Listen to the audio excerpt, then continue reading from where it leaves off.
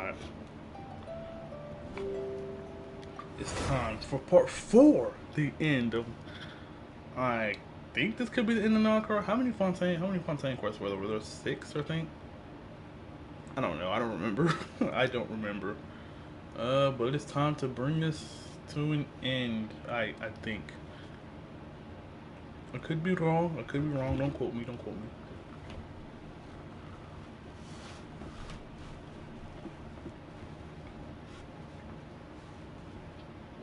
Yo, buddy, what's good?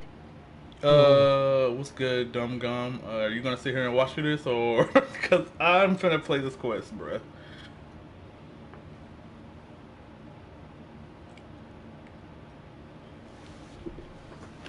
And quite frankly, there might be some heat, so you know, watch. Down I am out, lol. Yeah, I'm gonna play this, bruh.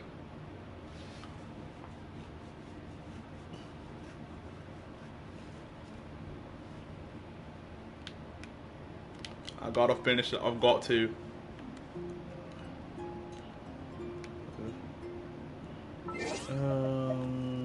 Quisty Wisty. All is foretold. Alright.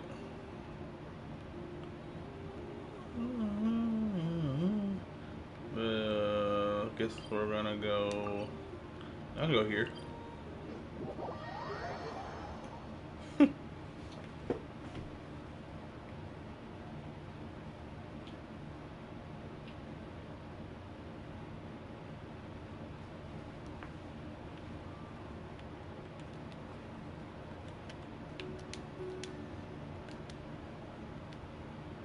I almost made that entire bridge.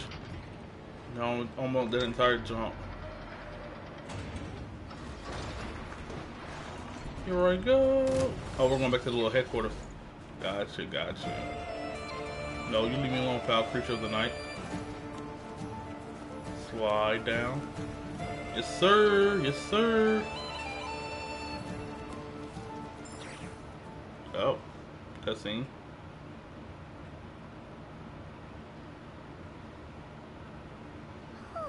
Do you think the others are making good progress? Hope it's all going smoothly. Oh, hey look! They made it back as well! Prince! Lama! How did it all go? All is well, thank you.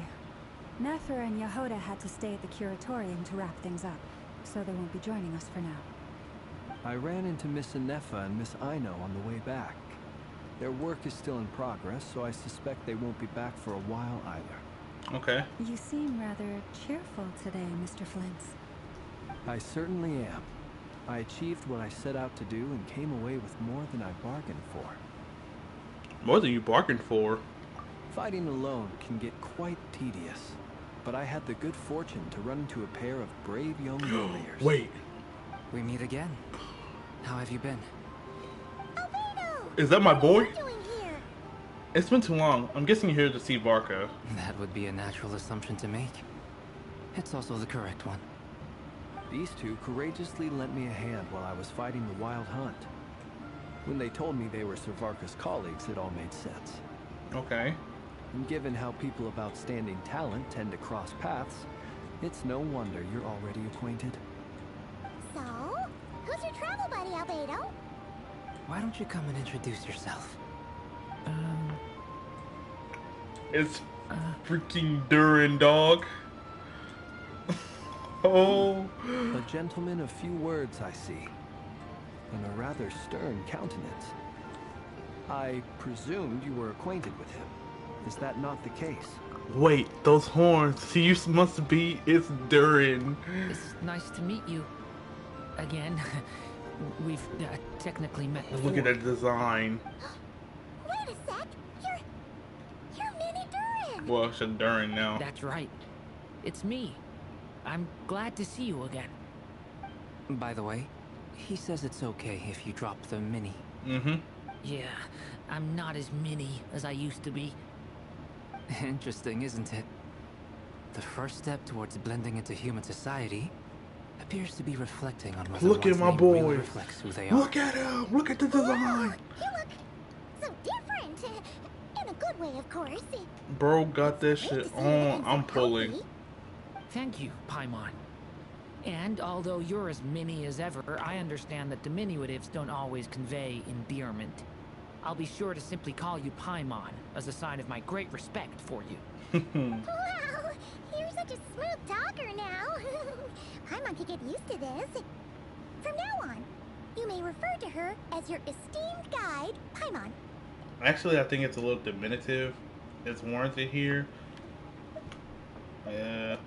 Personally, I think our little Paimon is the perfect size. When people call her little Paimon, it's just because she's so adorable that they can't help themselves. If that's not a sign of endearment, what is? You're absolutely right, Miss Lauma. My brother still has a long road ahead of him when it comes to understanding human relationships. Anyway, speaking of long journeys, didn't Columbina, leave with you? How come she isn't back yet? Oh yeah, I just realized she wasn't here. She's been catching up with old friends. Wouldn't be surprised if she stopped for a cup of tea or 10 on the way back. Uh-oh. People are talking about me. Hope it's nothing negative. Nah, never. Seems like she's much better spirits after meeting her old colleagues. Judging from your expressions, I'm guessing it all went well? It's getting crowded here. I'll go grab some chairs. No need. This is a job for an alchemist.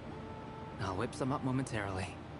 Thank you for your hospitality, ladies and gentlemen, but I was merely escorting my friends back. I'll be Arlecchino. meeting Sandrone shortly, as we still have some things to discuss. It's been a pleasure, everyone. But this is where I'll say goodbye. We really appreciate your help. Thanks for standing by us. Oh, come on. Spare the formalities. I'm just glad I could help out some true friends. Yo, this is so cool. This is so cool. I understand. Well, bye for now, Arlecchino. Oh, this place is hopping. It's probably a good thing one of us left. Otherwise, we might not fit all these people in. Are you saying we're about to run out of chairs? As a matter of fact, I am. Come on in and see for yourself. Wait, who else is here? And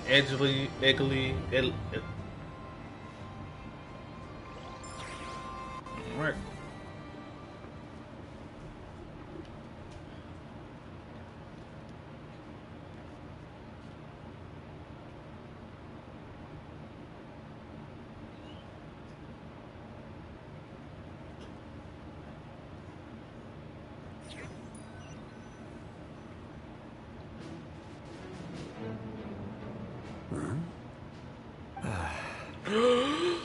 Twilight Sword! I overheard your little chit-chat outside, by the way. With Miss Columbina's colleague gone, we should be back to the original crew plus the other colleagues I brought in. Twilight No, Sword. it looks like we have another new face. Someone else managed to rope in a colleague too? Sorry, he's probably here for us. Frankly, you and Paimon are the only people I know here. This here is Deanslick, colleague of TEYVAT's greatest guide, Paimon, and greatest adventurer, the Traveler. Well, not exactly colleagues, more sort of friends. When someone else jumps in to do the announcing, you know you're speaking to someone important. Let's hear what he has to say. Note to self. Once Paimon knows your name, the rest of the world will soon follow. When he comes looking for us, it's usually something important. Paimon's guessing you've heard about the Wild Hunt, then. From the looks of it, you're about to hold a meeting. If I were to say that the Wild Hunt is our mutual enemy, would that earn me a seat at the table? As the saying goes, the enemy of my enemy is my friend. Mr. Dainsliff, there's a seat with your name on it. Though, I can't promise the same for everyone else. Hey, Albedo, think you can rustle up a couple more chairs? After all this time apart, Grandmaster Varka's first order is to rustle up a couple more chairs. I've missed this. Is he being sarcastic? Hey, he's your brother. Why are you asking us? Right? I've still got a lot to learn about the nuances of human conversation. Trying to decipher Albedo's way of speaking has been like jumping in at the deep end. Oh, good point. Paimon gets you now. Don't sweat it. There are people who go their whole lives without getting the hang of it. You're ahead of the game already. Look at you, Paimon, the expert in the art of encouragement. Congratulations. I wonder what's taking her so long. Perhaps you should go and check in with her.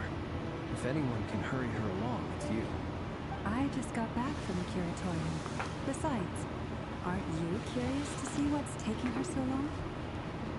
Miss Nefer doesn't strike me as the type to share secrets.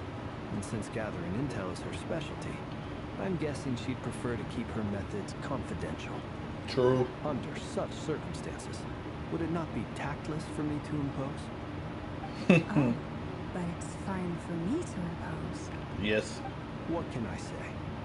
You have an unrivaled ability to garner people's affection, Miss Moonchanter. Besides, you have far more in common with her than I do. All right then.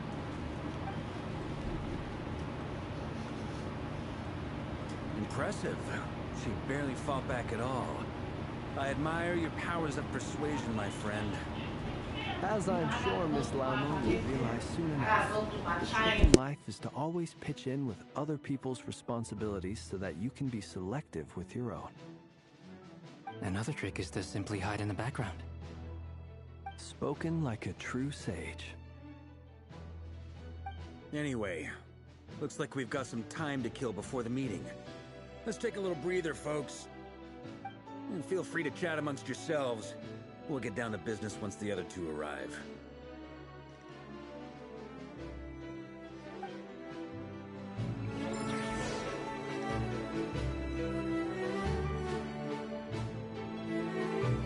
Truth be told, I can't remember the last time I was in a meeting with so many people. You're not alone there, my friend. The Lightkeepers also struggle to bring everyone together for a serious discussion. I don't doubt that. I've only ever met two Ratniki, one being you, and the other being that young guy, Itlua. Itlua is a good apple. I'll give him that. He's kind, honest, and regularly delivers supplies to my lighthouse.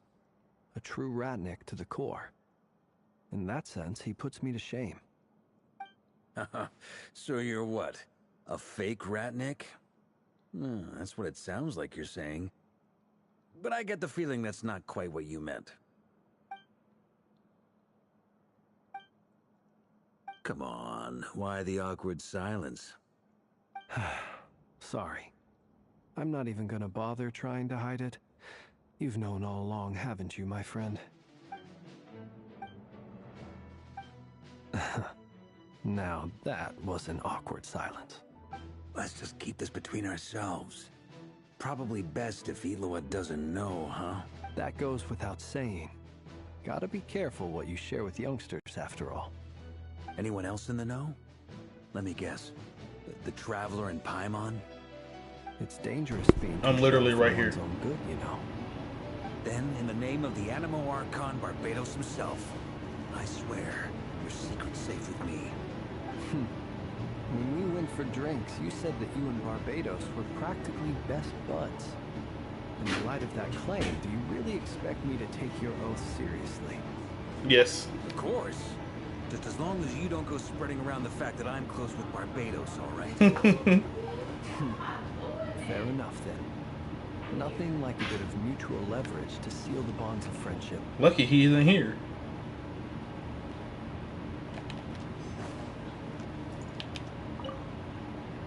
You're both awfully quiet. Well, why don't I start us off with an icebreaker? Much obliged. Have either of you ever had your portrait painted? If not, I'd be glad to help. That sounds like a lovely idea. You know how to paint, then? I dabble occasionally. He's an excellent painter. Tables, chairs, people, dragons, you name it. He'll paint it for you. I'm flattered. If I ever get the chance, I'd like to give it a try myself. Hey. I'll bear that in mind. Anyway, how about you, Durin? What sort of portrait would you prefer? Oh, I'd be fine with anything. Whatever style feels best to you. Very well. Then I'll play it by ear. You can replicate any style I want? I can try.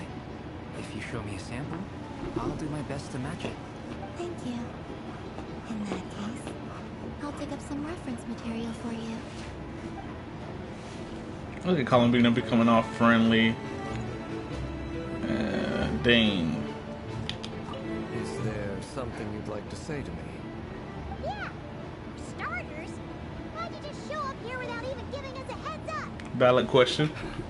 If you think back to our previous interactions, you may recall that that's hardly out of character for me. That's true. You do have a point there. Sorted out your accommodation yet? Oh yeah! You'll need to find somewhere to stay the night too, right? Want to tag along with us? You never know. We might get a group discount. Sure. Let's do that. Great! Paimon will handle it.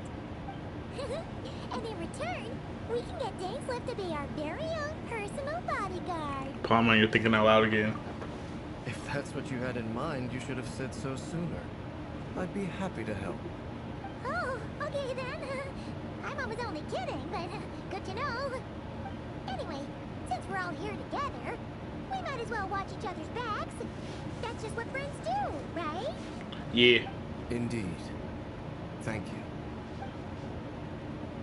Alright. Not long after.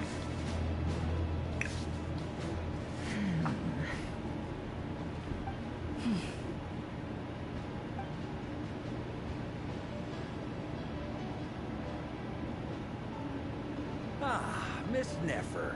You made it after all. But what about Yehoda? I'm here to give you an update on how things are going on our end. Once this is over, I'll be heading straight back to continue my work. I left Yehoda back at the Curatorium to watch over things while I'm gone.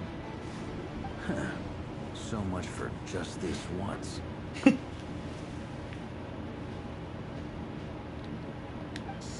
Not so loud! We're on a roll here.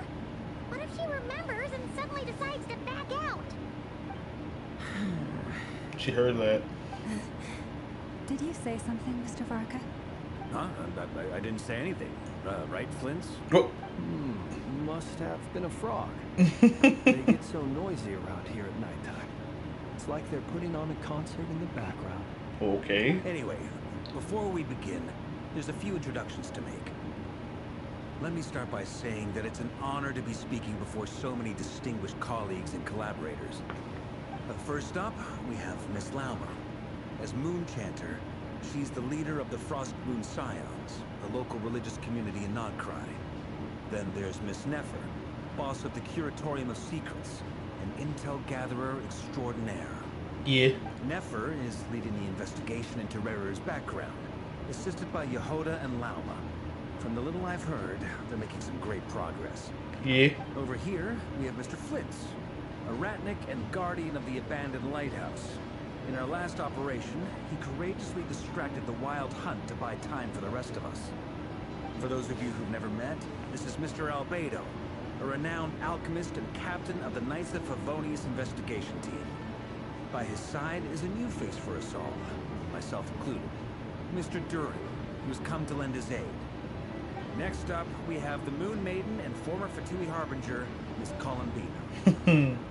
Then we have the Traveler, who's earned more titles than I could possibly hope to list out, so I'll spare you the rundown. And Paimon, the ultimate travel companion and quite possibly the best guide in all of TEYVAT. Wow! That's a lot of people. Great turnout. What about Dane? Miss Nefer, it looks like you might have another job coming your way, so, congratulations on the booming business, I guess. You think I haven't got enough on my hands as it is? Who's looking for me now? That would be me, Miss Nefer. I have a commission for you. Oh, wow. And you are? Who I am doesn't matter right now. What does matter is that I'd like you to gather more intelligence about the Recher of Solnari. Okay. Well, it's not as if we never take on anonymous commissions, but in your case, I'll have to decline. I'm gonna take a wild guess and say your job's probably more hassle than it's worth. Something about you seems like bad news. It's my eyes, isn't it? Conrian, I assume. And what's with the mask? Are you trying to hide your identity? In any case, the fact that you're even still alive raises an awful lot of questions for me. My name is Dainsleif. And yes, I am from Conria. As I'm sure you're aware, the Recher of Solnari's real name is Rerir. He was once an acquaintance of mine. Really? Then you must have been quite an influential figure yourself. You flatter me, but none of that matters anymore. My point was simply to clarify why I have asked Miss Nefer to investigate Rerir's background. So you're both from Conria, and it sounds like you used to be friends. What am I missing here? Surely you already know how he became one of the Five Sinners. I'll tell you everything I know. The history of Conria, the names and identities of the Five Sinners. I remember it all like it was yesterday. Yeah. I've never spoken openly of this before. But the truth was exactly as people say. The Five Sinners were each driven by their own desires, and it was by playing upon these that the Abyss tempted them to their fall, tearing Conria apart in the process. The visionary, Vedafenir, who wished to foretell the future. The wise, Horoptatir, who sought limitless knowledge. Okay. Gold, Rheindotter, who desired to create life. Sertology. The foul, Sertology, who pursued supreme strength. And last, but not least, Recher of Solnari, Rerir, Ravager of the Moon.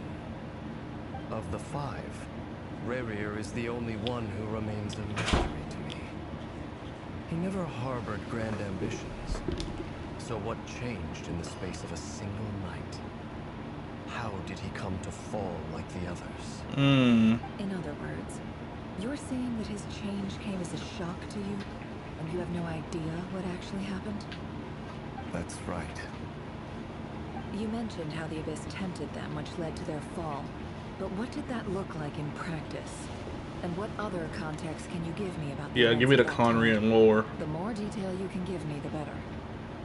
Strangely, now that it comes to it, I hardly know where to begin. The fateful night took place during the era of the Eclipse Dynasty. One day, my elder brother, the visionary, Vedafenir, was summoned to the palace by the Vinster King, only for the king to gouge out his eyes and cast him into the dungeon. What in the Uchiha? When I came to hear of this, my fury knew no bounds. I gathered together every ally I thought I had, and together He got betrayed. we set a night to storm the palace and free Vet. Centuries on, the memories of that night still haunt me like a never-ending nightmare. We broke through the palace gates, just like we had planned, each striking towards our separate targets. But then, I was betrayed. Even Vedafenir, the very person I had come to rescue, abandoned me and partook of the Abyss's power. Oh, man. So, it's personal after all. Then tell me, Mr. Dainsleif, what price are you willing to pay? You, of all people, must know that nothing comes for free. I cannot say what price would be worthy of such a commission. But know this. Rerir was not always a madman. Believe it or not, there was a time when he was just an ordinary man, working for the Conrian Intelligence Service. Uncovering the truth of Rerir's past is the only way to unravel this mystery. But before you decide if you will accept my commission, I will tell you more about him.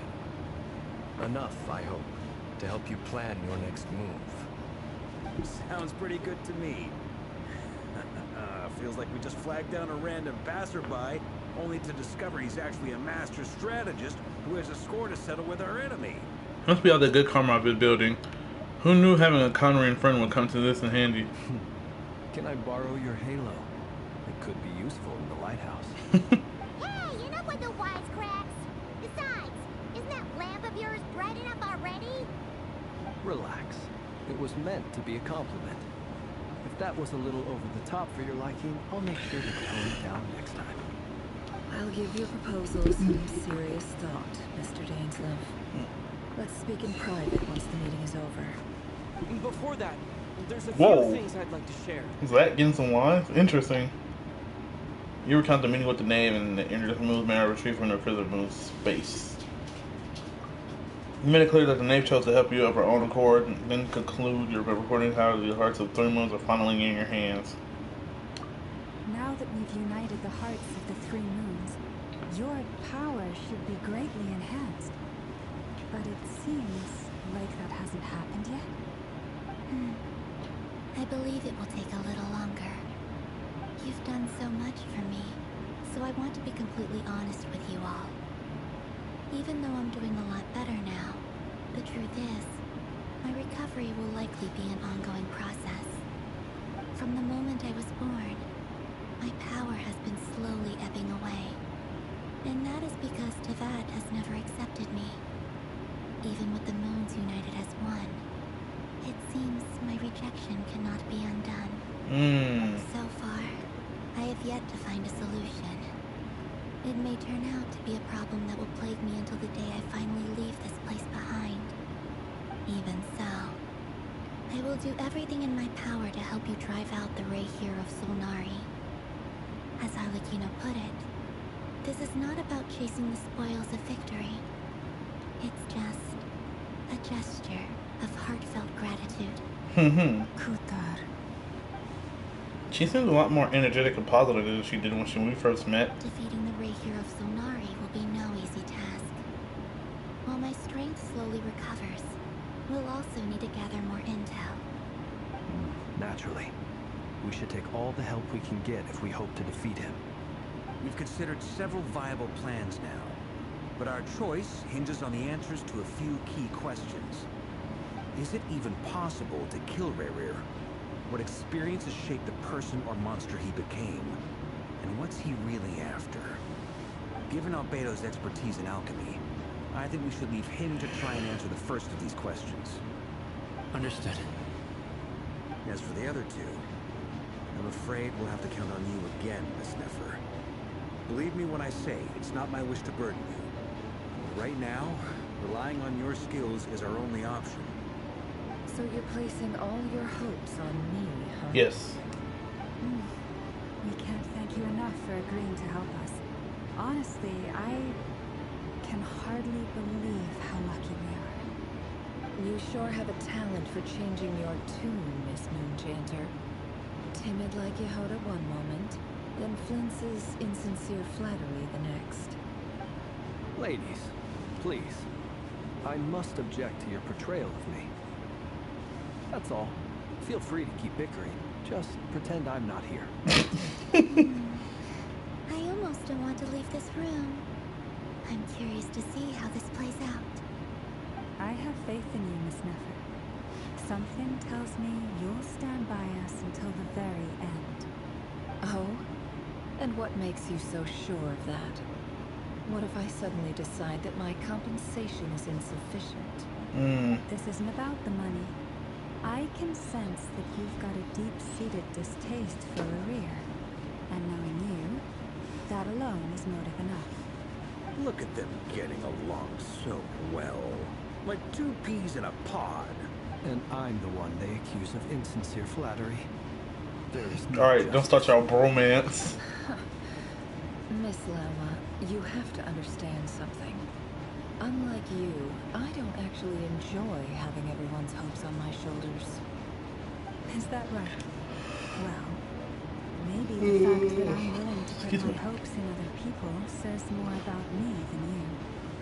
But the fact is, I also trust you. And that's because I know that you're someone you can count on.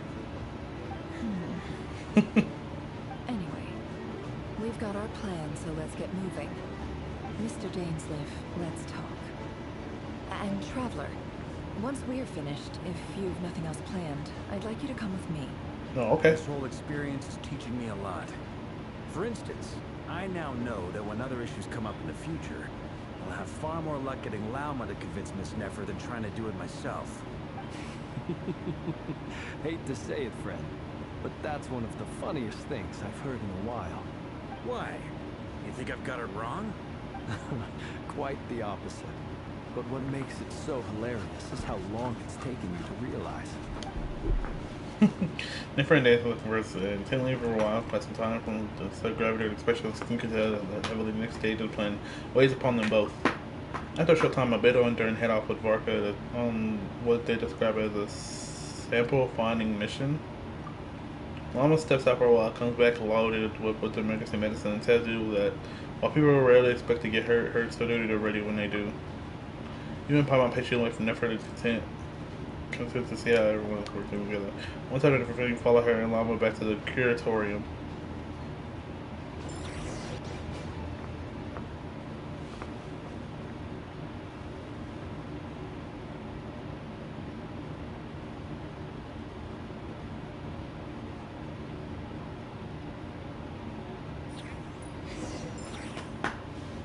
Alright.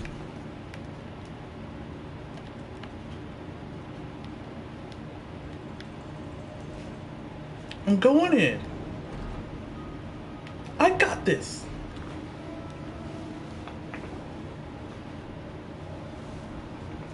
Thank you for waiting. Oh, Yahoda's back.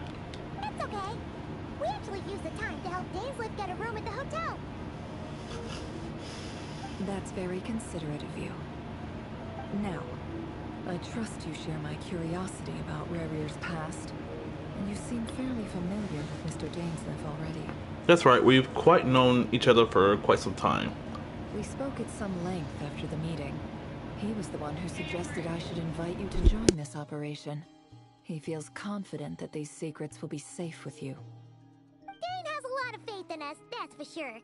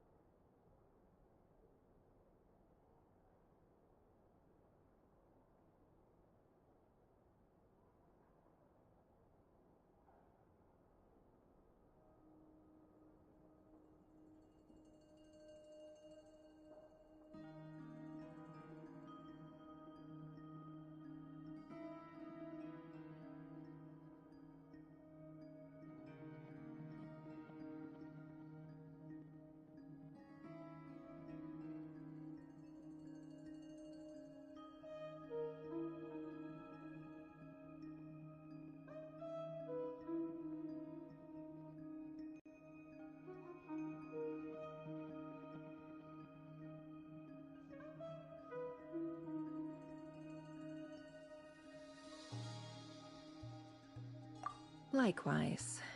I appreciate that you got right on board without interrogating me about why I invited you. Alright. It shows that you trust me to explain everything in due course. That's because we know what you're capable of.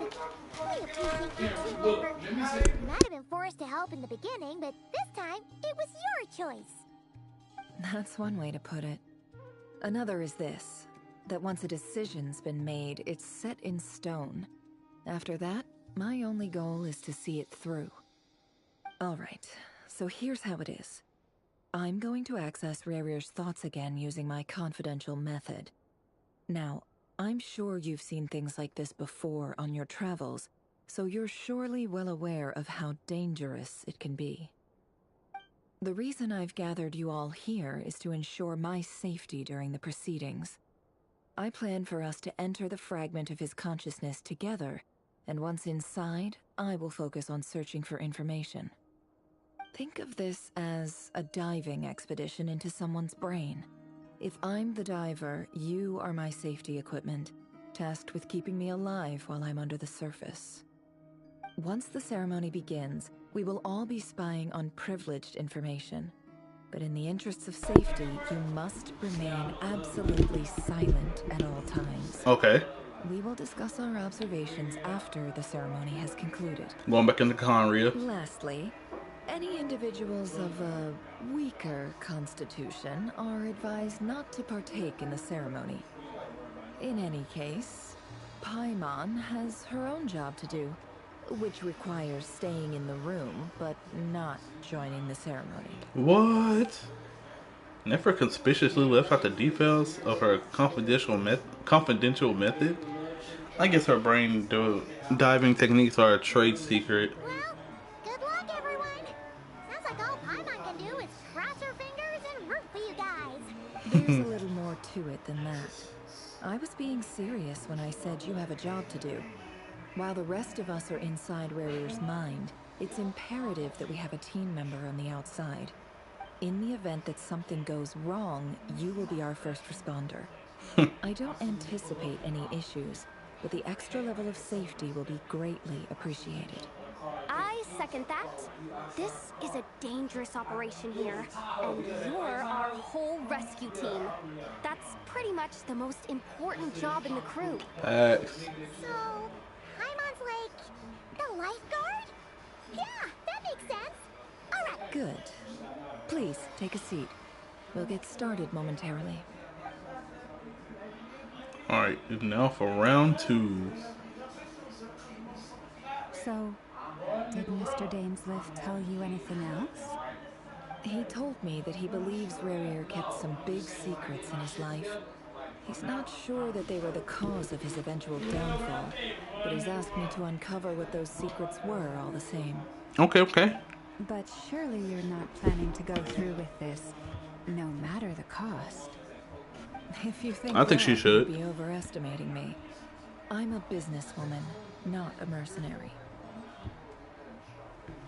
But I do have my own professional reasons for taking this job. You think I'd turn down the opportunity to get a first-hand glimpse into Conrian history? No chance. Well, No, for real. as long as you don't let morbid curiosity get in the way of safety concerns, we're good. We'll do whatever we can to help you. You're such a killjoy. She's got incense candle. Almost feels like a summoning ritual. Seems like Nefer is still no intention of sharing a trade secret, but now it's not exactly the moment to try to pry. I see there's a chest on the table. This gonna come to us intel gathering methods? Alright, I'm good to go. All set over here too. I'm ready as well. Promise, Paimon, you'll be extra careful. Pinky promise. Alright. Let your whole body relax. We're about to begin. Close your eyes.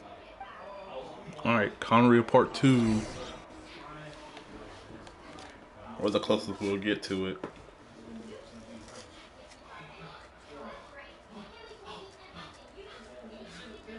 Do I get to play as me or Nefer again?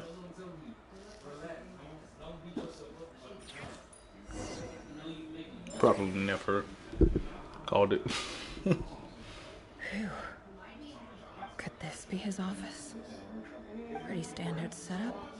Bookshelves, paperwork, files.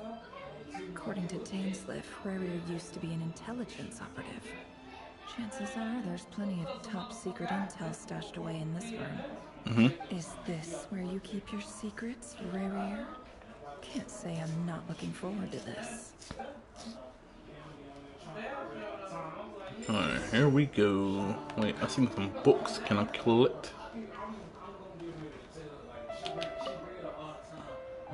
A file tucked inside a folder.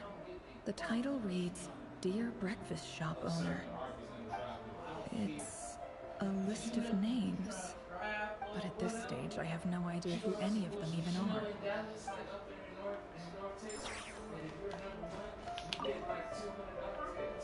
Wonder what kind of encryption technique this is. Seems like it has to be inserted into that camouflage device nearby. Okay. Aha.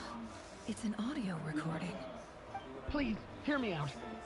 I can't shake this feeling that someone's been spying on our house. No, I'm not being paranoid. It's true. I saw someone dressed in all black. It was a couple of days back, but that was on another street, not near my house. I swear, I know what I saw. There's a note in the margin. Surveillance of the Runfather residence has concluded. We apprehended the target and filed the mission report last night. Could the voice in the recording belong to one of Rarier's targets? I want to explore all the little small stuff first. A box containing a ring inlaid with a precious gem. Must be for his girlfriend. Okay.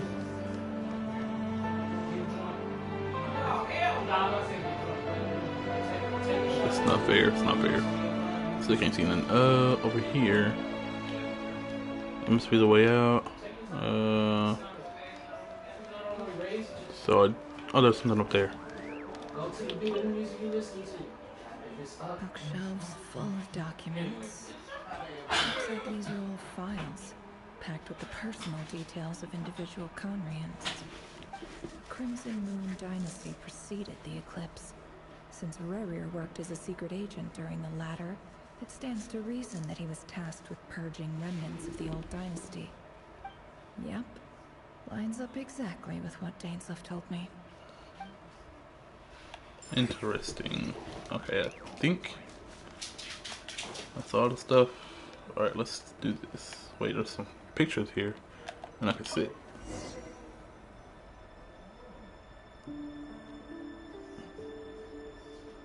Today's files are in. Time to wade through them, just like usual. Okay.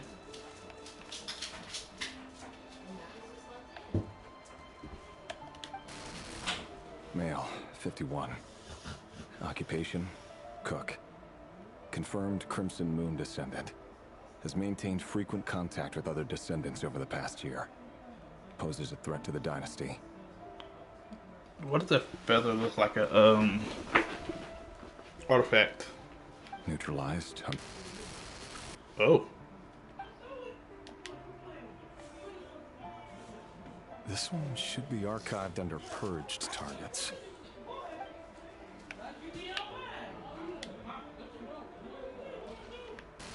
Female, 23. Occupation, office clerk. Confirmed Crimson Moon descendant. Has maintained frequent contact with other descendants over the past year. Poses a threat to the dynasty. Neutralized. This is wild, bro. Another one for purged targets. Sounds like she was that other man's daughter. Never mind. What's it got to do with me? I bet this all started to mess him up. Just offering people Male, 40. day in, day out. Occupation, teacher. Confirmed Crimson Moon descendant. Has been observed making contact with other descendants during the past year. Poses a threat to the dynasty. Neutralized on... I thought Conrio was like all sunshine and roses. Nobody for the archive. Come to think of it, I remember surveilling this man. A case like his never would have been considered a priority in the past. I guess not. Acted with other Crimson Moon descendants. Another kid? Female. 16? Orphan? None. Orphan and confirmed Crimson Moon descendant. Has been observed making contact with other descendants during the past year. Neutralized on... Oh man, this is crazy. Filed. I have no recollection of this girl. None whatsoever. She doesn't seem to be anyone important, but then again, how many of them really are? How old is this girl? 13? Female, 13. Occupation? None. Orphan and confirmed Crimson Moon descendant. Has been observed making contact with other descendants during the past year. Poses a threat to the dynasty. How does they pose a threat at 13 and 16? Neutralized. Kind of like how, was it King Harold? I had to go back and read. I think King Herod felt when Jesus was born. Brought a threat to my reign as an infant. So they had all the kids of the firstborns under the age of 9 killed.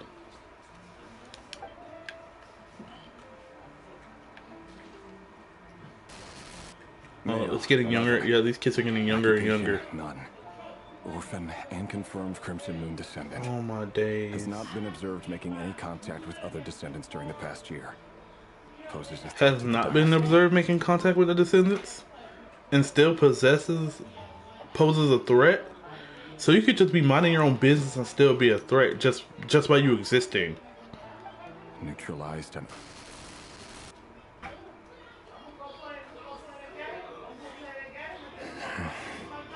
Yeah, it's starting to bother him. What's the age? 6.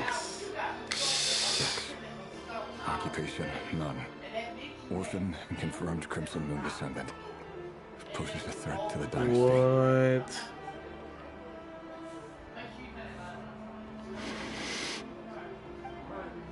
It's funny, isn't it? Your job is becoming both harder and easier at the same time, depending on how you look at it. Sooner or later, the Crimson Moon descendants will be completely wiped out. But as their numbers dwindle, they become harder and harder to track down. That's not how it is. Fortunately, however, most of the able-bodied adults have already been taken care of. The remaining weaklings will be increasingly easy to deal with. No! Is he fine? No. My job is to ensure the survival of the Eclipse Dynasty. And the only way to do that is by eliminating any and all potential threats. It's a perfectly legitimate line of work. Every single one of my colleagues can attest to my fairness. And if my friends were aware of the facts, I know they'd back me up too. Assuming, of course, that they were aware of all the facts. Wow. Examine mirror. He looks even gloomier than last time. I wonder what's changed. He's murdering them kids.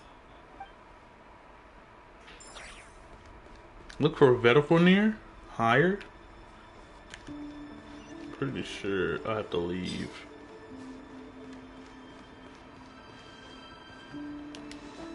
Yeah, let's do it. The way out was here.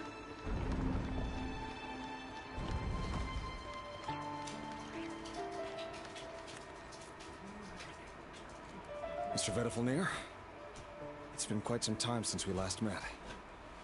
Revier, I trust you're here because you have something important to discuss.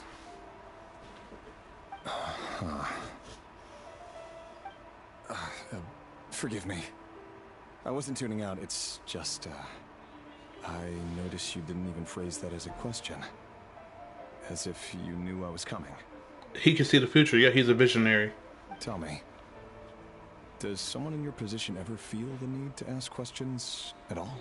Oh, he's a full blood. Is he? Is this half blood? I think he's a half blood. He has the eyes. It is indeed within my power to foresee certain things. Things like your arrival. I was just thinking. It won't be long before I'll be inviting both you and Dane to my wedding. That isn't a lie, but nor is it a fact as such. It's a wish, isn't it? No fooling a prophet, is there? Ever since that day we met for drinks, I knew it was only a matter of time before you came looking for me. The fact that they won't reveal that from there is crazy. Does it feel good? Knowing how the future will unfold. I'm afraid the notions of good and bad fail to capture the complexity of what such a power entails. Once you've seen what will come to pass, it can be all too easy to succumb to fear and melancholy. Unless, of course, you learn to abandon these feelings. You fear my silence, and long to hear the words I left unspoken that day. That's right. You must have noticed my reluctance to broach the subject. And the reason is simple. Because the truth could never have lived up to your hopes. For both our sakes, such words are better left unsaid.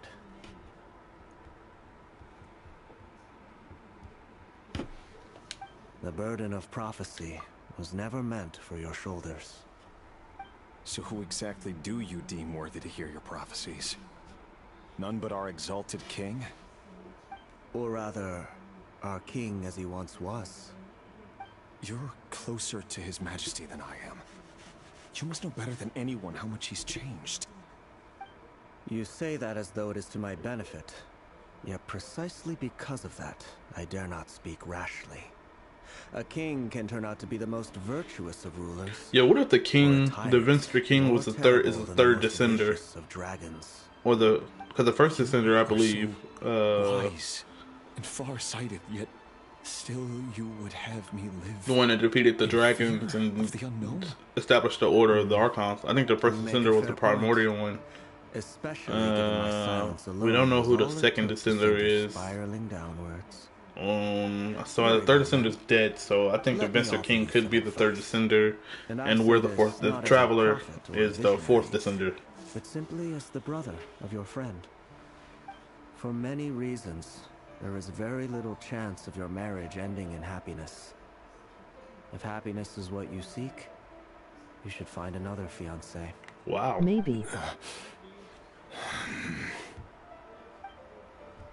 Bro, you're not supposed to be watching this. What are you doing here? What are you doing here? I thought you were gone. Could this memory belong to Thelindis? Guess I better tread carefully. Okay, we're treading carefully now, but I mean that would make it kind of makes sense though if you think about it. I mean, the third descendant died, and then the Venture King. I don't know if it's just a gut feeling I got. Or I don't think they revealed the second descendant. Oh my gosh, you just said fuck again. You just said fuck it. You didn't play part 1, so you probably won't know what's going on, but this is the final, or this part 2. So you're alright, you're kinda alright. Wait. Hear me out. This time we finally got a clear. But I still cannot believe they just went through and started purging the freaking Crimson Moon dynasty. I wonder what happened. What did you say? Cruel irony, isn't it? The man you're set to marry leads a double life as a brutal executioner. Why are you telling me all of this now? Simple. It's because I want you to kill him. You are the only person he would never suspect. No, absolutely not. I would never dream of doing such a despicable thing. So you'll just stand by and watch him slaughter us to the last? Bro, he sounds just like Itachi, Kid Itachi. That the blood of the Crimson I just can hear it in the voice. The blood of the Crimson Moon? What does that matter now? I'm telling people the Crimson Moon is that big ass circle moon in under. Yeah, that's his wife. That's Riri's wife. Yeah. You two were once a child of the Crimson Or Moon, fiance, just like me. but something happened. What I'm starting to think is that they never got engaged. It never happened. Trampled into the dust. Either she died during the cataclysm, or they're thinking she's still alive, but we don't know if she's full blood or half blood Conorian. That's the thing. But her eyes don't say either or, so I guess they did that just to hide the truth. And tell me, isn't she just like Lumine?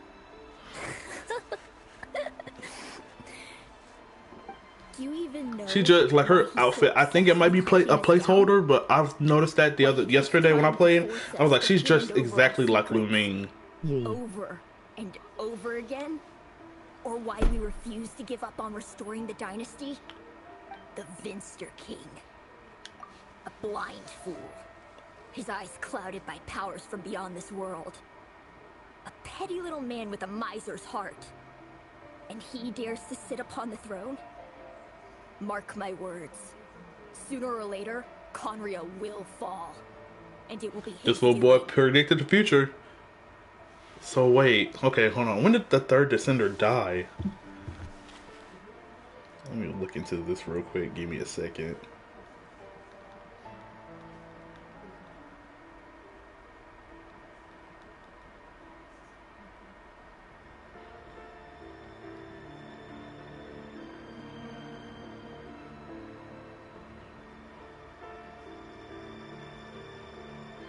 Okay, son died sometime between the Great War of Vengeance and the Archon War.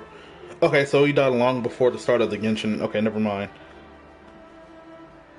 Was killed by the Heavenly Principles. Then split into. Okay. So that's not. So it was before Conria. Okay, so. Huh, interesting. Very, very interesting. I'm gonna go find this pizza here in a little bit.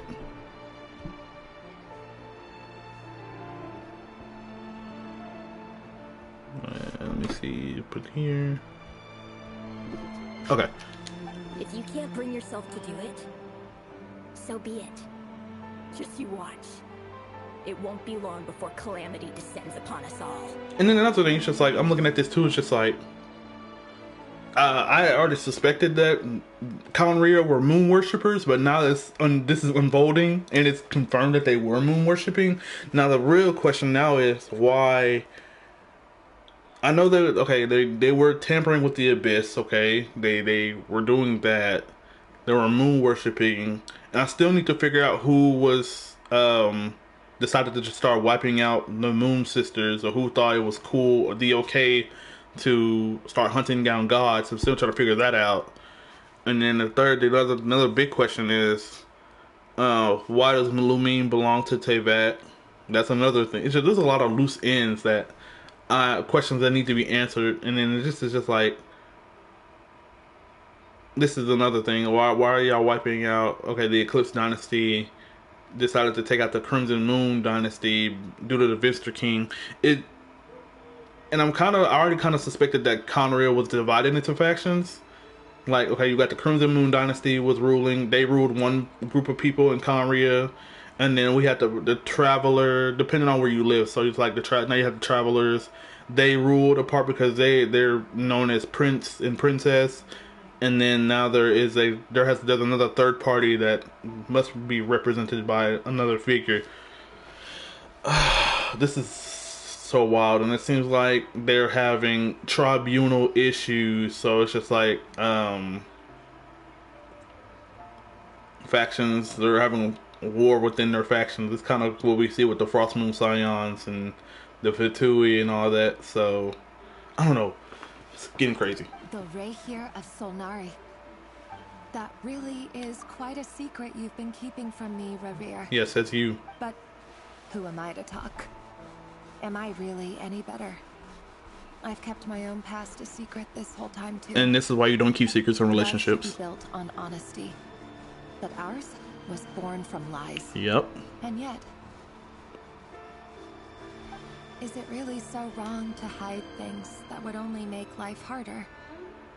If we don't cover up the parts that no one else should see, how can we go on pretending to be normal?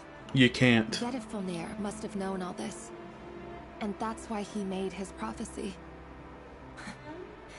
In the end, nothing stays hidden forever. But I won't just sit by and watch this disaster unfold. She is still pretty for I'll an do NPC. everything in my power to protect what No, I no, cannot you're afford not. to lose. That's why I think she might make an appearance in the future. Because they put a lot of detail, unless she dies, I mean, unless she's dead, or she's probably a Hilly Shirl or something. But they did put a lot of detail into her design for an NPC.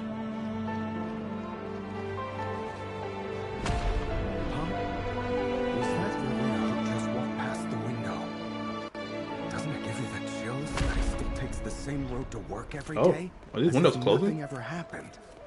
Those people at the deli. Yeah, they are. Already.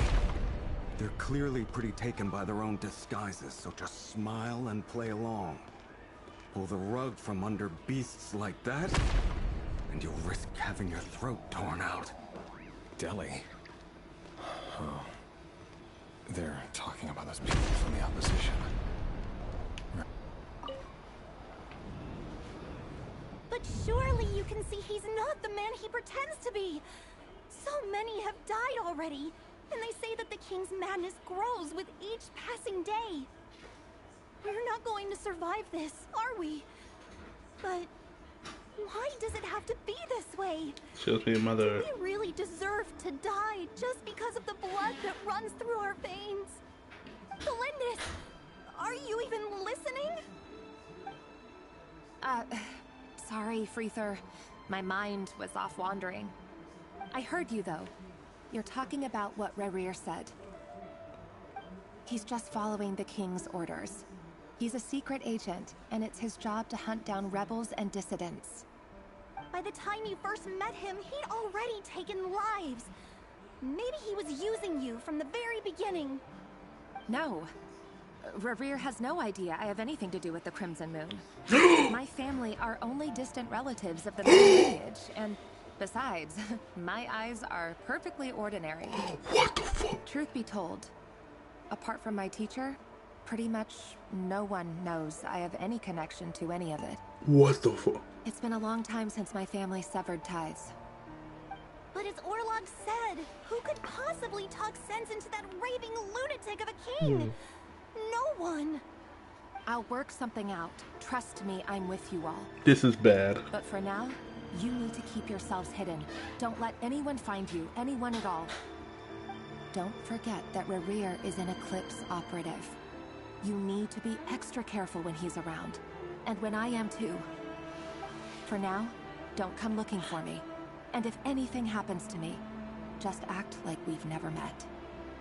So she already knew she was gonna be out. What hope do the rest of us have? She already knew she was gonna die. But after all this time together, surely he wouldn't lay a hand on you. Shit. I won't speak in his defense, nor can I give you a clear answer to that question. This is why you don't keep secrets. But I'll do everything I can to put an end to this. Here, hold on to this. If an opportunity to escape presents itself, take it. You'll be glad you took some spare change. You call that change? Oh, that might be why her pupils are like that. The eclipse. What about you? It's like maybe the black is showing how the when the moon gets eclipsed, it makes a crescent. I think that's what that symbolizes. Please think about yourself for once. Oh, this is. I think he killed her. I think he can literally go to the training room. I think he killed her. I literally either she killed her, she got killed, or he killed her.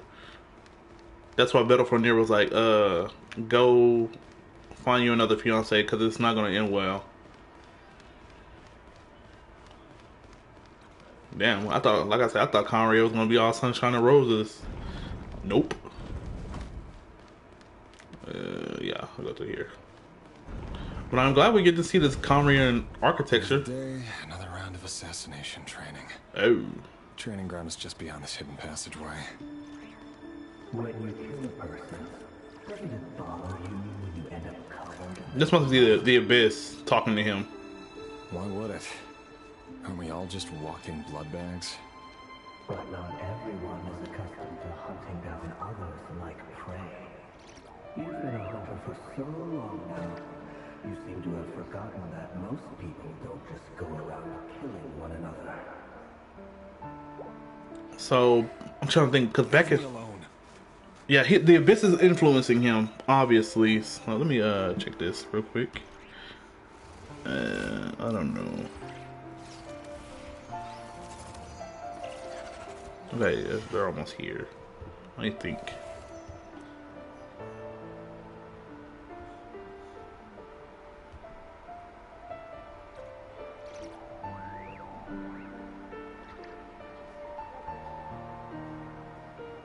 Okay, so what patch was it whenever we first got a glimpse of the big, was it Sertologically or Vetoponier that was in the chain and it was like locked on the ground? Oh man, that was like what, 1.1? Damn. This is insane. Like, what the this is crazy. So they were having agricultural issues because they're underground, which is kind of stupid. Why would you build your civilization underground? I mean, I get it, the 7 is ruling. You guys don't want to be involved with the gods, but what did y'all think was going to happen?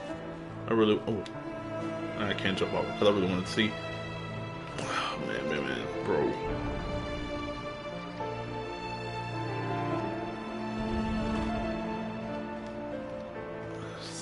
I just wish they refined, like, I wish they would refine everything, make it look all pristine rather than look all like rubble. And this is another thing that I like the details of, like the statues too. I can't wait to learn, like, I can't wait to learn all about this. Release it, yo. Oh, now I can play as her. On the handle. And choose your angle well. Keep your movements light and brisk. And the prey won't sense a thing. I might have to pull her never. She kickboxes. That's interesting. Nah. I got Dern and Columbine to worry about, and Nicole, Alice too.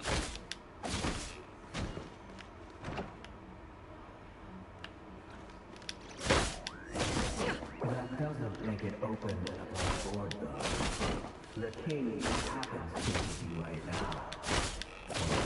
I wonder how did he become inflicted with the Abyss?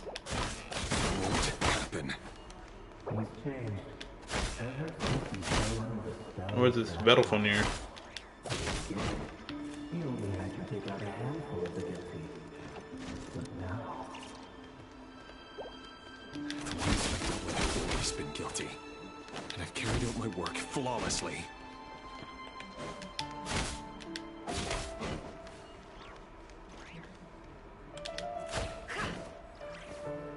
I totally missed that.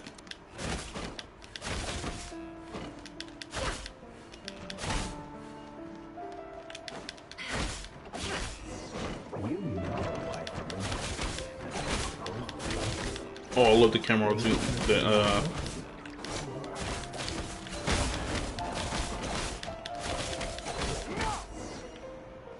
Oh!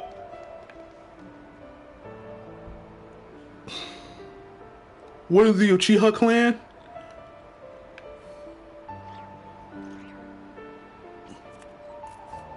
Yo, Genshin becoming rated R.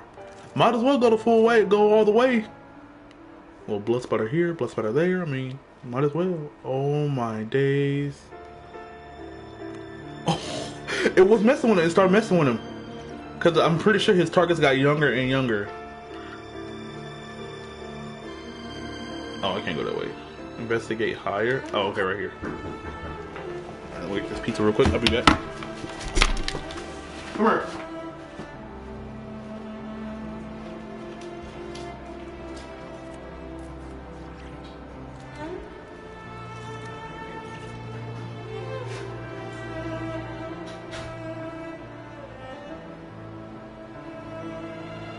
Emotions are like a raging torrent that surges through the mind. More often than not, if you try to hold them back, you'll be swept away by their unstoppable force. And if you try to ignore them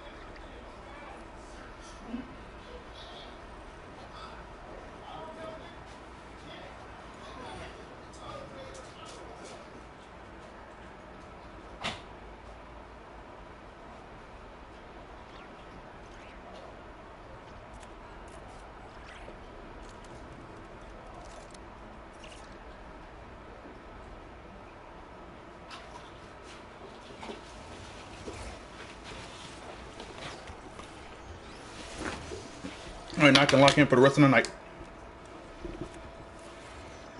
Alright. Delindis, do you still remember Orlog? He's dead, huh? Orlog. The boy who was pretending to sell flowers. You spoke for quite a while, didn't you? Yes, we did. What about him?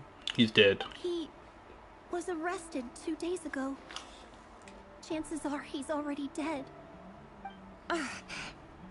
He... I just don't get it! After everything he's done, why do you still stand by him? Or does it mean nothing to you that people keep dying? No, that's not... Just hear me out. This would be a hard I need to go decision. now, Delindis. They're looking for us. You take care too. Yo, this would be terrifying as a kid. If you ever need a place to hide, come find us. Yo, just escape. Do they know about the surface? What if that was a secret to the people? Like, kind of how like Seraph of the Inn. I don't know if you've probably seen that, but how they would tell people that the surface is tainted and contaminated, and just to keep people underground. What if a lot of people didn't know about the surface world?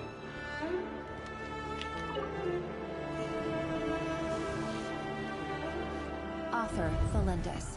Oh man. Over the course of this week, the research object was subjected to interference for a total of 47 hours for experimental purposes.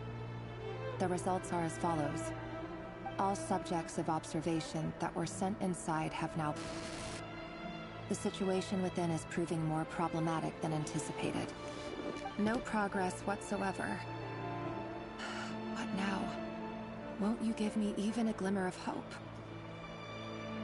Things are getting worse by the day. I have to find a way or we'll all be in danger. Or did they try to find a way to the angel realm, the angelic realm or something? But if all this research comes to nothing, what then? Sooner or later, it'll be my neck on the line. Oh, she's sweating. But could he really bring himself to kill me? If it was an order. No. Surely he wouldn't have the heart. I kind of figured this is how like Spy Family's gonna come to a point. This kind of give me the similar vibes because Lloyd and Yor are working for 2 different factions, but they're both living in. Whoa.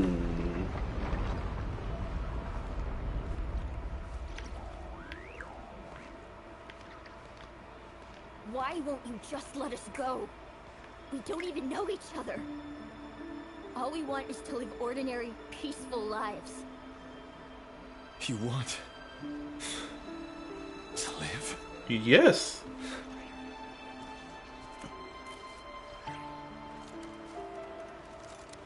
Yes.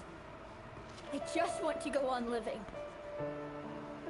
Is that really such an unforgivable crime? Yo, this is sad.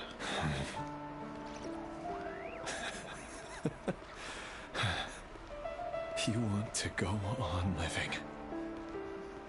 I want to keep living too. To keep living forever. That's why I have no choice but to continue on the path I'm on. And that's why he came back to life. If only some savior would suddenly swoop down and change the way the world is. Too bad that's not going to happen. Imagine that. If there really were such a person, you and I wouldn't be standing here like this, would we? Why did I get a health bar? Okay, I thought it was about to make me do what I thought it was going to do. Bro, I thought I was going to be swinging on them kids.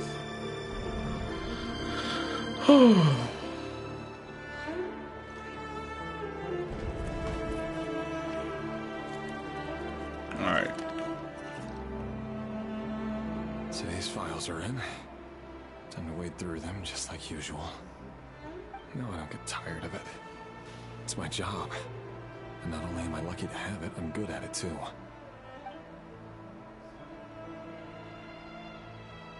Huh. Thelindis. Thelindis. Thelindis? Yep. She died. Yep. No. No! Why? Did you bear no mark of Yep. the Crimson Moon? I knew it. How could you possibly have anything to do with them? It cannot be. A diluted bloodline. Carefully concealed. I see it now. And bro crashed out.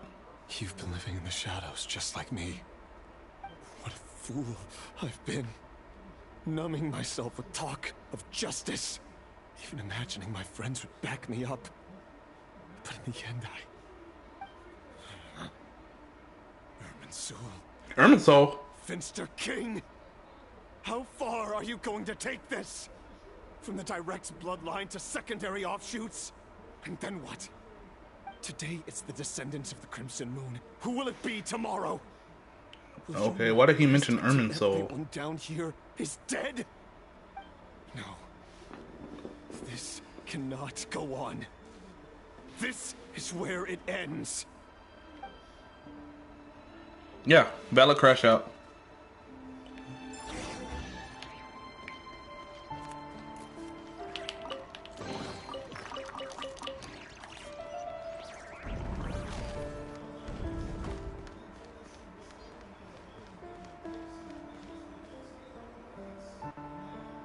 Okay, what if the five senators aren't actually bad people? Letting me go?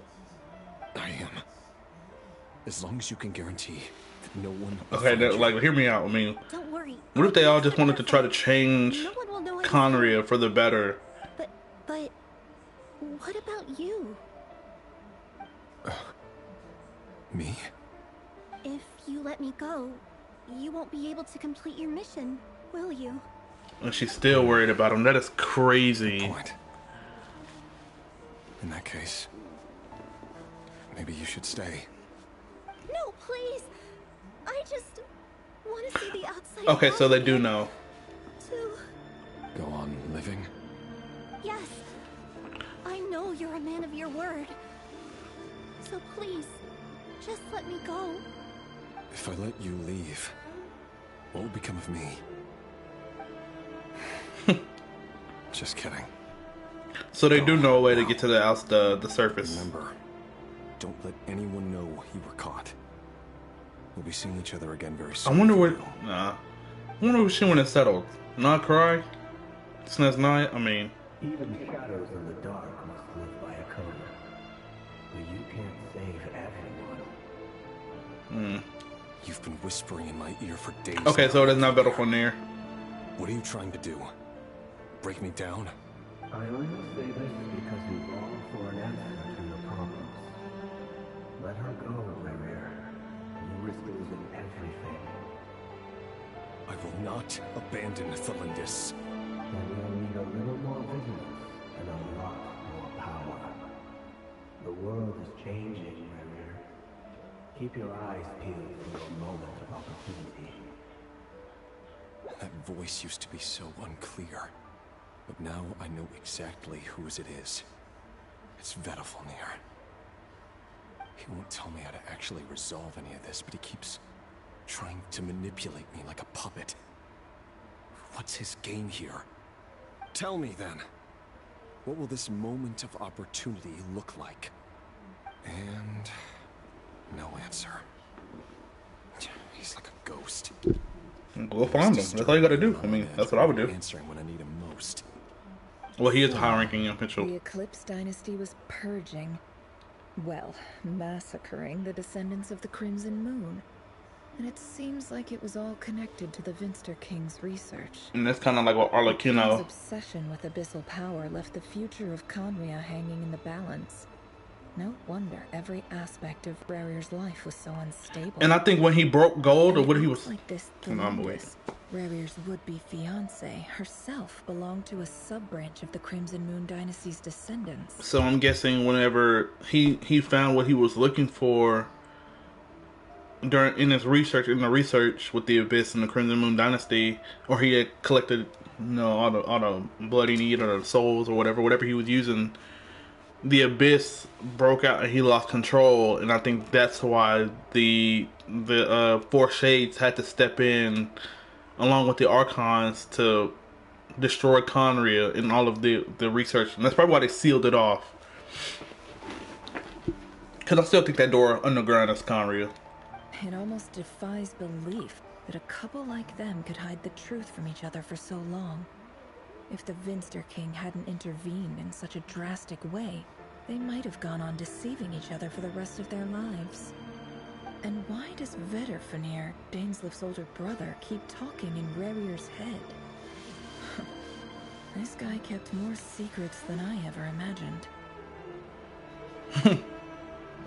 The human mind is like a vast desert of shifting sands. When you follow the flow of someone's memories, you only ever see the parts they're willing to let surface. Time for something a bit more creative. We've been inside Rerir's mind this whole time, building up a picture of his psyche. There's already enough clues on the board to start reading between the lines and mapping out the rest. Now, we can finally begin to put the pieces together. Sure, it'll only be a reconstruction, part simulation, part reasoning, but it's usually pretty accurate. Once we've built up a cognitive profile, we just need to cross-check the logic behind his actions. And then we'll be able to take a sneak peek at whatever it is that Rerir has really been hiding. The Lindis is alive. That'd be, I wouldn't be shocked, I wouldn't be surprised if that's the case.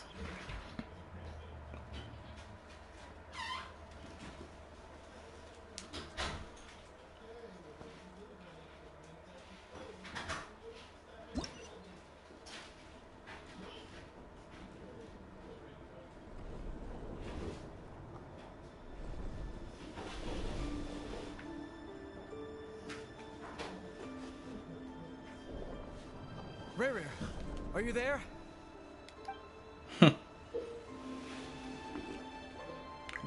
Moving pieces consumes action points. When action points are all used up, you will be returned to the previous save point. When a piece moves to the square with the mark, you'll gain corresponding number of action points. This square will also become the latest save point. Okay.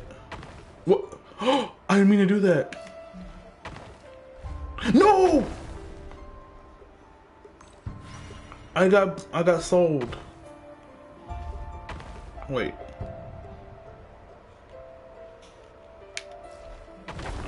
Wait, what is this? What is the control? Move piece, move camera. So, do this. Oh.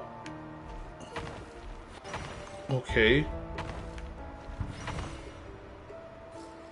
So learn.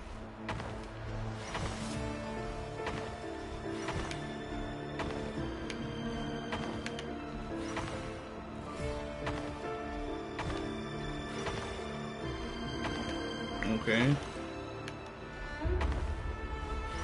Brotherhood.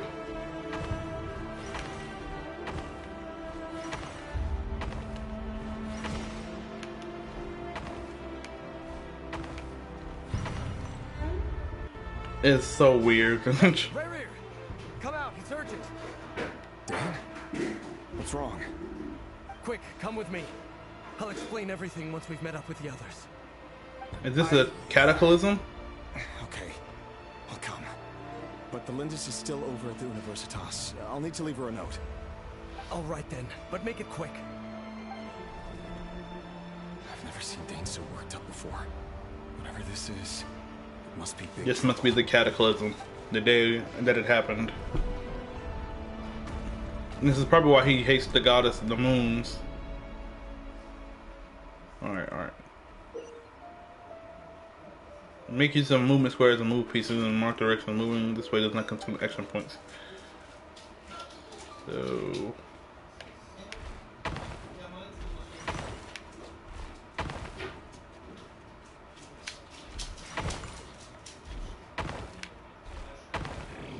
Whee! Yeah. How much did all that cost?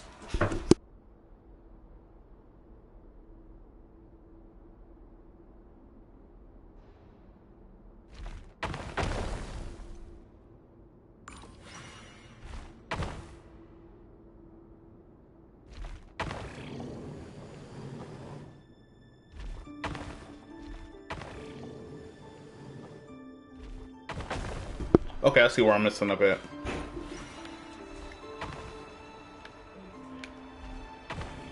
These controls are weird. So I come back and I go... Oh my gosh, brother. Okay.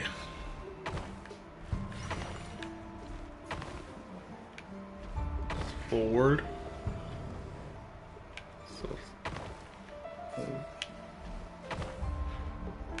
I'm selling myself. Cause these stupid controls. Slide forward, okay. No.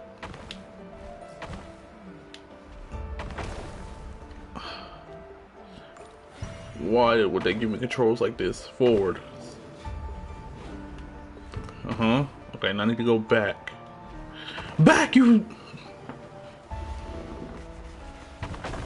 I need to cha-cha slide back. Forward. Okay, slide forward.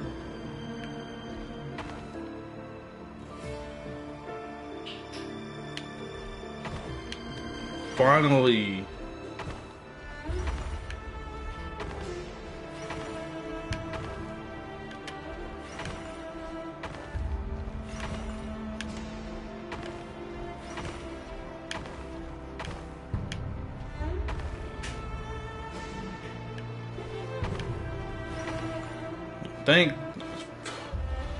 Oh my gosh.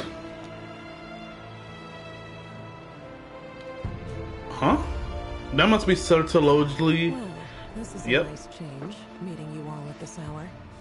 When men and women of ambition can speak face to face in broad daylight, I say that's a big step forward. Yeah, and sort of Sertologely.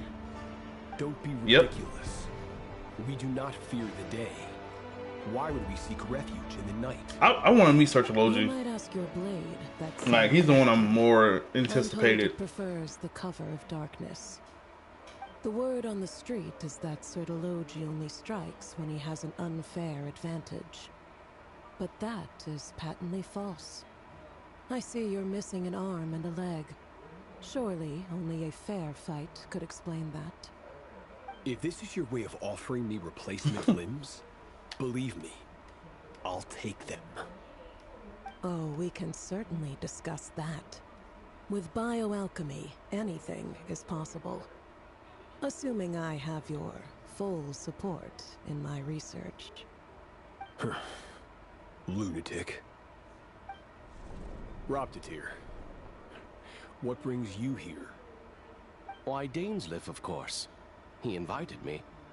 Please, cast aside your apprehensions, Miss Rhindaughter.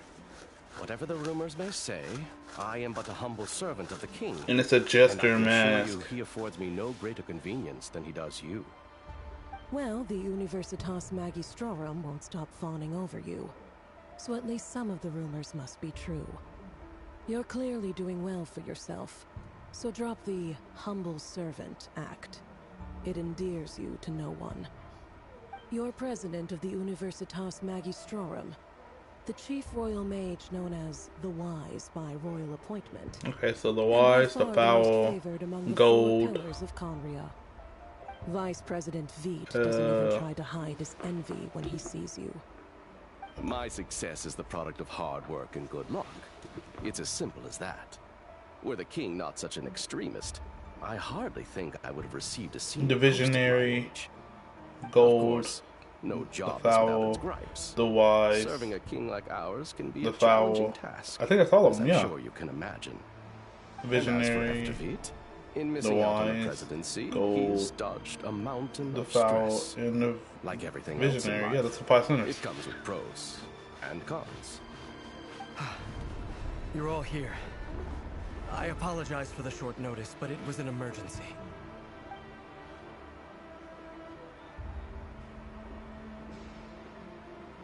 You must be Rerir. Mr. Sertology. Yes, I handled your case file during your sentencing. Nothing personal, of course. I'm pleasantly surprised that you remember me. You're clearly a person of substance if you've been invited here. But Dainsleif, you'd better have a very good reason for convening this little gathering. It's my brother, Vedafenir. After he spoke at the court this morning, the king was so infuriated by his words that he had him blinded in both eyes and thrown in prison. Oh. Vedafenir in prison? Strange. I thought the king trusted him and Heroptatir more than And took his anyone else in the eyes? world. Crazy. Does this mean the king's circle of trust just got even smaller? It has nothing to do with trust. It's about what the king wants, which is as clear as day to anyone paying attention. I simply appease him, because it's in the best interests of the Universitas Magistrorum. And also because you're slimy. Vedafenir, perhaps less so. But still, a visionless visionary?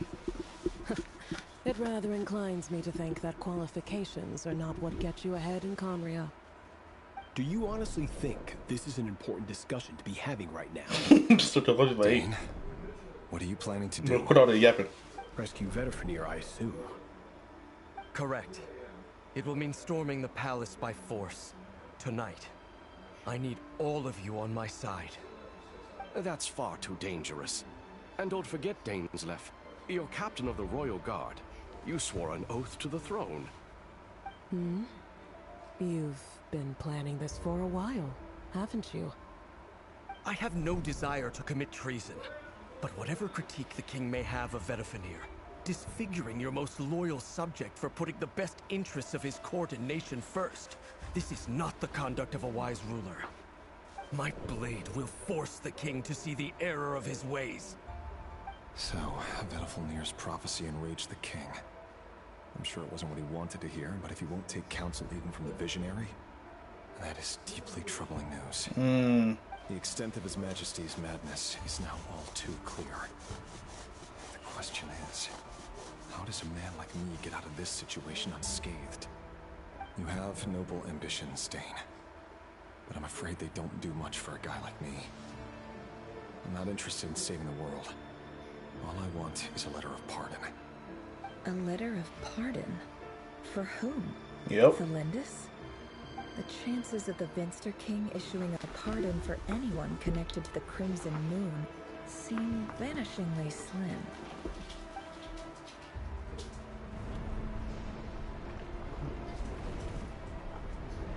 Wow, when they make me do all the...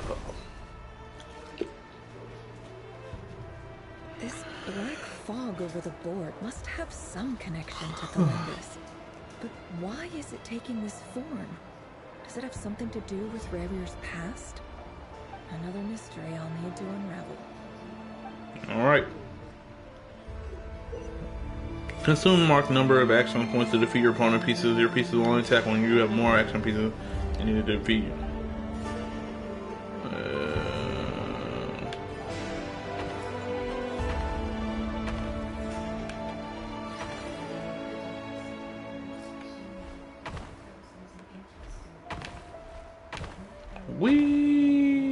Oh, I cooked myself. Alright. So I have to go through him. Yep. So I could... Nope, no. It would be better for me to go this way.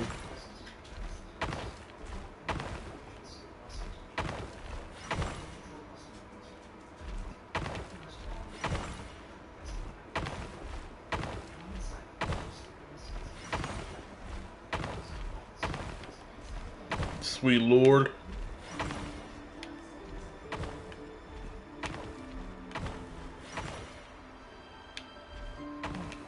Okay, so forward means left. Back means left. No, forward. Back means right. Right means up, and left means down. It's so goofy. So.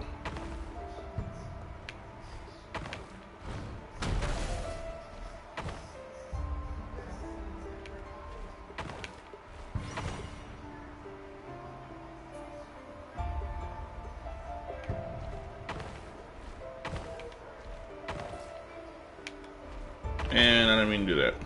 Now I have to start over. Okay, cool, no.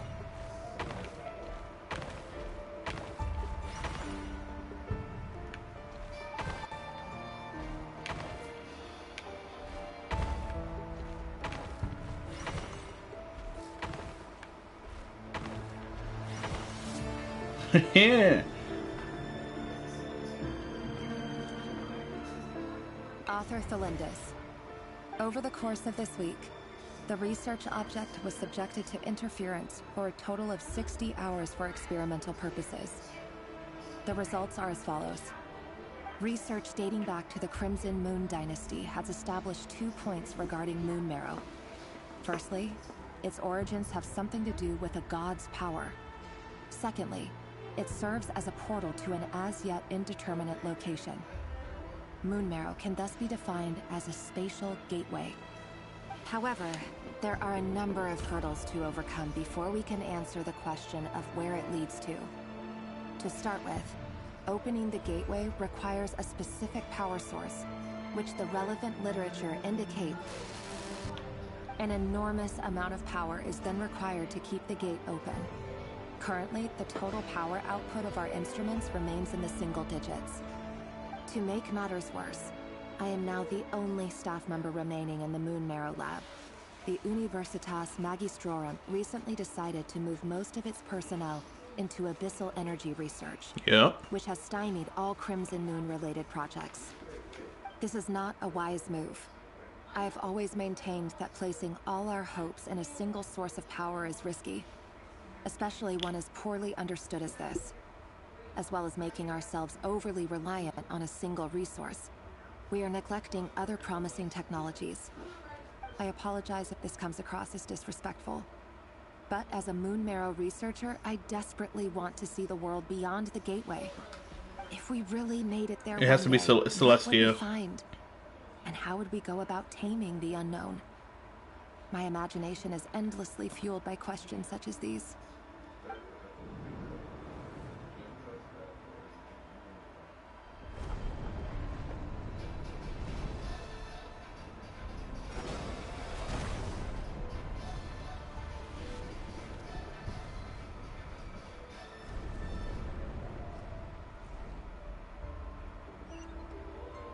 Okay, so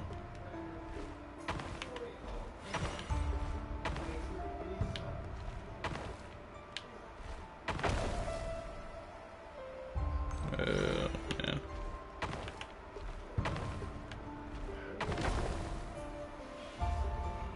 Okay, so no, up is right, so left is down, so going down, down, up, yeah. And then, nope, up. Whee!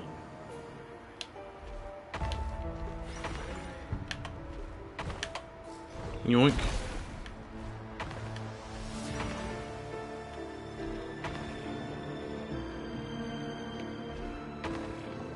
Okay, that wasn't to play. That wasn't to play.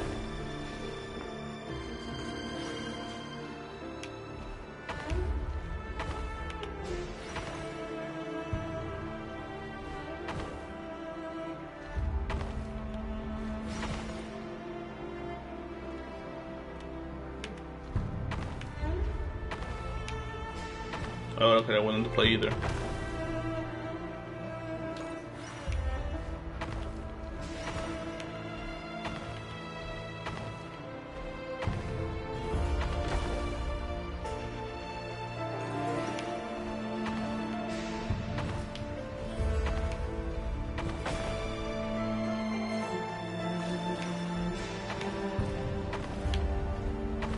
My days. Lock in!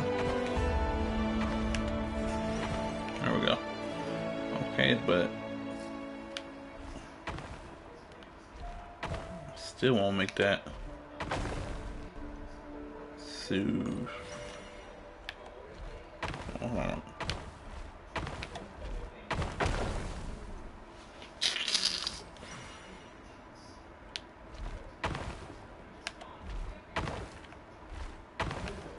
There we go. Okay, so yoink.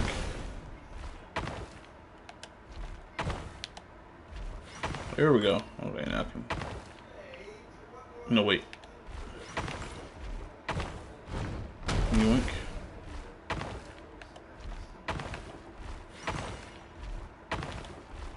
Whee! Let's go! This is for you. I heard you're gonna leave the city with your parents. Delindis, did you hear about what happened? I've heard nothing. Rerir got back very late last Friday, and he was acting a little unusual, but he slept pretty well, so I'm Man, how do you guessing whatever sleep he did knowing was you a gotta good deed. wake up and kill kids and then go overall? You never saw him, and I don't know what he did. And this conversation never happened. You understand? What if he finds out that you pried into his secrets?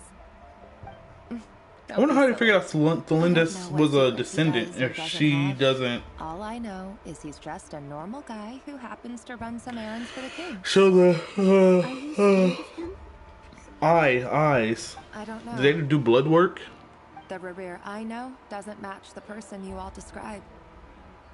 Logically, I should be scared of him. And yet, I don't want to lose him. But enough about that. You should get going, and be careful with the package I gave you. Keep it secret. Keep it safe. What's in it? A piece of the moon. All you need to know is that as long as you keep it safe, then in the future, everyone will be able to see a red moon. Okay. A red moon? You mean our moon? That's right. Our moon. Promise me you'll look after it. The trailer, the first trailer. When remember when Lumine, the We Will Be Reunited trailer, when she flashed back and the sky was red and it showed a red moon? The storytelling is so good. Bro. I promise, Delindis. So Conria actually had a crimson moon. It wasn't an exaggeration. The Crimson Moon bloodline will never die out. Its light, the color of blood, will become like a fire that flows in our veins. No matter how long it takes. And Arlecchino, I wonder what's Arlecchino's fate now.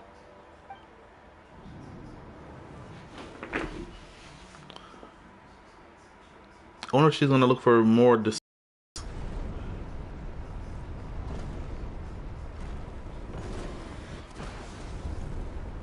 This is insane. Wow. The abyss. Okay, so let's see. Oops.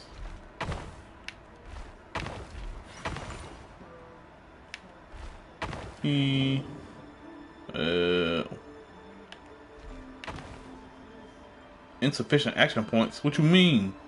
It's a okay. We'll cancel each other out, I suppose. So this wasn't the route. So that wasn't the play either.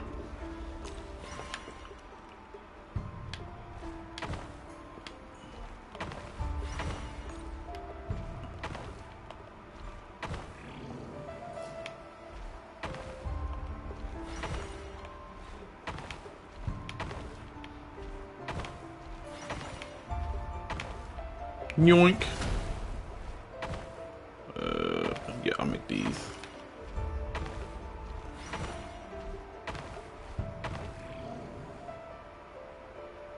I messed up again.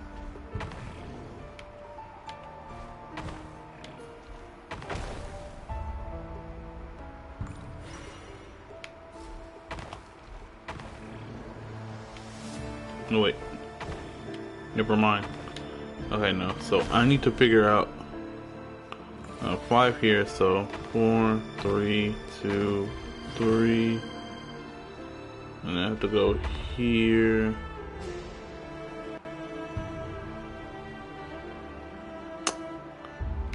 That's actually having me think. It's really having me think now. Gosh darn it. Okay, so 5 to 4.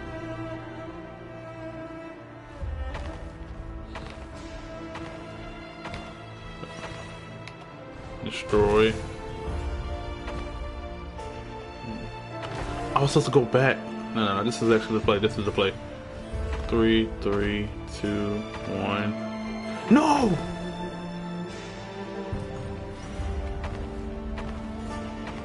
My days, bro. Nice. You. Yes. Yes! Hurry, everyone, and stick to the plan. Sir Dainsleif, what are you? Is this treason? You know what happens to those who betray the throne. Please, don't do this! And the voice acting so good, too. It is the king himself who has betrayed the throne. He has betrayed all of Conria. If you have any love left for justice in your heart, you should join me. Lol, you got this, Showtime. brother. Dane and his group will handle the troops in the palace. With these inverted controls. Security measures. My job is to enter the prison and rescue Vedifalnir. Stay safe. Wish me luck. Look after my brother. Draw your blade. It is time for justice to prevail. Okay, Light.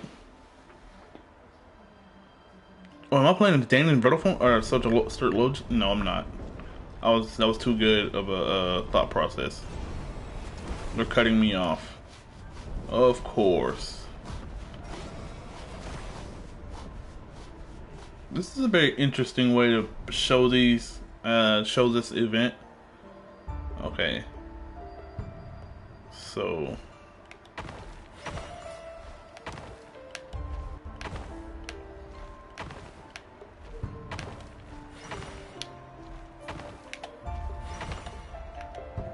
You no.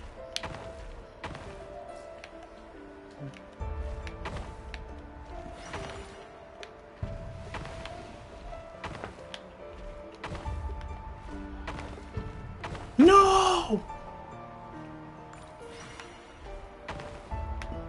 Let me go.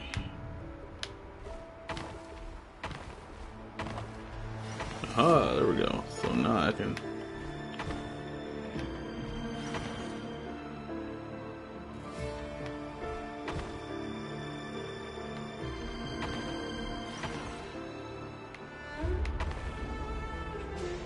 My brother in Christ.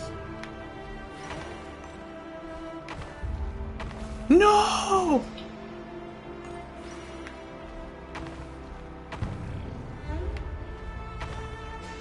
Please, for the love of me.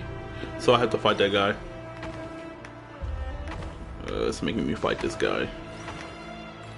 Yoink.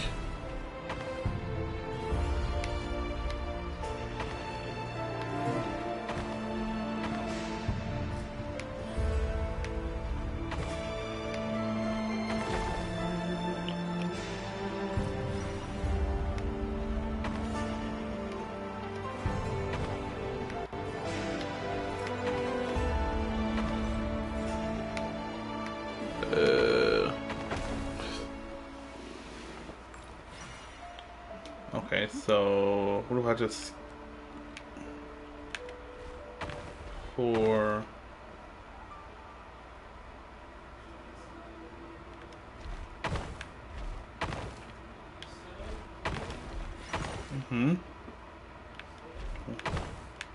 2, 3. Yep. This place is filthy. And the smell is abominable. Clearly, the king doesn't allow his prisoners a single shred of dignity. This is dire. Found you. Hello, Mr. Vedifalnir. Ah, it's you. Surprised? Oh, wait. I guess surprise isn't an emotion that prophets feel very often. I certainly felt some surprise in the moment when I was blinded. Surprise at the king's sheer ignorance.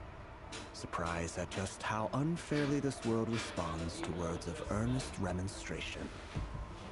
I'm curious. What did you prophesize this time? It wasn't a prophecy. It was a word of warning. Is it a serpent? The king has forsaken all reason in pursuit of his obsessions. I simply told him that if he continues on this path, so we told him the truth. That's all he did. Listen. Worse still, he stabbed you in both eyes and locked you away. Dane asked for my help. The court is in complete chaos now, but I'm sure you predicted that. Everything is transpiring as I foresaw. Yet I am powerless to change it. Fate is an immutable force. I can but lament as the inevitable. Lament! I do wonder whether giving a man the power to see the future is nothing more for him than slowly crush his spirits. Forgive my curtness, Vedafulnir, but the king did not suddenly turn on you today. His suspicions have been brewing for a long time. You can't have wisdom beyond the reach of your fellow man without attracting his fear and suspicion. There are things the king does not want to see. So, he doesn't want you having visions of them either. He blinded you because he thought this would make the visions stop. He wasn't entirely wrong. I did indeed lose my power to see the future. Right up until... Until what? Just now. I believe I saw something new. Well, tonight could go a lot of different ways. Five of us Yep. Also, we could rescue you. This will go down as the most tumultuous day in Conrian history. I sense hatred in you, but also hope. A desperate hope that with the tyrant deposed, that will be the end of the story. But this is not the end. It is the beginning of a new chapter in a whole new story. Called Genshinimpact. There are many men of honor and courage in this world. I had to do it, I'm sorry. But you are not one of them. Oh. You're not here for justice, are you? You're here for yourself. Is that a dagger? Interesting. Why not the polearm? It was always your weapon of choice. With your abilities, I don't doubt that you were able to recover some of your sight. But I also doubt that you want to make an enemy of me right now. Of course not. We're on the same side, aren't we? LOL. We could be. But I need you to be honest with me, Vedafulnir. At this point, you're my only hope for the future. You mean your future? With your beloved, Felindus? Yes. And I know there are bigger things at stake here. A dynasty, a nation, maybe the entire world. But forgive me, I care first and foremost about myself. I can't abandon the one I love to save myself. I just can't do it. But you see a broader picture of the future than I. You see the solutions to the biggest problems of our age. So tell me, what is my solution? What's the answer? In matters of fate, answers are either right or wrong. What will be and what will not. Maybe you are willing to pay a certain price in the pursuit of happiness, but unfortunately, fate does not negotiate. Bars. That is the cruelest thing about fate. It is unmoved by your sacrifices. Very true. That can't be true. I know it's your voice that I keep hearing in my head, urging me to see how the world is changing, to seek more power, so I can protect the things I love. You show me disaster, but you won't show me how to avoid it? Why? Why are you doing all this? My voice. In your head.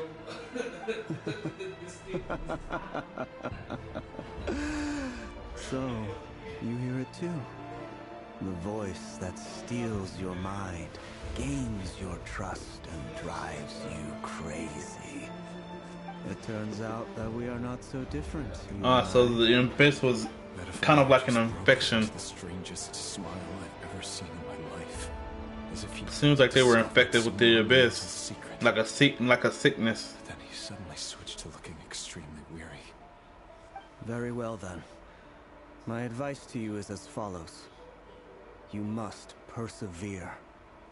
Whatever trials and tribulations you may face, be steadfast in the belief that they are your path to the future.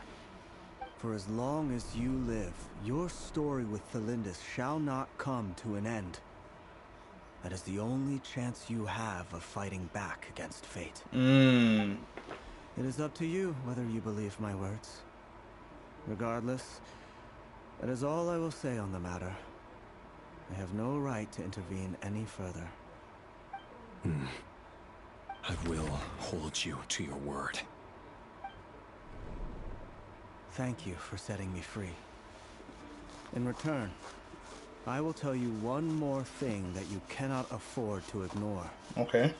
Just then, a strange wave of energy rippled through the city. We had no idea what it could mean. If I were you, I would head to the Universitas Magistrorum. The Universitas? Oh no! Wait, what about you gonna leave a blonde? I'm sure we'll be seeing each other again very soon, Rerir. This man said, "You're blind." Said I didn't catch it. I didn't even help him out of the prison. There was no time to lose. I was like, "Yeah, you left a blind man to his own devices." And he's talking about, "We'll see each other very again." Sir, you're blind. You're not seeing anything. What are you talking about?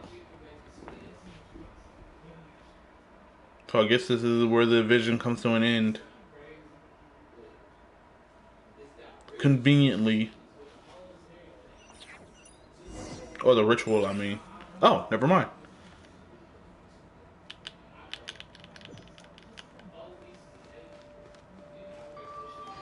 Universitas Magistrorum. Gotta do the jump kick. Monsters? Is this Rhine-Daughter's Oh, so yes. the Universitas Magistrorum. This is when. So all of this popped up. So the not. Oh, okay. We got the squad here. Oh, I'm tripping. I didn't even realize.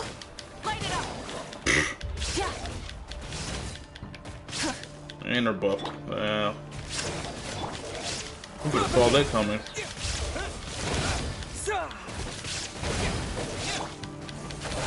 No more love.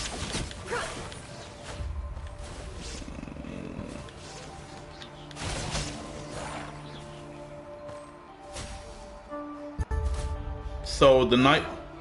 The Universitas. That reminds me of a rumor I once heard. So the night the king, they decided to revolt against the king. The abyss broke out, and then the downfall of Conrad happened all in a single day. Bruh. Please tell me that ain't what I'm trying to hear. Allegedly, the king installed secret mechanisms in the palace and around the city. No one knows where they are or what kind of power they hold. But if they were ever going to activate, it would probably be on a night like tonight. Help! Help! Hold on! Don't let them anywhere near you! Save me! I can't! Ah! Okay. That sounded like an explosion. So, the rumor is true? The king really went through with it. What other means does the king have at his disposal? They must run on power from the Abyss. And given it's a major center of Abyss research, anyone over at the Universitas will be in grave danger. I have to hurry! Or did Thelindis escape to the Celestial Realm? I could see that happening too.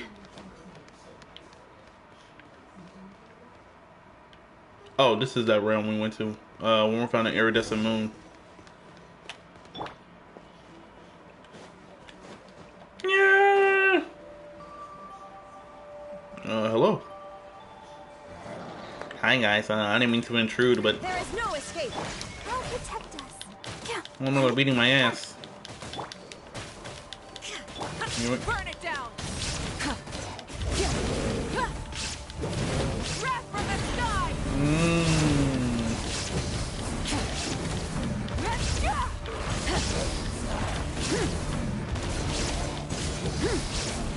When did I get hit by a rich town? Hello? Okay, I did just in. Let's dance. Oh.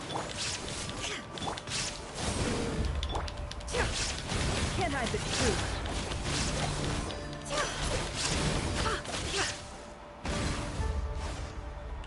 They're still alive, hello? Yeah.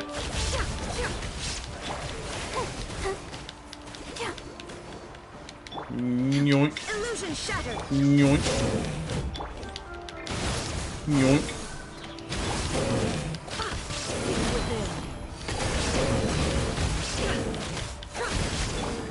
Yoink.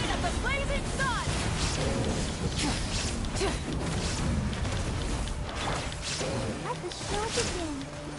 Spring forth! Propagate! There is no escape.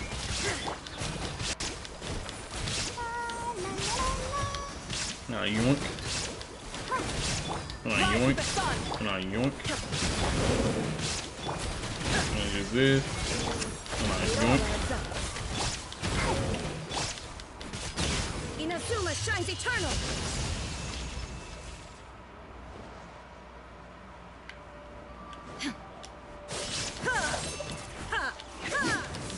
Oh, that's important. Illusion shattered. Scatter! Light it up. Can't hide the truth. The deception ends here.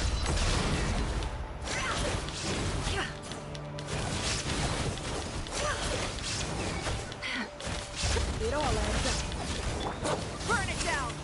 Shine down. Germinate! Pyroclastic surge!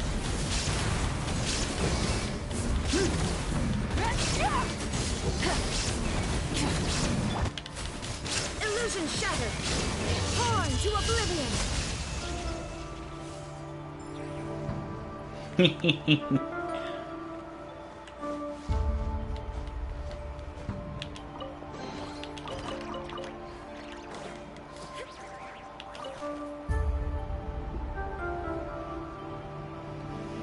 Monsters at the Universitas Magistrorum?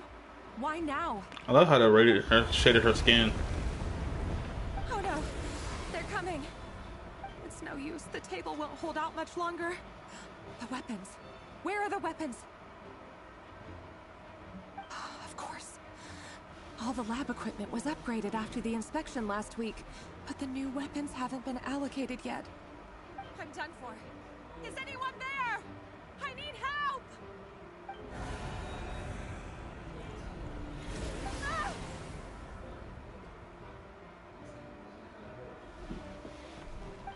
Stay back!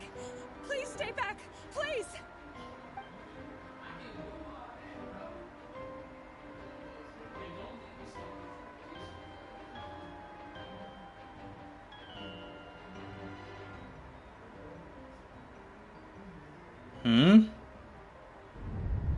She escaped to the celestial realm.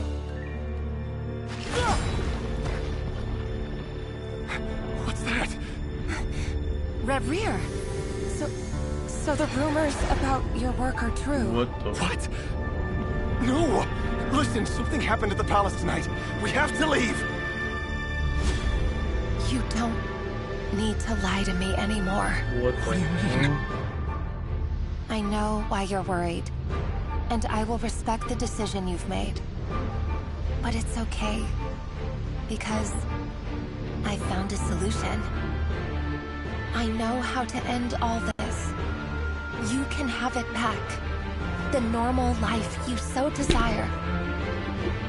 But until then, I'm afraid our wedding will have to wait. Just... No, don't do it!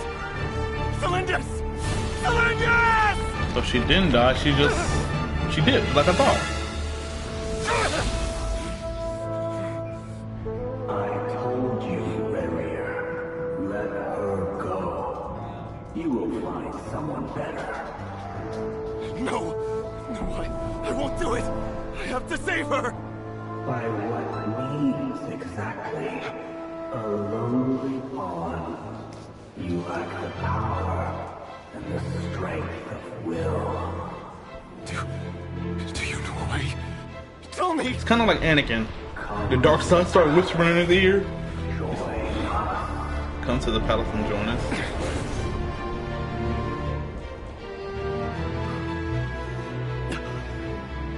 Rary, thank goodness we... Step forth and take your share. You made it. The Conrian lore. Not you too.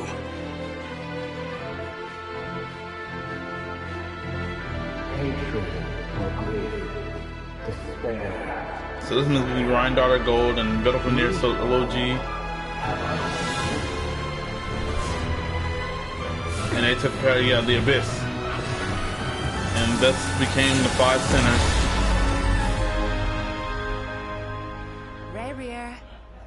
Rayrear. Flindis. Were you daydreaming?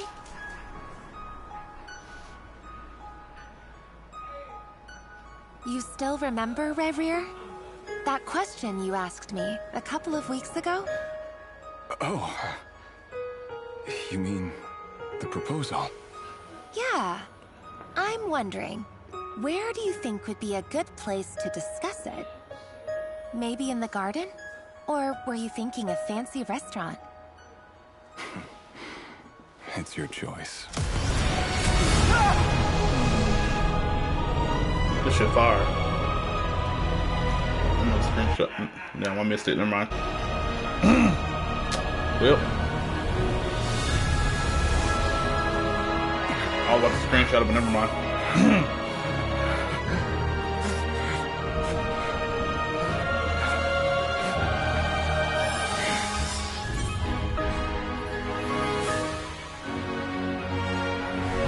This is phenomenal.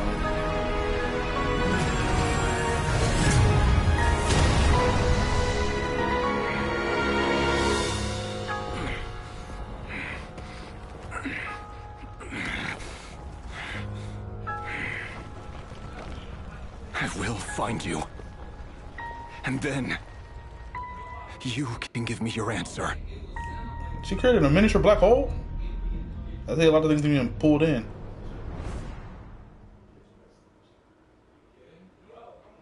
Oh wow.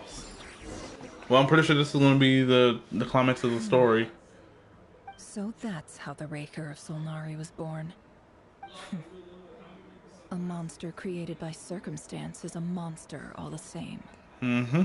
Viewing other people's thoughts for too long can get uncomfortable. Right now, I'm feeling a strong sense of loathing. In a nutshell, the story of Conria is what happens when the truth falls by the wayside.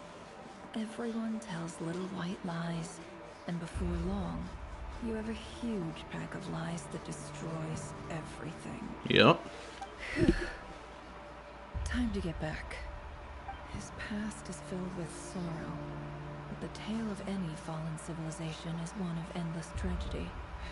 Cruel as it may be, that was Conria's fate.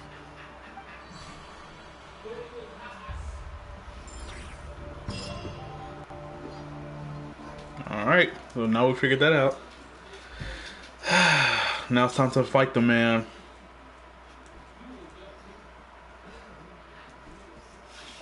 We got the third Fatui, strongest Fatui Harbinger. We got the fourth on standby.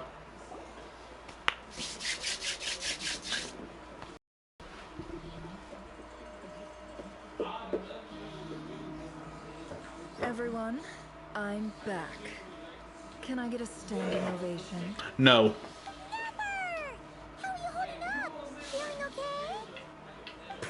She's fine.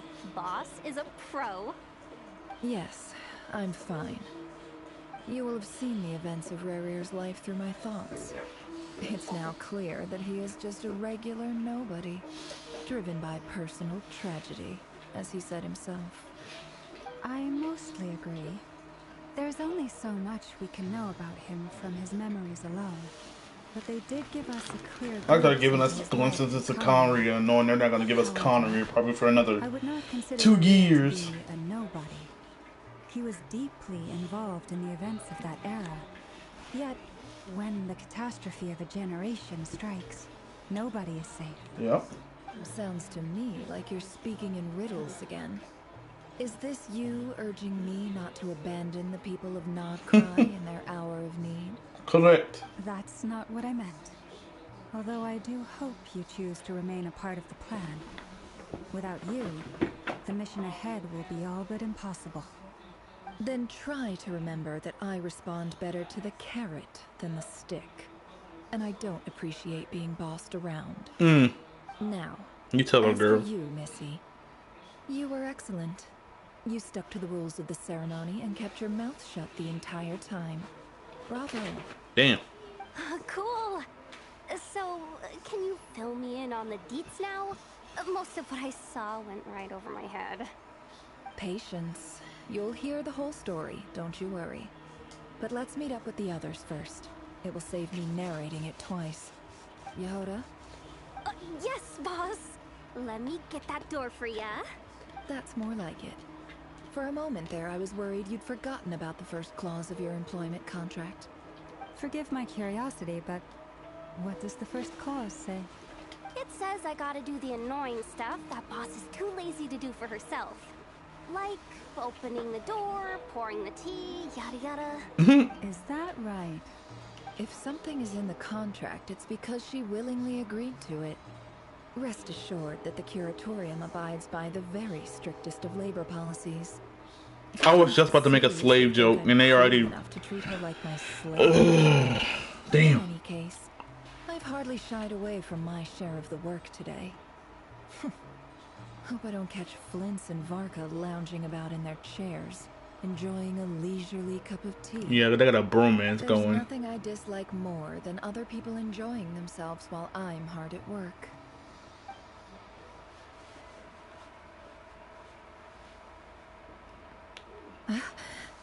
What's wrong? Oh no. What? Chaos?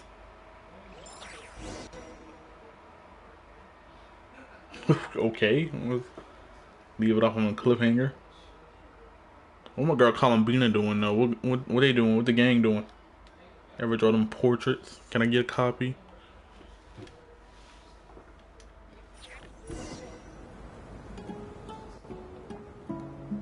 Sorry to disturb you, but we seem to have run into some trouble. Evidently so. Don't worry, I'm not about to leave you to fend for yourselves. I'm not that kind of boss. And it would go against the Curatorium's labor policy. I'm sorry. What did you hear me say? I wasn't talking about labor policy. Wait. How long have I been standing here? Not long. You just appeared by the door a moment ago. Oh, her eyes are red. What's going on? Boss, what's wrong? You look like you've seen a ghost. We've been tricked. We never left at all. Somehow I hallucinated that whole scene back inside the office. Hallucinated? But how? How indeed. This place should heed my will alone. All thoughts and actions that occur in here are just a result of pawns moving across the chessboard in a carefully calculated manner. And nobody has access to this chess set but me. So you control everything in here? More or less. But yes, it's a special technique of mine. Has anything like this ever happened before? They paying Zach money. It was the first time I used the chess set. Is there any similarity between what happened then and what's happening now? I suppose my thoughts are a little turbulent, which was also the case my first time. Is there anything I can do to help? The first clause of your contract clearly states that I only need your help with things that I'm too lazy to do myself. Meaning, you're not feeling lazy right now? Meaning, this is not something Yehoda can help with. The chess set is a personal treasure that I alone understand. I must be the one to find our way out of here. Boss, it's fine. Really. Let me do something useful. Oh, listen to you. Whatever would I do without you, Yehoda? What? Really? Yes, really. Where would I ever find another employee as obedient and servile as you? God forbid anything ever happens to you. Oh, okay. Oh my. Well, anyway, I was thinking of fetching some water. There's gotta be a source around here somewhere. I suggest everyone finds someplace comfortable to take a rest. We gotta conserve our energy. Even though all this chess malarkey doesn't exist in a physical sense, mentally speaking, it's all real. And so is our tiredness and fatigue. You don't want to dismiss mental fatigue. Just because it isn't physical doesn't mean it's any less serious. But anyway, I got your backs, so don't worry about a thing. Okay, Yehoda. Don't I have the best employees? Jealous much? If we can find a suitable time, I'd love to borrow Yehoda for a day to help out at the Frost Moon Scions. Would you be amenable to that, Boss Nefer? Oh, Lauma. Have I ever told you just how pretty you are? Yo, what is happening? Beauty runs from the tips of your antlers. Why is she trying to raise up these girls? Depths of your imagination. Time to rally, everyone. Follow me. She ever risen up Yehoda and Lauma. As we continue our journey, the same rules will apply. That means stay focused and no talking no matter what we encounter. And don't disturb the chess pieces. You have my word that I will get us all out of here.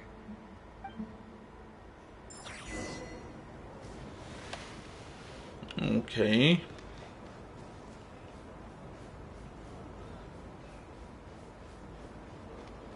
Are we in the deserts of Sumeru? I mean, I know she's from Sumeru, but is this her memories? This place looks familiar. That's not a good sign.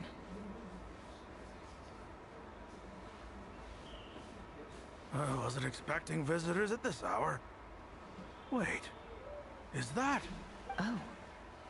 It's What is happening to Nefer? There you are. Sinue's been looking for you Gang, all day. I have no idea. I think he has some news for you. Oh yeah? What were you doing just now, Uncle Retinue? Hiding away some more loose change? I know I saw some Mora. What do you mean loose change? Come on, I'm too old for this. Just pretend you saw nothing. Too old, bro. You look like you in like mid-30s. What are you talking about? Early 30s at that. Are you a baddie with white hair? Shit. I genuinely don't know what just happened. What's going on? Now I'm actually lost. I'm losing the plot now. I think using the chessboard while she was looking through Riria's memories, I think it slipped up and went into her memories by mistake. But she said she hallucinated the whole thing. What do you want with my So the ritual backfire? I was hoping to showcase it at Did Yehoda mess up? But I'll need his approval. A new song, huh? I'd love to stay and listen, but unfortunately, Uncle Retinue says my dad's looking for me. Well, there's plenty of time and I'm not going anywhere. See that pile of stones? I'll be sitting there warming up my vocal cords. Come find me when you're done. Pile of stones. Got it.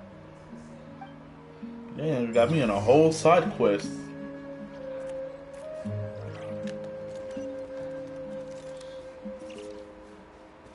Maybe Ririr has taken over? Yeah, that's what I'm saying. Like, maybe, yeah, because she was just like, no one else is only able to control the chessboard except me. So I'm like, maybe the ritual backfired. Hi, Dad. Uncle Retinue said you were looking for me. Ah, there's my little princess. If you'd gotten back just a little sooner, you could have shared the spoils of war with me. Brother, what? Spoils of war? Who were you fighting against, Dad? My sleep paralysis demon. It was just a figure of speech. The aftermath of a sandstorm is no time to be waging war. I was talking about our war against thirst. I went out to fix our water supply problem, and now I'm back. We got working water, or you failed. We have a well again. That's right. I found a new one and brought back as much water as I could carry. It should last us for a good while. Yeah, not gonna boil the water. If it wasn't for these blasted sandstorms, our wells wouldn't be caving in. And you wouldn't be spending all your time out searching for new water sources. As the chief of our tribe, I'm supposed to be leading us out of hardship and poverty, onto better things. You know how prosperous our ancestors were. I've told you all the stories. And look at us now, squeezed into these hovels. No one would choose this, if it wasn't for the endless wars over the years. But things are looking up. I started working with some folks from the academia a few months back. They gave me some contacts in return for my assistance in the desert. So you're the academia's helper now? Oh, she's a desert dweller. Ambassador, they call it. Think of it as a partnership. Now, is this back during the days? We've been isolated in the desert for excuse me. Is this during the days where people were beefing over King Deshret and Rukkhadevata beefing?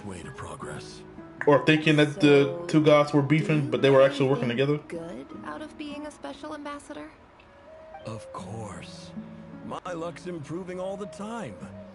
One day, I swear I'm gonna lead us out of this place. We'll find somewhere new. Somewhere better. Never moves. Okay, so... The Dance of Death, Serpent and Scorpion. Okay, we're going back here.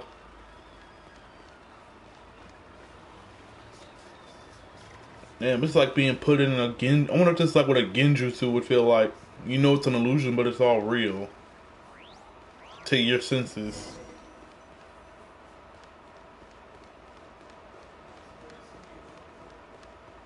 Someone's trying to. I think Ray is trying to pry through her memories, or he might have did it by mistake. That's our well, and you know it. You stole from us. Well, you've gone from chief to thief, and now you have to face the consequences. Okay. Did you really think you could take our water without permission and get away with it? I think Air You're either brave, stupid, or both. And that special ambassador act? Yeah, nice try. We spoke to the academia. They said it was all news to them. Oh, this dude is a liar. You're a liar and a cheat. He's a... Oh. They just strike him down in cold blood. Yep. I heard Yehoda gasp, but I don't blame her. Most people are terrified by the sight of blood. Corpses strewn across the ground. The wounds are clearly from scimitars and daggers. The desert dwellers' weapons of choice. There's a handwritten note on the ground. Let's see what it says. Halil, this is Sinuhe, chief of the Shimti tribe. Surely you remember me. I was the one who helped you and your colleagues avoid the quicksand in the desert. This is my second time writing to you. I assume my last letter must have gotten lost in the mail, as I didn't receive a reply. I hope this one makes it to you safely. No, I gotta respect it though. You're trying to feed your people. I'm writing to you because I need some help. That sandstorm the other day completely blocked up our well, forcing me to look for another water source in Iyab and Unut territory. It was a matter of survival. Yeah, I gotta respect it. Can't really be mad at it. Gods. The well of the Iyab tribe was intact. It was my last resort. I drew what water I could and left, but not without being spotted. I fear they will retaliate.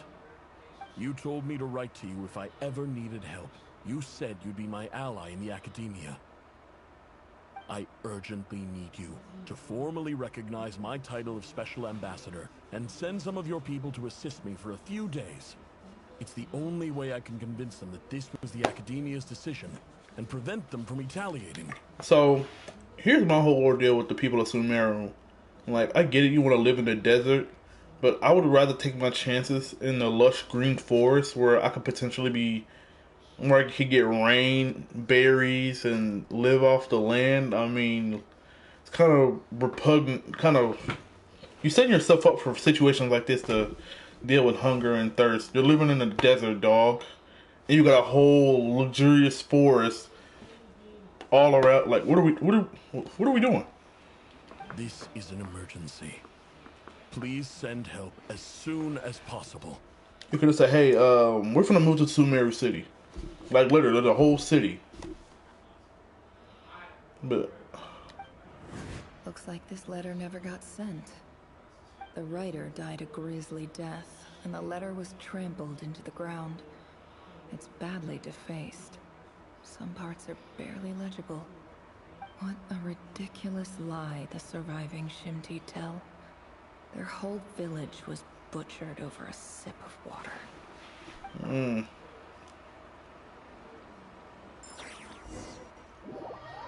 Okay, I guess we're switching over now. Or this might be the end of, that could have been the end of the hallucination. I don't know. This took a strange turn.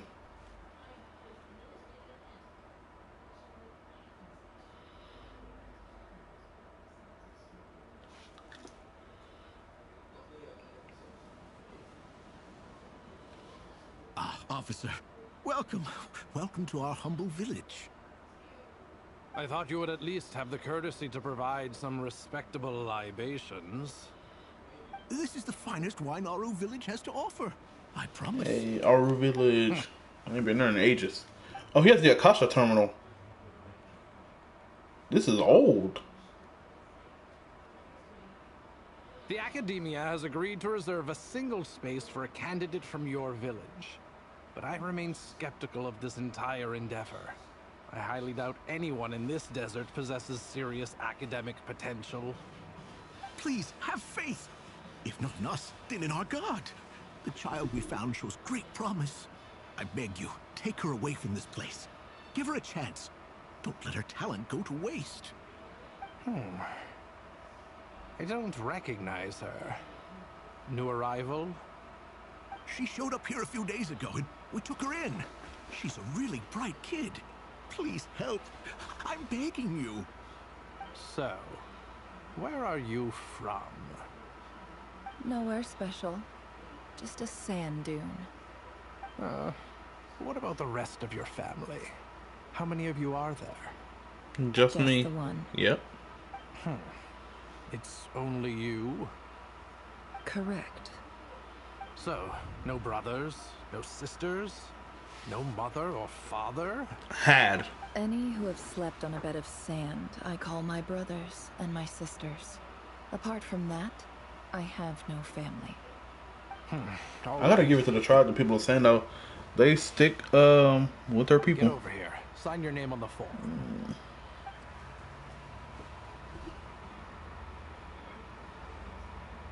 Nefer.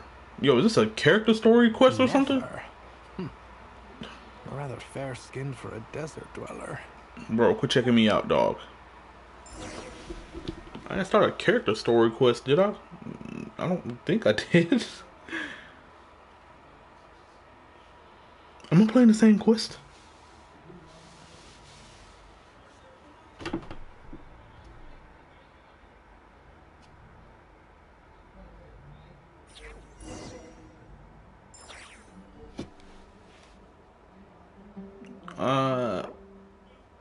We are currently in special story mode. We should leave. Cancel. Okay. I'm still in the Archon quest.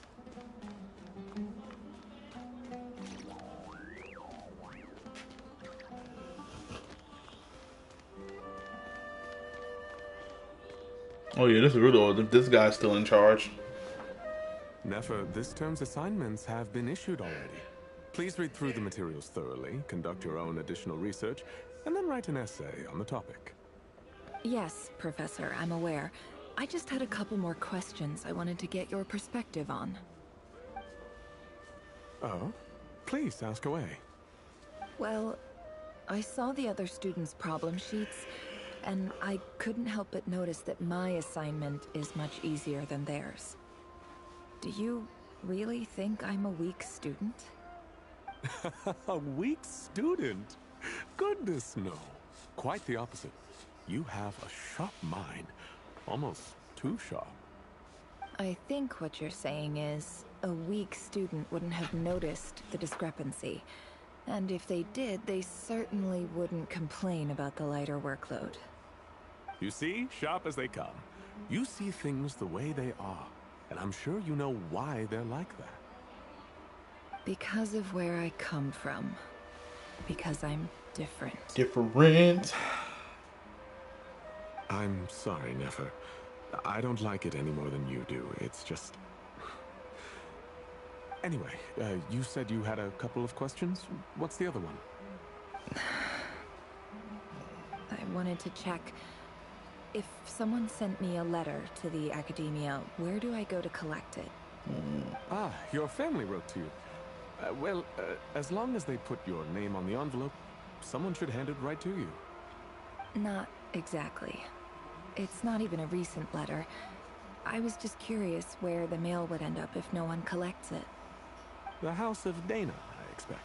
I know there's a box for unclaimed mail somewhere in there, probably sitting on a shelf. Whatever you're looking for, that'd be the place to start. Okay, got it. Thank you, Professor. Oh, don't mention it. Honestly, I feel like I failed you. I'm supposed to be your teacher, but I haven't taught you anything. Hey, don't say that. You're a great teacher, and you do your best for all your students. But the rules are the rules. You're not allowed to teach students like me. It's not just the academia either. The whole world bends over backwards for the successful, and leaves the losers to suffer and die. Oh, my dear child. Don't tell me you've given up on life already. I haven't. I just think that if you want to make it in this world, you have to find a way to become successful. Good old capitalism. Okay,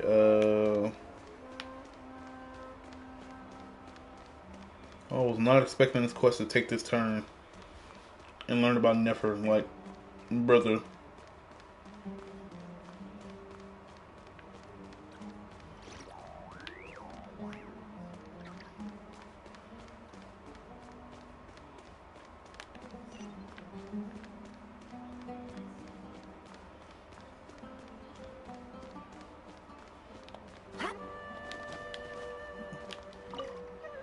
This must be it.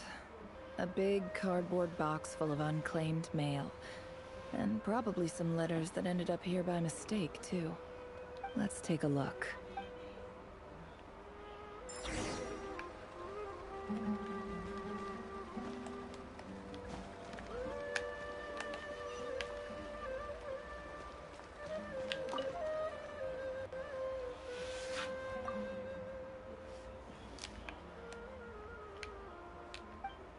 I'm doing the same thing I did before. A dilapidation survey from Port Ormos. With Looks like it's so I'm from in the same quest, but representative. just Nefer What a POV. strange thought. A bunch of mercs losing sleep over rundown buildings. This one was never even opened. I guess the recipient didn't care what the Core of 30 had to say about anything. Who was it addressed to? I don't recognize the name, but it must have been a Ksharawar professor. Yoink. This one is addressed to the Immorta Sage. The title is Changes Observed in Satyavada Life Symptoms. Why do all these letters read like full-blown dissertations? Guided by the incense, we became lost somewhere in the forest. All the barriers between levels of consciousness disappeared as our minds soared around in circles, looking for a branch to seek refuge on. In clinical terms, these symptoms fit the description of incense poisoning. The Immorta Darshan strictly prohibits the use of hallucinogenic substances, but I believe there are still people getting away with it. For example, my neighbor who always breaks out into song and dance after using incense. This seems like something the academia would want to know about. Why wasn't it collected? Wait, what's this written on the back? It's so small. The note says, The sender authored this letter while under the influence of mushrooms. I'm dead. I would send it back, but no return address was provided. Stamped by the Grand Conservator of the House of Dana. Interesting.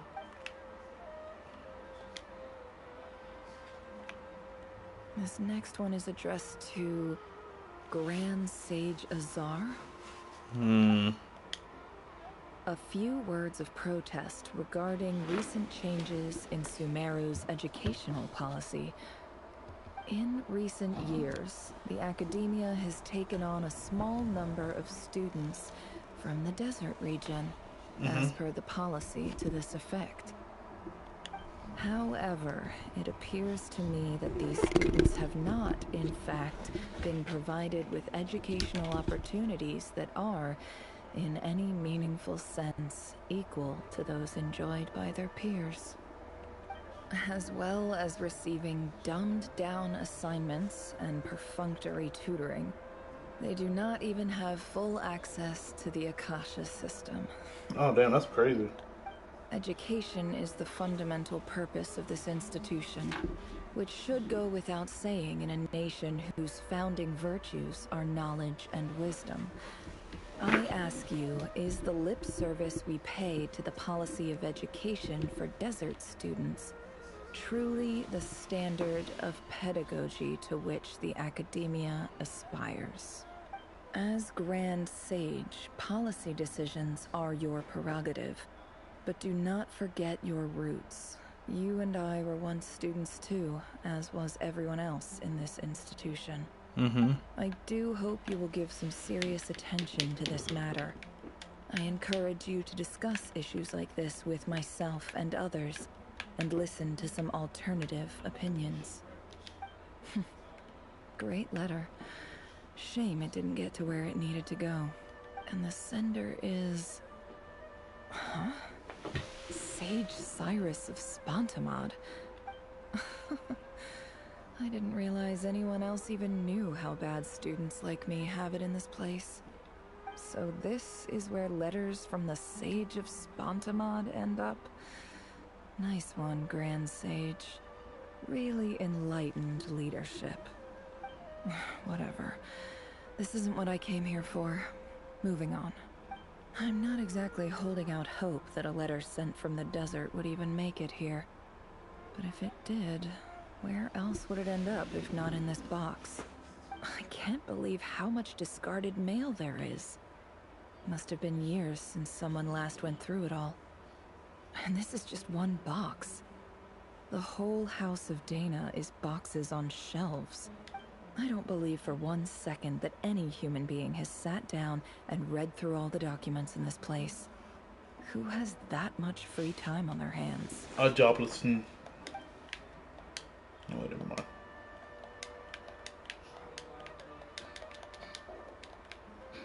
Where? Oh no. Wait, could this be it?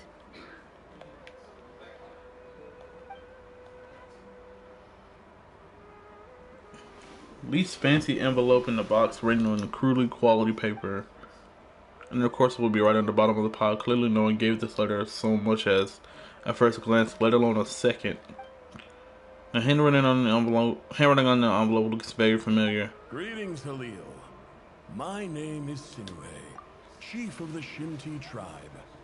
I was the one who came to you and your colleagues' aid when you ran into trouble in the Great Red Sand. I don't know how well you remember it now, but I brought you to safety and gave you some water and other supplies. You seemed very pleased and told me your name.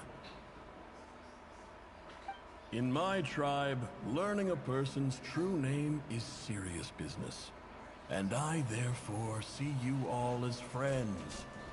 You were kind enough to leave your contact details so we could stay in touch. The Shinti tribe lives a harsh, nomadic existence in the desert. You were sympathetic towards my plight, promising to make me a special ambassador of the academia and help us find a way to make a better living. This brings me to my reason for writing. Our tribe has fallen on particularly hard times, and I would like to ask for your assistance. There was a terrible sandstorm a few days ago, which blocked up the well in our land. To ensure my people's survival, I had no choice but to venture into Iyab and Unut territory in search of an alternate water source. The Iyab and Unut are descended from the Thamudians. While we trace our ancestry to Tulatala, we worship the Lord of Flowers and have had relatively good relations with our fellow tribes up until now. I found a well belonging to the Iyab tribe. They declined to help us, but I really had no other option. So I took some water to keep me and my tribe alive. My actions are certain to incur their wrath. When we met, you assured me that you would be my ally in the academia. I would like to take you up on that offer, because I really need your help. I wonder if you could send an academia representative to meet with me. That aside, the last time you were here, you mentioned that the academia had started accepting students from the desert, and I told you a little about my daughter, Nefer. We have next to no resources here in the desert, and my power and influence are limited. Would you consider enrolling my daughter at the academia? She is a smart girl. I know she won't disappoint you. From the outset, the academia never took you seriously. Those things they promised were just empty words. I doubt they even remember the name Sinuhe. And you were so emphatic that your luck had finally changed for the better. You swore you'd lead us to a better place one day. You spoke with such conviction, like you were the most powerful chief in the whole desert. You liar. You lied about everything. You promised the world and delivered on none of it. And who fell for it? Just me, by the looks of it. Despite your best efforts. Which makes you a pathetic liar. You weren't even any good at it. I think I'll take over from here. Let me show you how it's done. Okay, crash out. Bid farewell to... Who?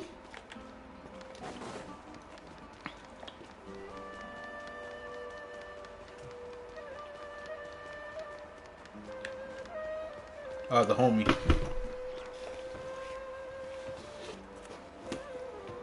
I just came to say goodbye. Thanks for everything you've done for me in my time here. Nefer?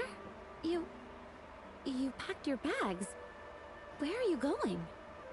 I'm quitting. Something's come up in my hometown. Gonna head back and deal with it. Huh? But this was a hard-won opportunity for you. You know that better than I do. It was. But it doesn't matter. I have more important things to deal with, and they can't wait. Oh, and I didn't want to overfill my bags, so I left some incense on your desk.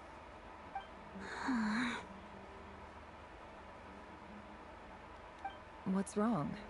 I thought you liked incense. Although, I did read somewhere in the House of Dana that it has hallucinogenic effects. Don't use it all at once. Right? Just trying to get high. Isn't this the stuff you brought from your hometown? You're just letting me have it? But you said it's a rare and valuable commodity. Yeah, about that. I lied. I lied. It's not rare at all. There's this bunch of ruins near my hometown that are practically overgrown with this plant. It's not worth much. Keep it. It's fine. Got that going, Joe. Never. All right. That's all from me. You take care.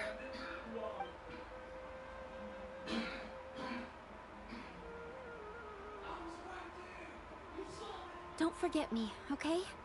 I mean, we're more than just classmates, right? We're friends. Yeah. I'll remember you. I lied again. That incense is worth a fortune, and it's a rare find even in those ruins. And as for remembering her, I have far too much to do when I get back. No time to reminisce. I'll be lucky if I even make it through this alive. But either way, I expect I'll forget you pretty quickly.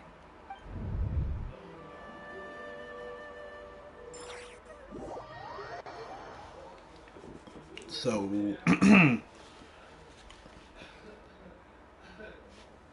no, I kind of don't care about this in the slightest.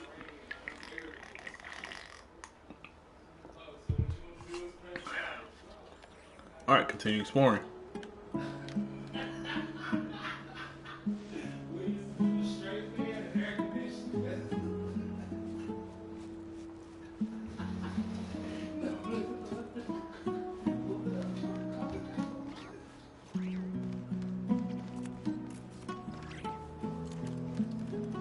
This is such a weird way to place this quest.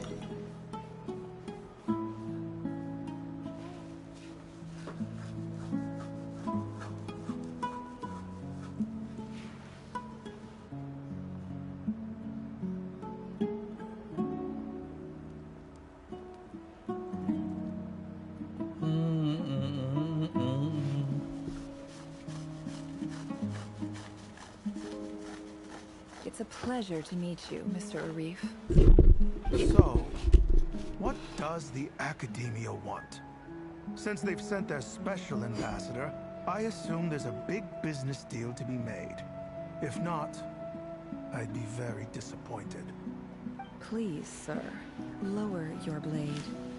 You're lucky I'm the one they sent. Not all special ambassadors share my admiration for the Eyab people.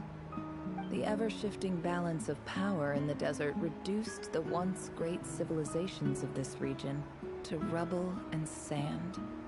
But the story of the Eyab has a very different trajectory. Others grew weak, but you grew strong, beginning in obscurity and moving to prosperity. You're the only ones who defied the trend. Huh.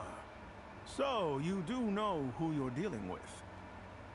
This well is the perfect symbol of your strength, is it not? It used to belong to the Unut, but it looks like you have control over it now. You're not wrong. But I'm sure you didn't come all this way just to flatter us. Of course not. I came to bring you some very good news.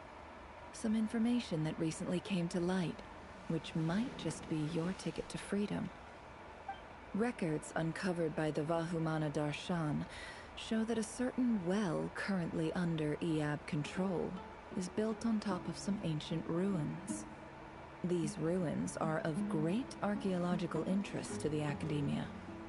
I checked the map carefully on my way over here, and I'm confident that this is the well in question. The Academia She sent them to their deaths. She sent them on an endless, what are they called? 50 million? Goose chase. No, A goose wait. hunt. If these ruins are as important as you say, 50 million's a little low. 50 million low, sir? Don't get greedy, Eyab. We know far more than you think. We know that you seized this well by force. Wasn't that the first step in your rise to power? To drive away the Unut and steal their water supply? So what if it was?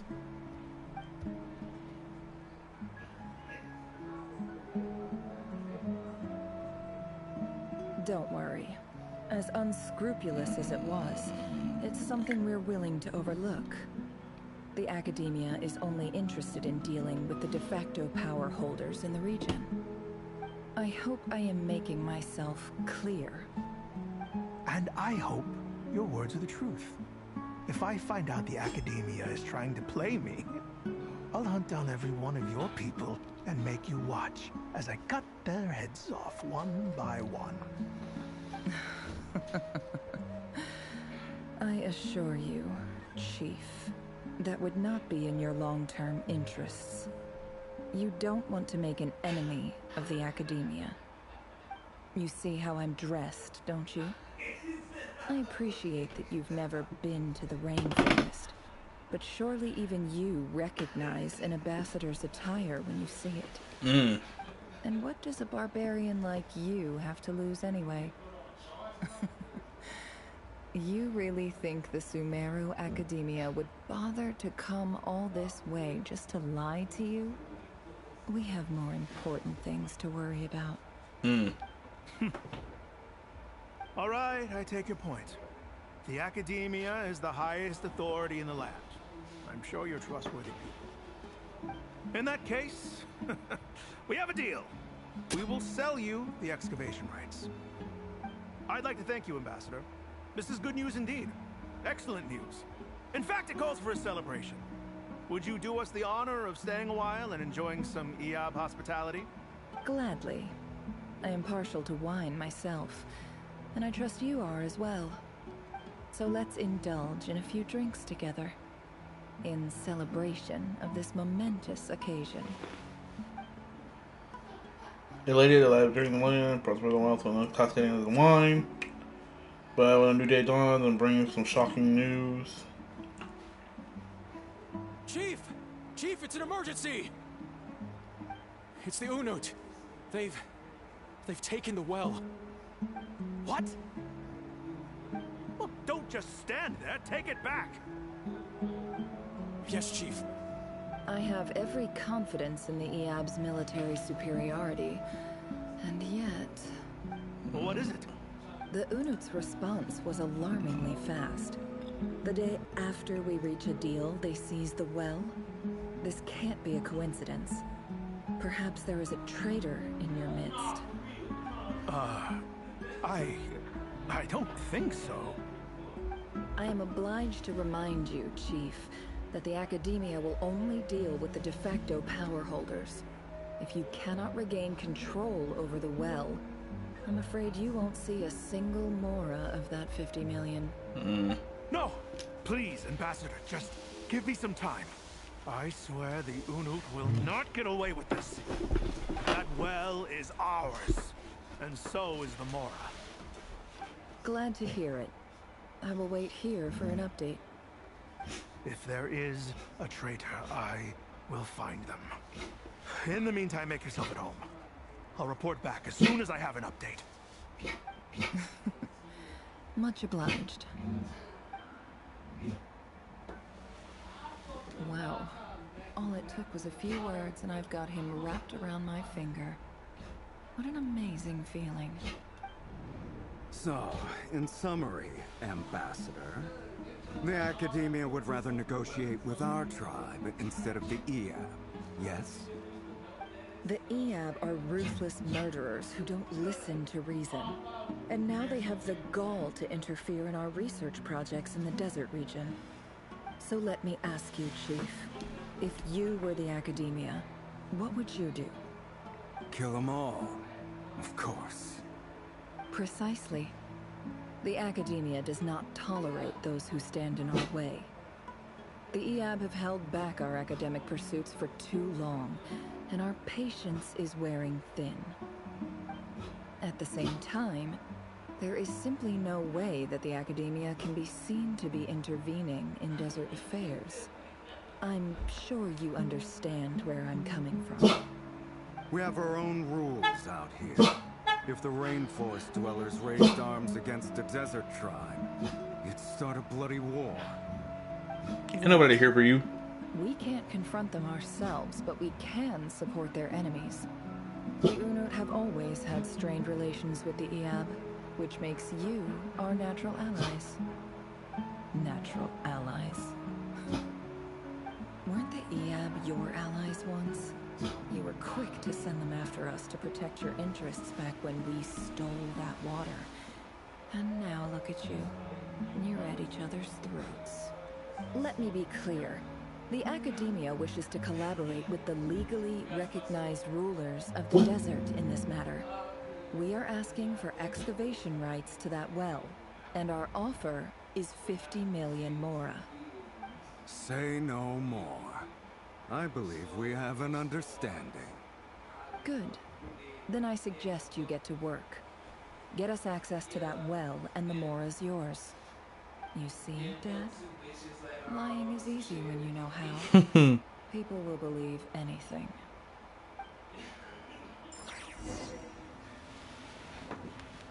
Okay.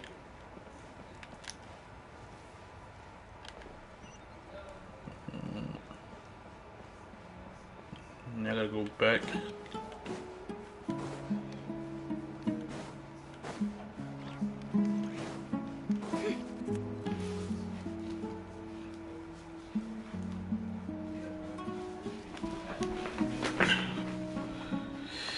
Oh, man.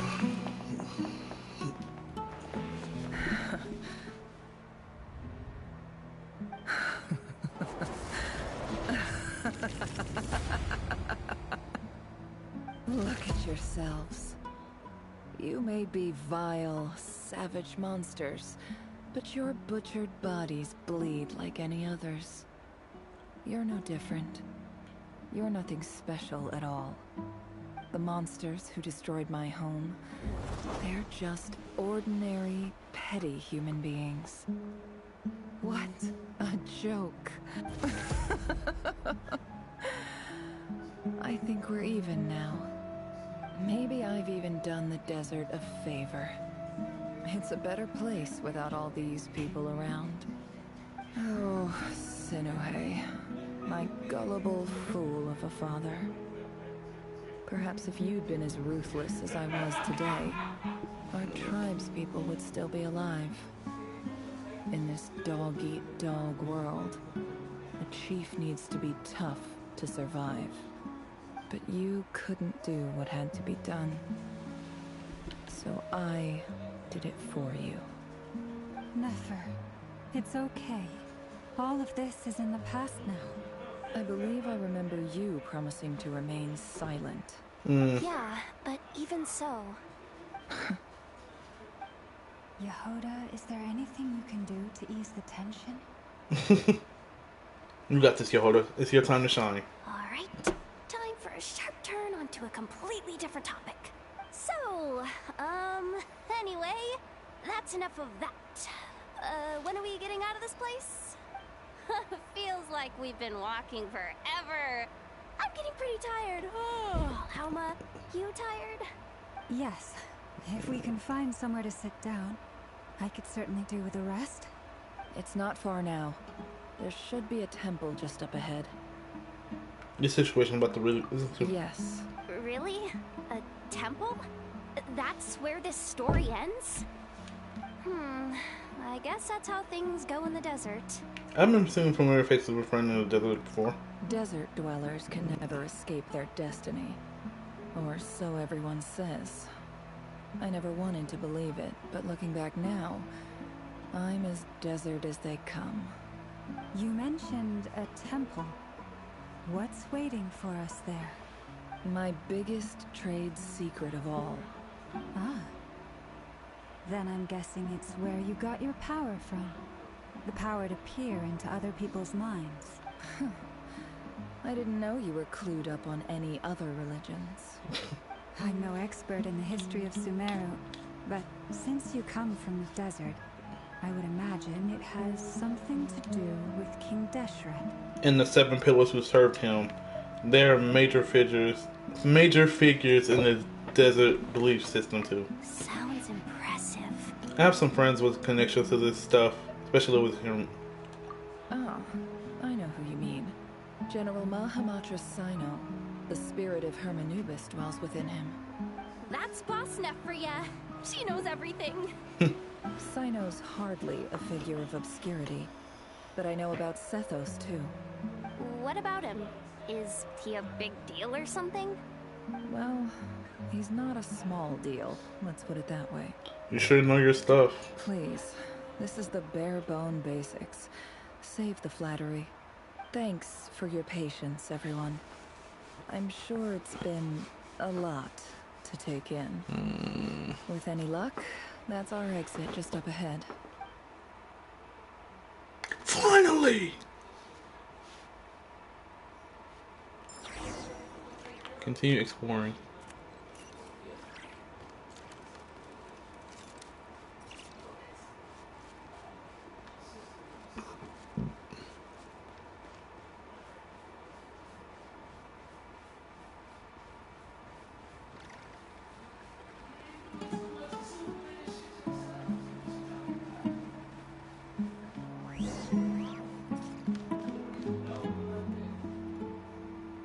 Go to the entrance of the temple. Whoa.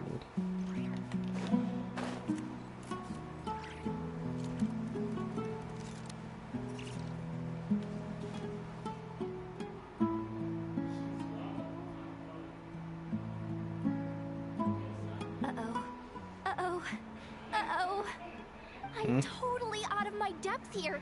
I don't have anything to add about any of this stuff. Like, look at that statue, for instance. I want to do the whole name-dropping, this girl knows her stuff thing, too. I've never seen anything like it before. A statue with the head of a bird. This is like something out of King Deshret's mausoleum. That's Thoth, the Ibis King, one of the 7 pillars of King Deshret. The legends say that he, the Crocodile King, and the Goat King were the 3 retainers of King Deshret. Let's take a look.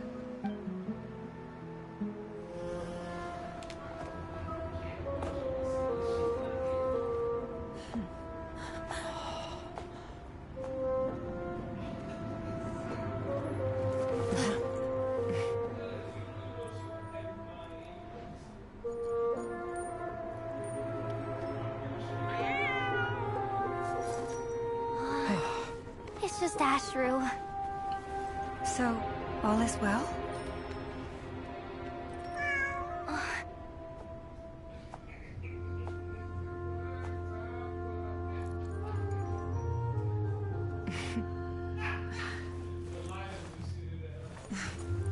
Typically speaking, at this point, the world disintegrates. Then we find ourselves back in the outside world. Besides, these are my memories. There's nothing to fear. You're sure? Of course. It's almost over. Mm-hmm.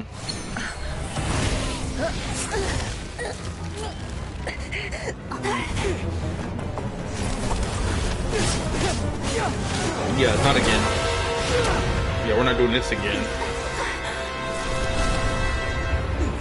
Never! Hey! Hold on!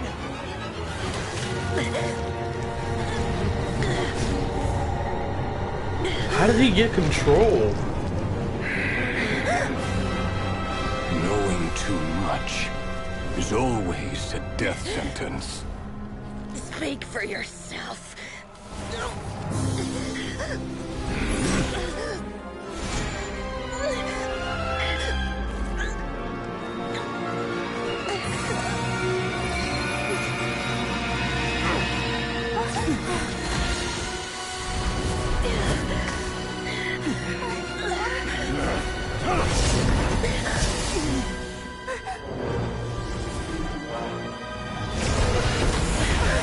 Dang.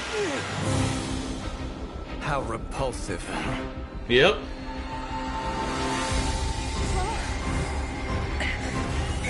And Columbina's pulling us out.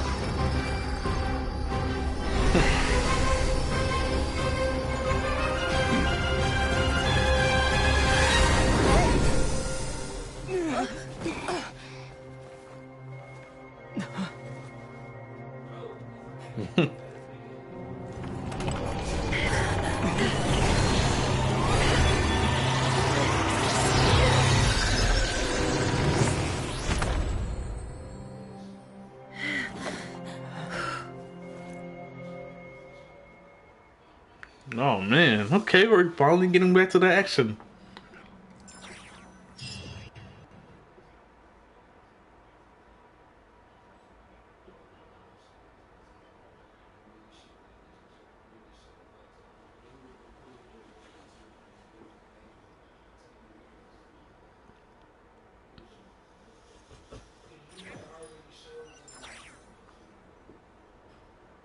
Like the squad is here too.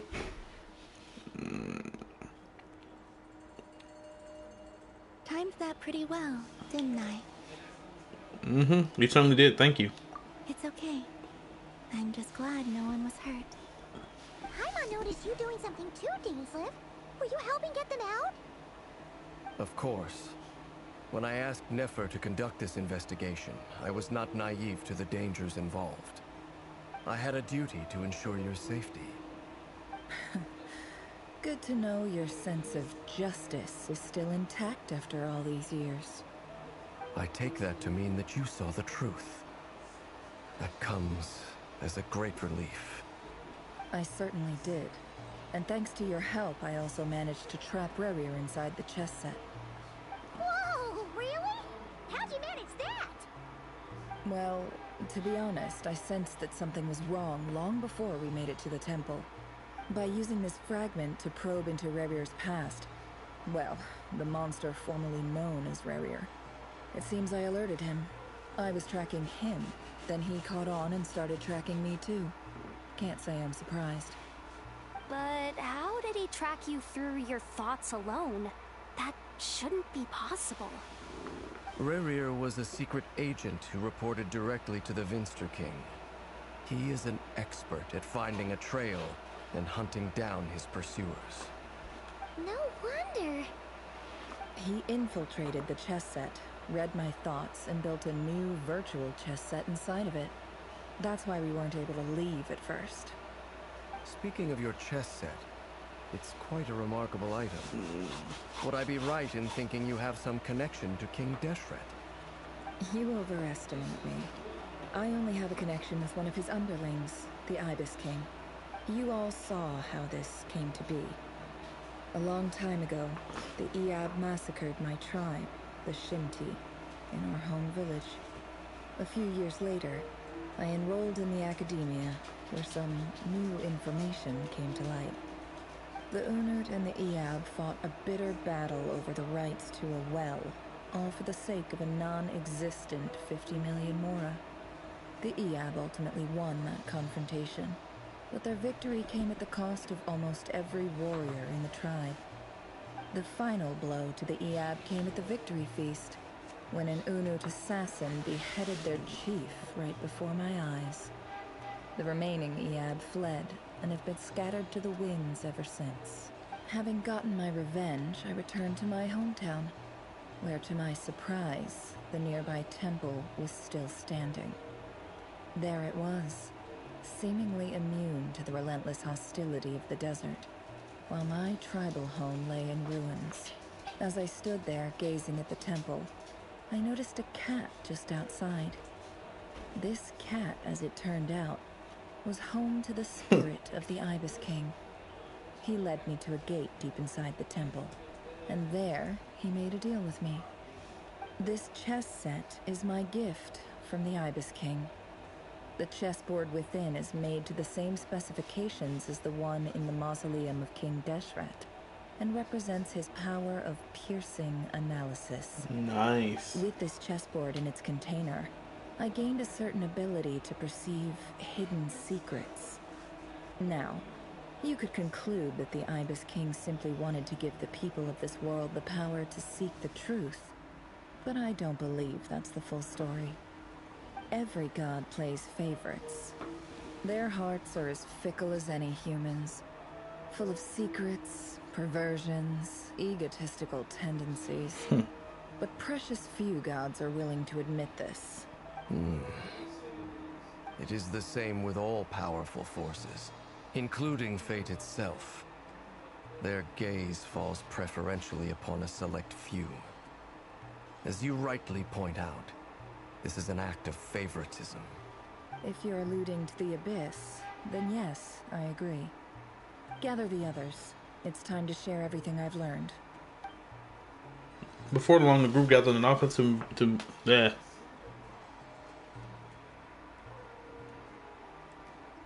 Thank you all for being here. As promised, I did some further investigating into the Reicher of Solnari's background. Durian! I am pleased to report that the investigation has been most fruitful indeed. The Reicher of Solnari, real name Rerir, was once a Khanrian subject who served the Vinster King. I will now share the important details of his story. Please save any questions or comments for the end. Okay. Nefer narrates Rerir's backstory to the group. At the Vinster King's behest, he gathered all intelligence and assassinated descendants of the Crimson Moon Dynasty, unwilling to take down his beloved Thelonus, who secretly who was secretly of Crimson Moon heritage, he then got dragged into their court politics. Battlefunir's voice, which spoke to him of his fate, was like a reflection of the moon. Though he could disturb the waters to gain some temporary relief, he was powerless to erase it entirely. In contrast, Riria's own life was like a reflection of the broken moon. Once the stormy wind of fate blew across the water, its surface, it was utterly destroyed. Delindis smuggled away a piece of the moon before disappearing through a mysterious portal. It was passed down through the ages, finally falling into the hands of the knave. But what lies on the other side of that portal is is it really a whole other world? Delindis never had the chance to share what she found in there, neither did Riria, who followed her in. So that's why he's so obsessed with the moon. A tragic tale, to be sure.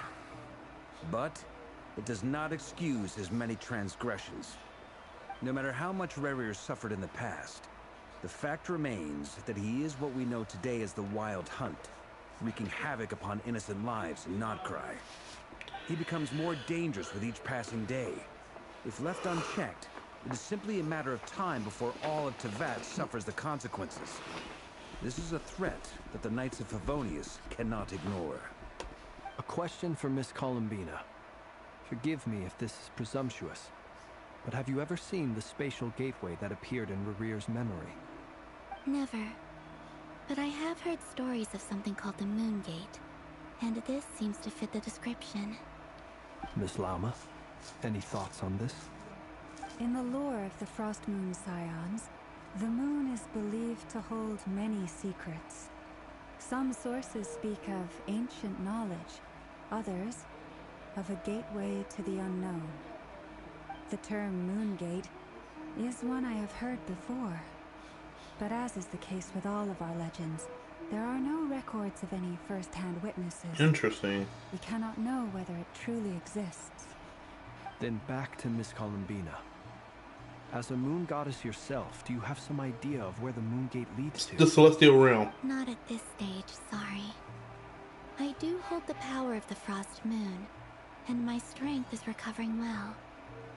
I can sense that the gate would open at my command, But there's more to the power of the Frost Moon than that?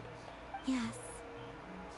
A moon goddess has the right to open the Moon Gate, since it is a path to the moon. But as never mentioned, holding open a spatial gateway takes a huge amount of power. And right now, I need to conserve my energy to fight the Ray Hero Sonari. I'm afraid this is one mystery we may have to leave unsolved. Why does the damselette? I agree. Better to save your strength. But if you'll humor me for a moment, I have a bold conjecture of my own regarding the world beyond the gateway. I highly suspect that neither Tholindis nor Rerir made it through unscathed. The evidence pointing to this is the fact that the Ray Hero Sonari exists in the form of countless fragments. With the abyssal power he wields, no ordinary foe can touch him, let alone tear him to shreds. And yet, the Wild Hunt proliferates wherever his scattered fragments lie, drawing hordes of monsters to many different locations across the land. So your theory is that Rerir was physically torn to shreds by some powerful force? Hence, why the Wild Hunt is a distributed phenomenon, rather than a unified one? Makes sense to me. Explains why the Wild Hunt is so pervasive, and why he's been trying to piece himself back together. He was whole to begin with, and he wants to be whole again. Without the power of the Abyss on his side, he almost certainly would have perished the moment he was torn apart. But the Abyss, much like a curse, has kept him alive. I could not agree more. The power of the Abyss is most surely a curse. It is a compelling explanation, and one that accords with my present understanding of Abyss creatures. Whether the life form in question is primitive or advanced, if a curse has extended its lifespan unnaturally, it will continue to survive in spite of everything. This raises some interesting questions. Let me call my mom real quick. And see if there is any validity to my suspicions. Hey, Gold. That being said, regardless of whether my research bears fruit, I would like to thank Miss Nefer for conducting such a thorough investigation. Already, it has greatly enriched my understanding of the entity we face.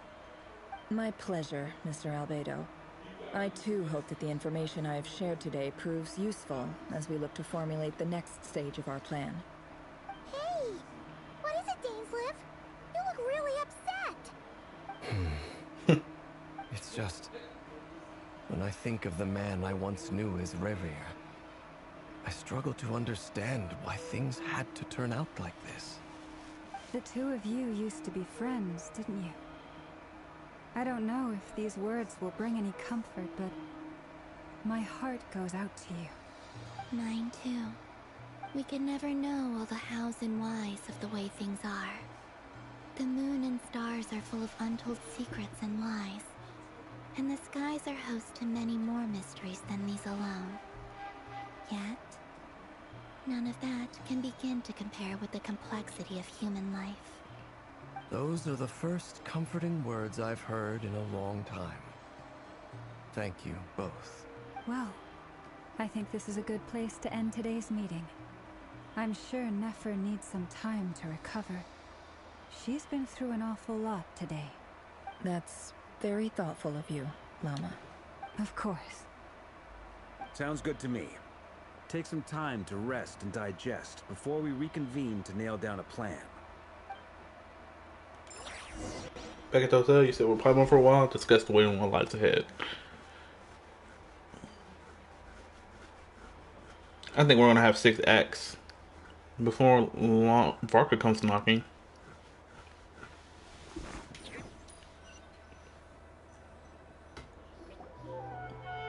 Hey, is this a bad time? Hope I didn't kill the conversation. Come on. No need. Come on, let's talk outside. Oh, he's Animo.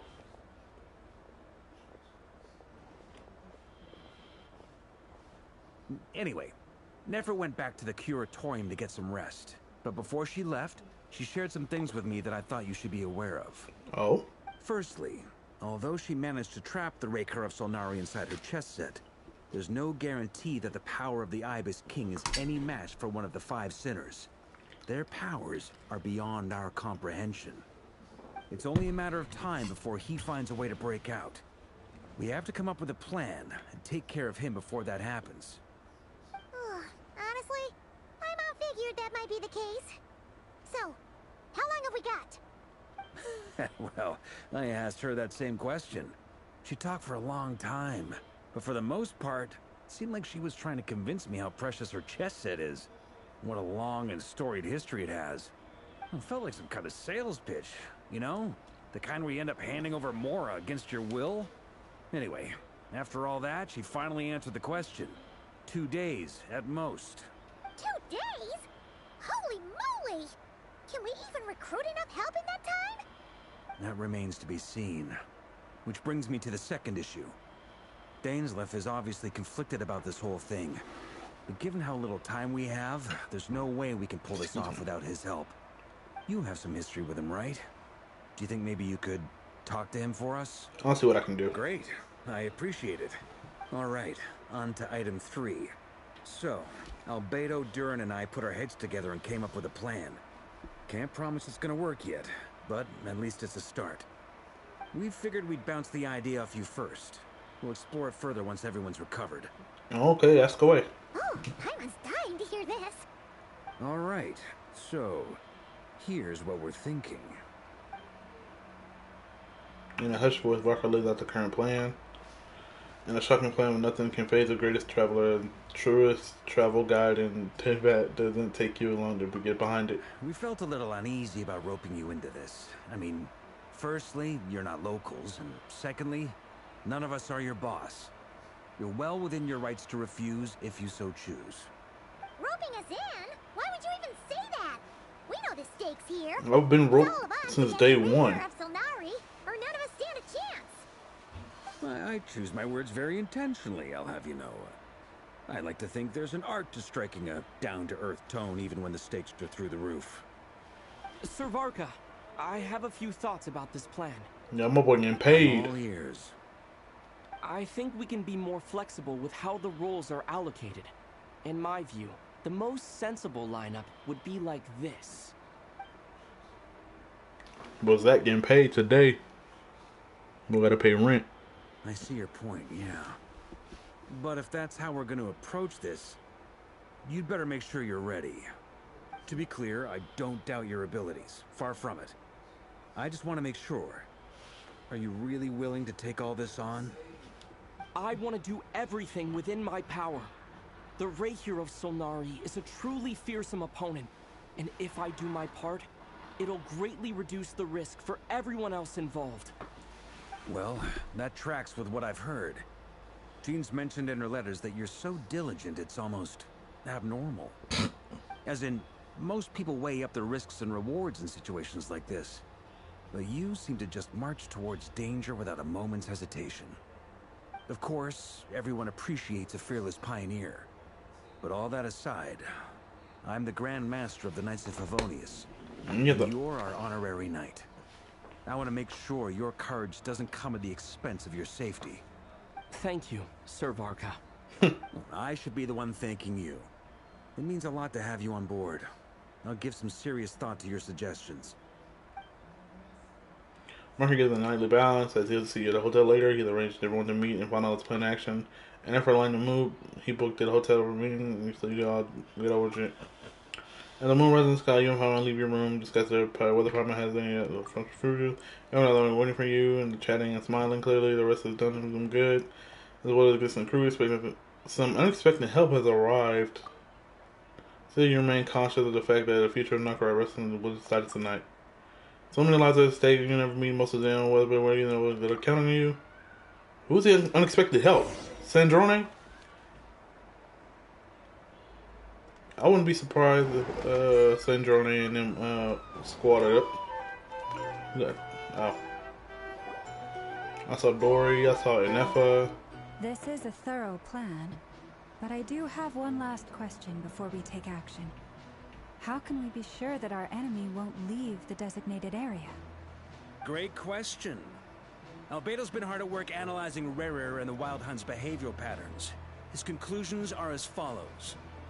Firstly, from the earliest known confrontation until now, Rarer has never displayed any ability to manipulate the dimension of space.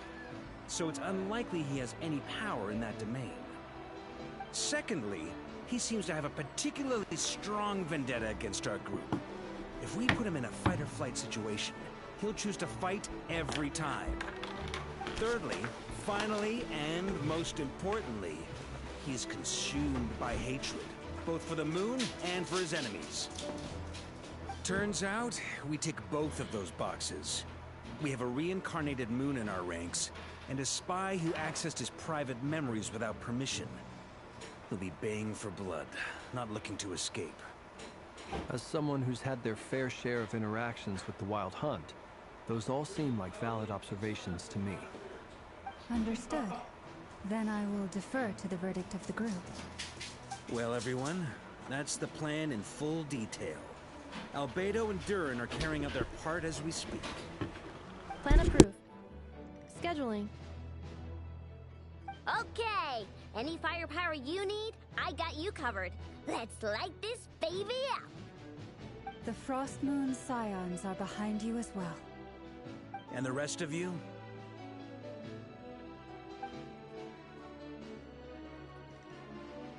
No objections?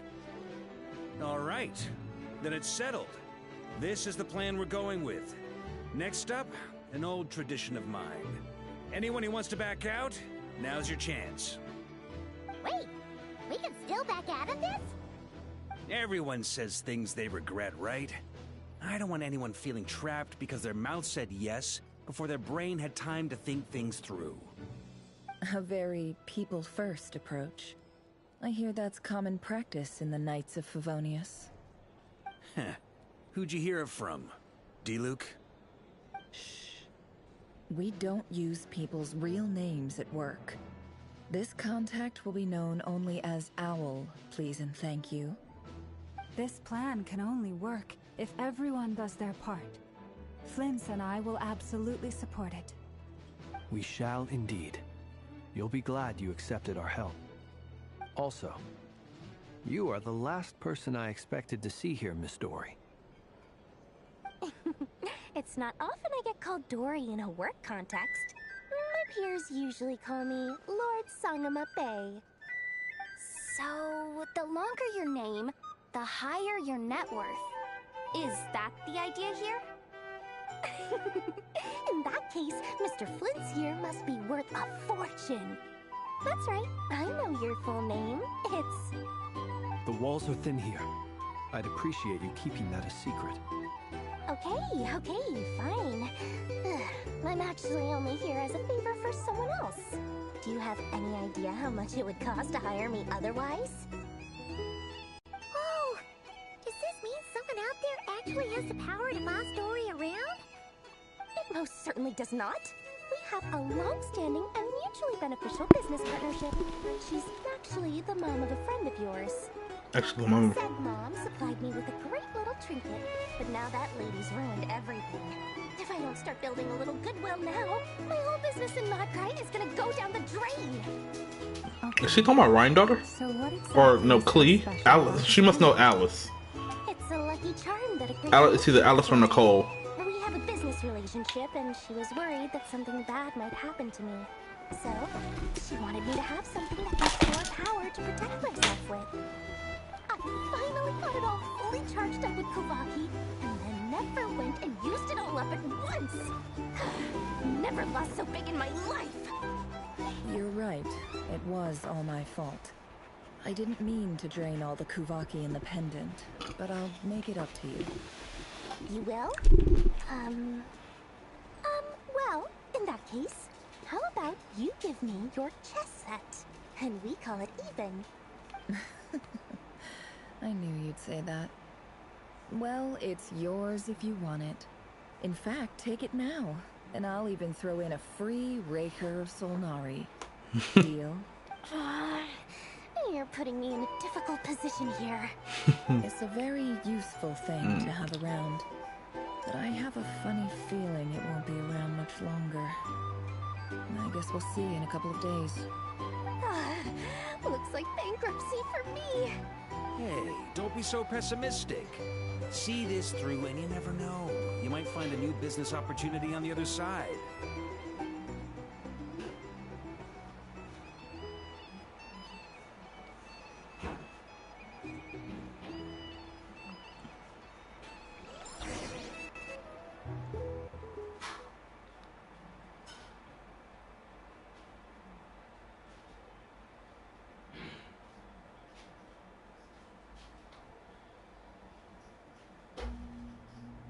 One.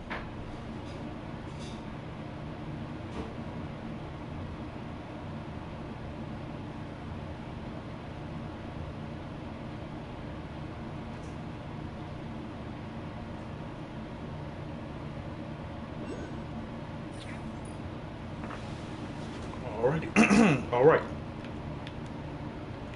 It's been so long since I've actually been outside. Look for Dory. Alright.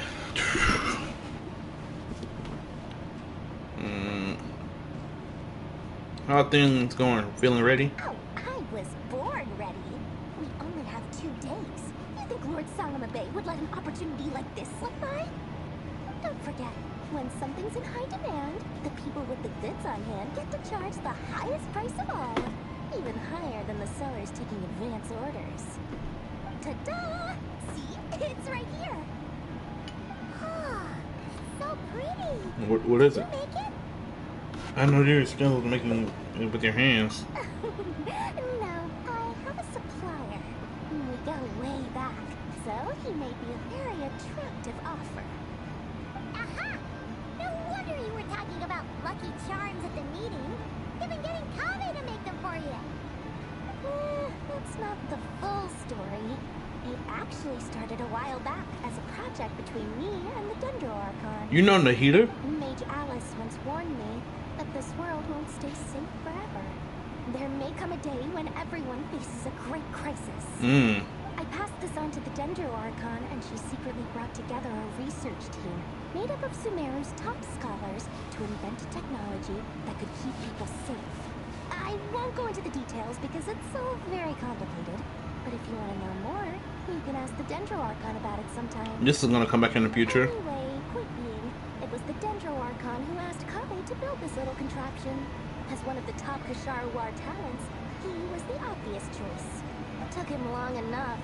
He stressed over it for ages. He must have gone through at least a dozen designs before producing a final product. But that's Kaveh for you. Marak delivered it to me a couple of days ago, along with a letter from Kaveh. Could I ask why I'm sending this technology to you? What's your proposed use case? Has it been approved by the relevant authorities? So nosy. My fault for sending him the research permit to begin with.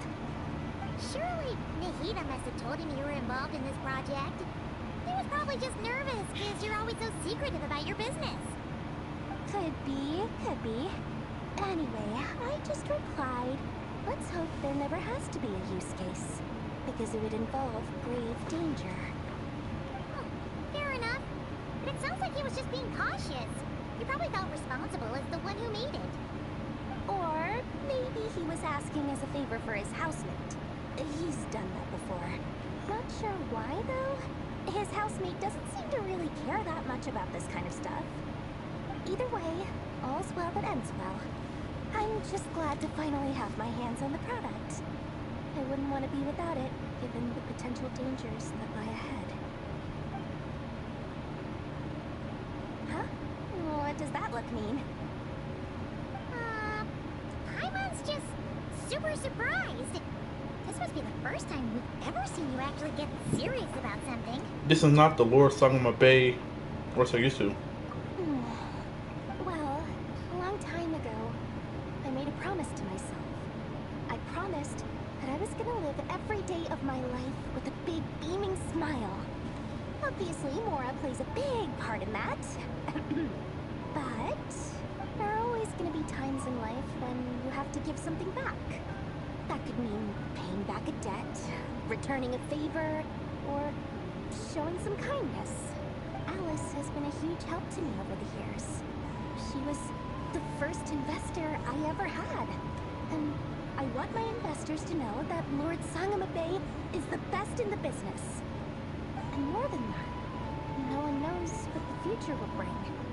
Whatever happens, I want to make sure the Dendro Archon and all of Sumeru is prepared to face whatever comes. So back to the pendant, you never intended to ask for it back, did you? That? I was just making sure Nefer and I are square. Don't be thinking it was some sort of benevolent act. I'm no saint, so don't treat me like something I'm not. My priority is doing the business that I want to do. So long as my conscience lets me, but it usually does. That's the Lord Sangama Bay business model. Alright, if you say so. I do say so, and that's the whole point. I'm a businesswoman. Don't go trying to figure out what kind of person I am. You'll exhaust yourself. Much easier for everyone involved if you just take my word for it. Oh, and could you two help me get this stuff where it needs to be? Thanks so much. You're my favorite assistants.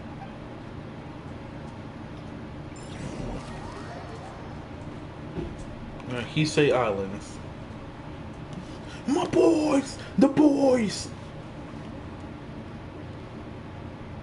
The brothers.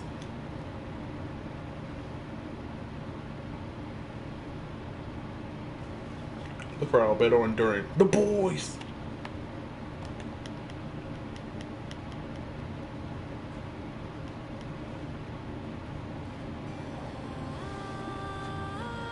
I don't know what they're doing out here.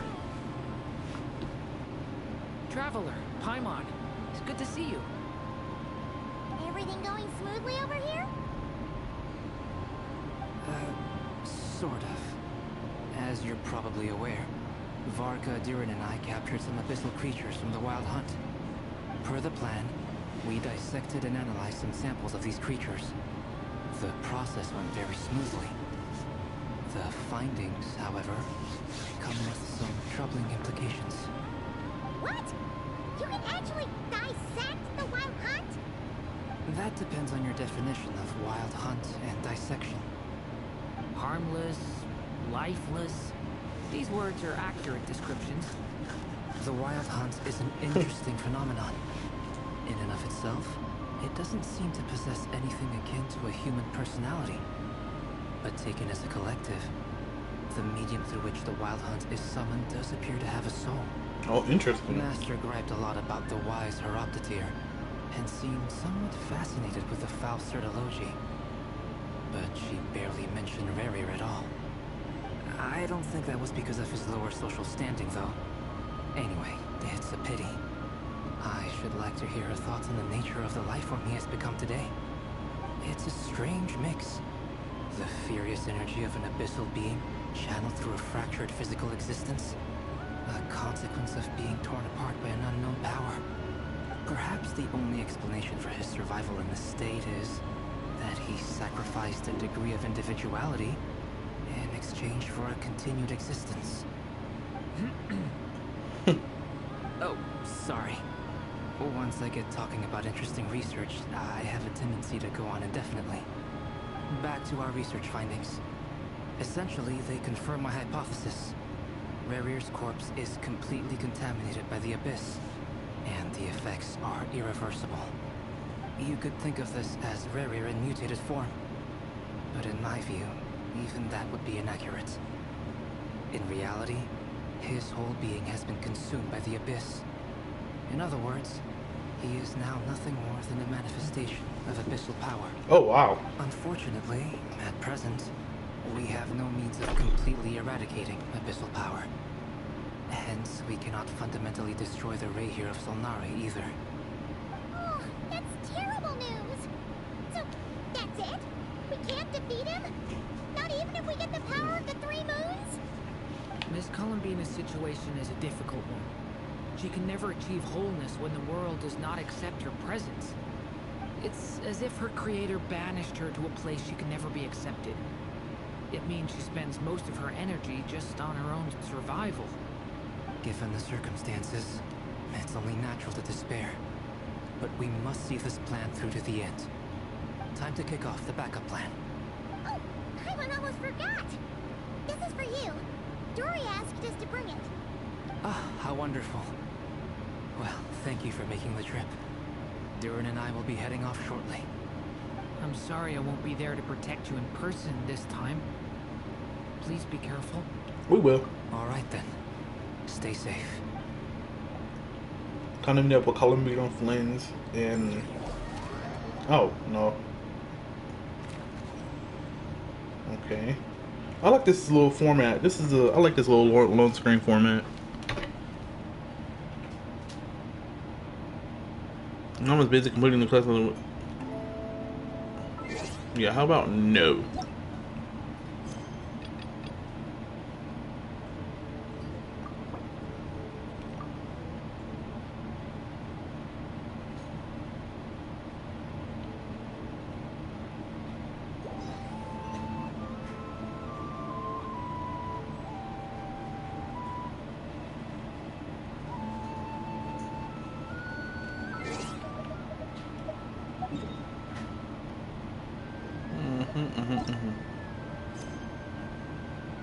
Okay. Okay, I'm gonna make sure. I have to make sure.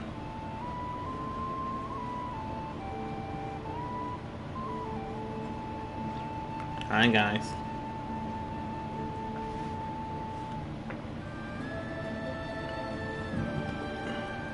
Miss Lauma, is everyone here? Yes. The fate of my flock is in your hands, Grandmaster Varka.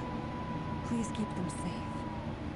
My lady, what are you saying?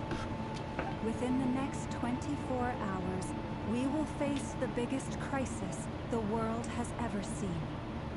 This is not a burden that we deserve to bear, but I believe that we reap what we sow in this life. So I intend to act. I must do what I think is right. For me, that means fighting for the future of Nod-Krai.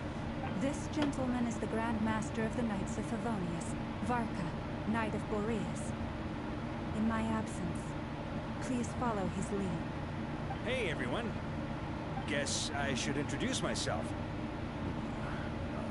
Well, to start with, I know my way around a battlefield.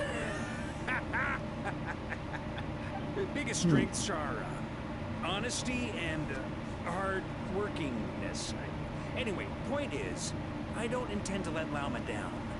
I'm gonna do everything in my power to keep every last one of you safe and sound.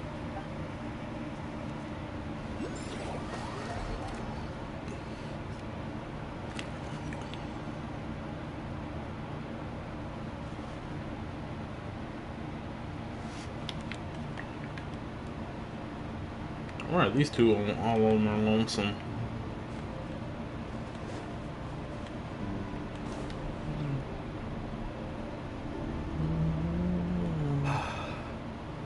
Something on your mind?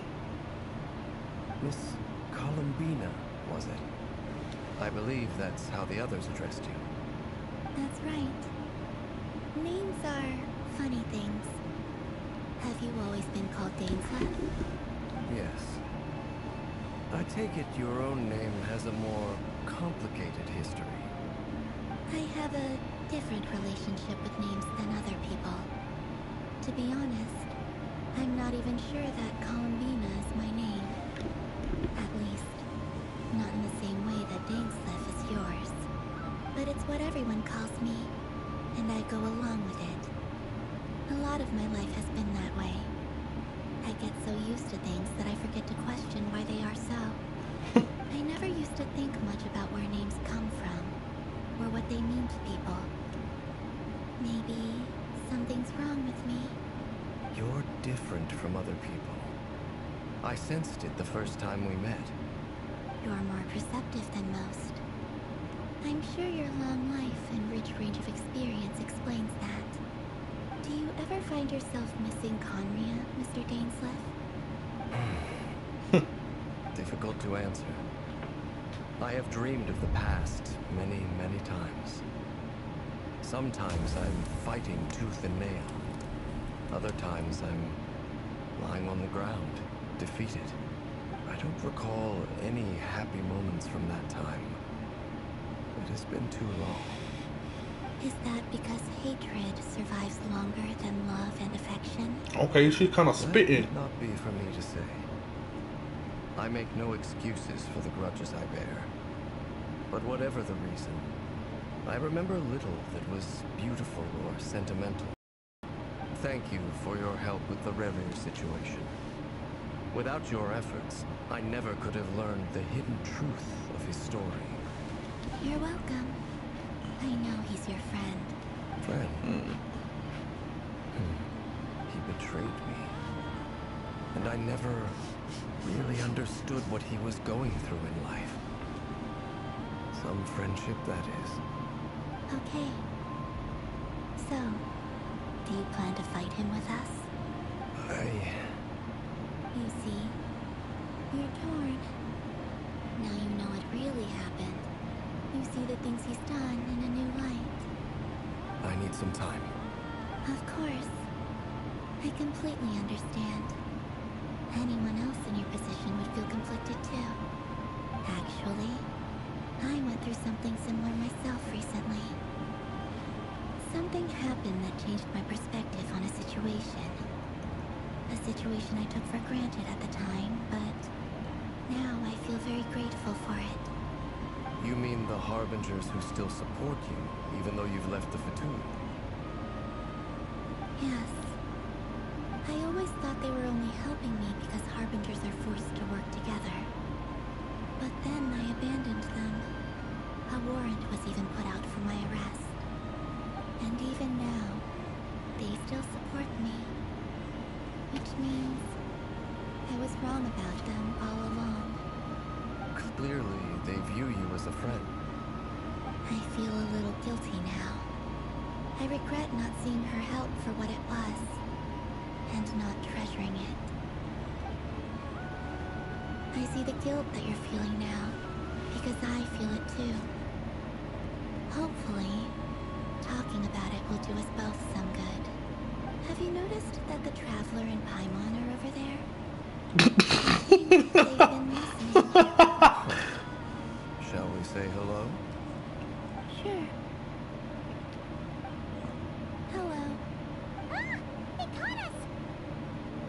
Sorry, we were just concerned about you. I apologize for making you worry.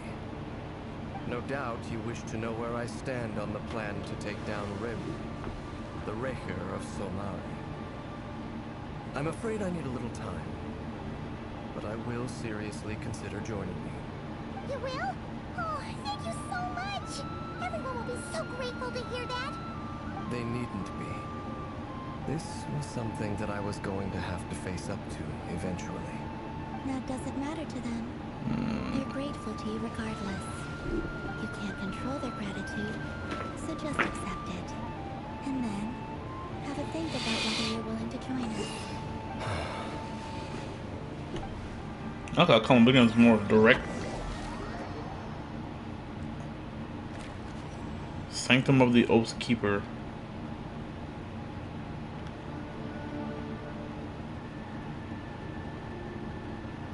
It's nearly showtime. Let's rendezvous and get the others, you know, the place.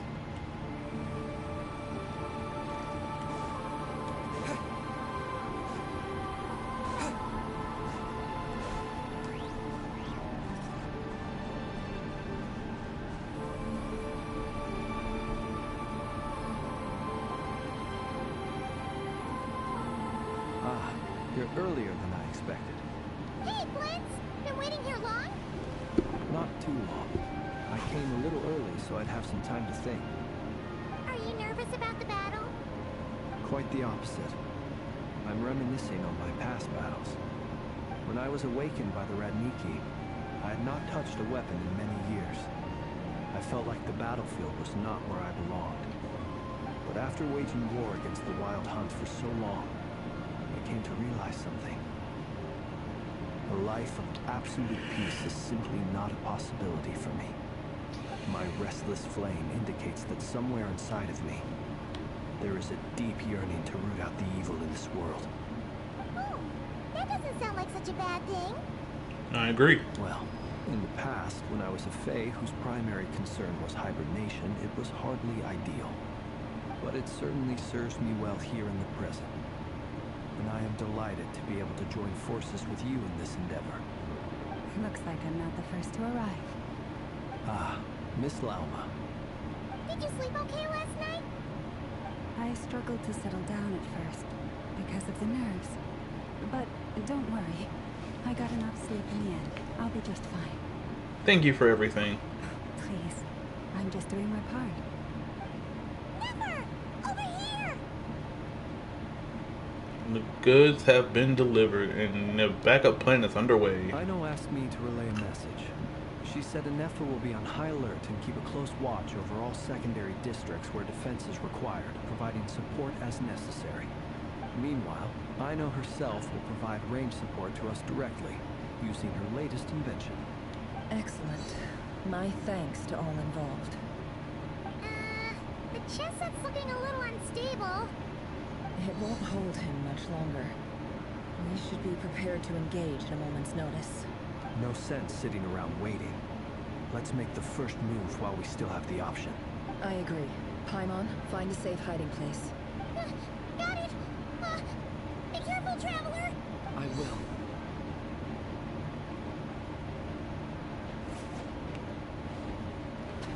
Everyone, take your positions as soon as the battle starts. Every ounce of strength we have in our bones, let us bring to this fight. Here we go. Ready? Let's go. I've seen all your futile ploys before. You have become the authors of your own demise. I wouldn't be so sure about that. You want me a moment of sport before I tear down the moon.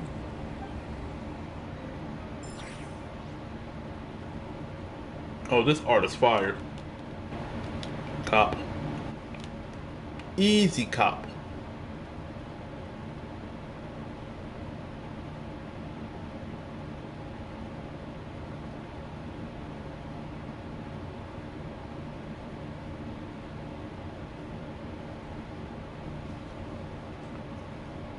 Alright, it's time to lock in.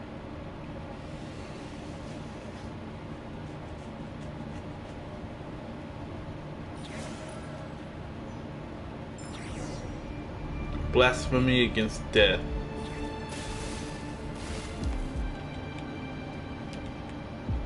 Oh wow. Why am I Hydro? Why is Ino here? Hello?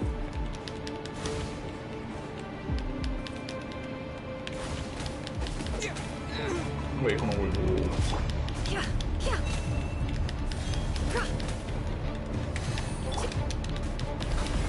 Are you quite finished?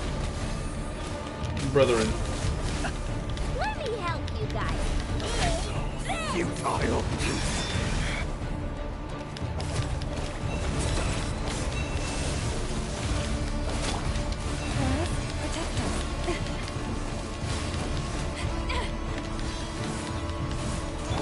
Moonlight. No more love. Raise you. Hunt him down.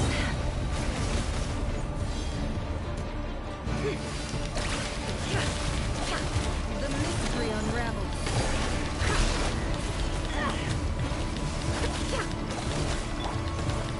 Move. With one heart. Can't hide the truth. Pathetic. Observe. Be silent. Night falls. It all adds up.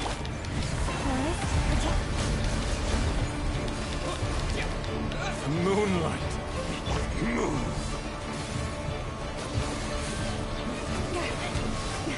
A grave trip by the frost. Moonlight. Stay your hand. Futile. Okay. Move. Hunt him down. It began with the moon, and so shall it end. The moon will protect you. Follow the llamas.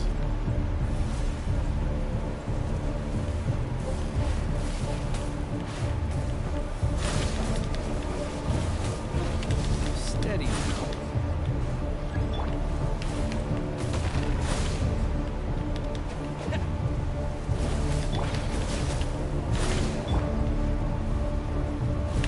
Be silent. Do you see now?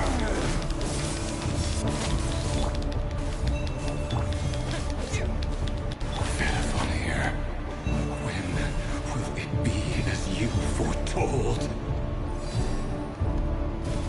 The moonlight betrays you.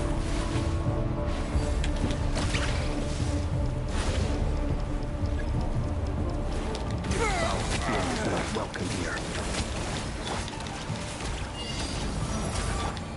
Seek within. Bombs away! Beware the creatures of the night.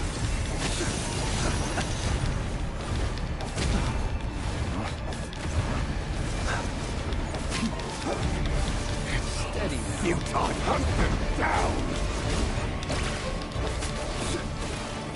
Close your eyes.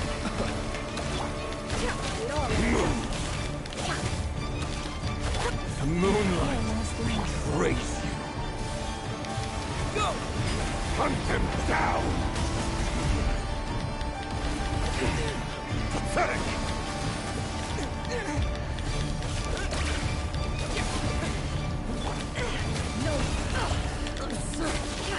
Move!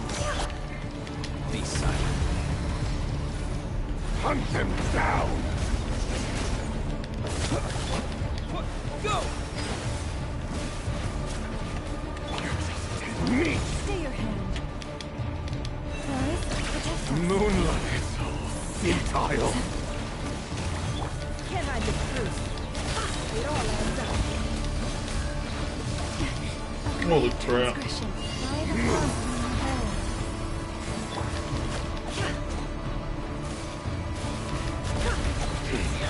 Pathetic! Hunt them down! The mystery unravels. Futile!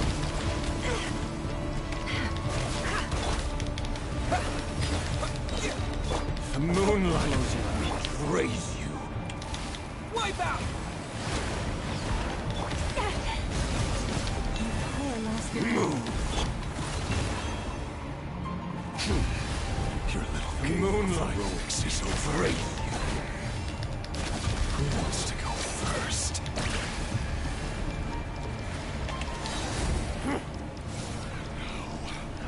Get out of my sight!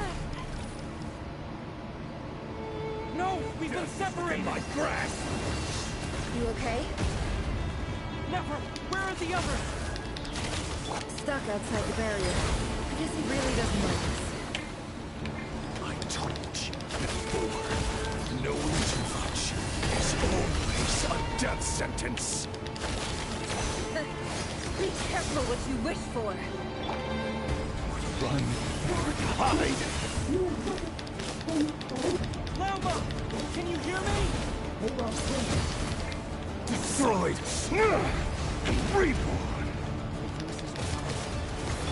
At least I know you're still there. Yes. Up to the planet. Remember my most important task. Installing it. If I can stall it for long enough, the moment will come.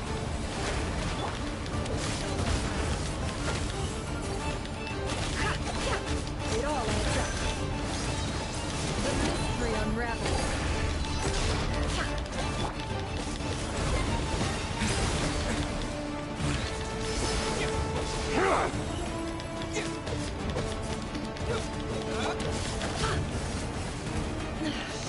No more lies.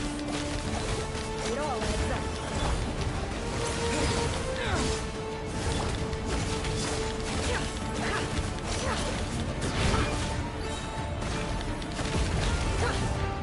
No more lies. Go!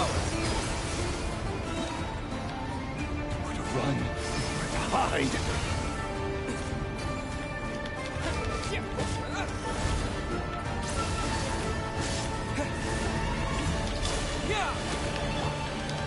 Within.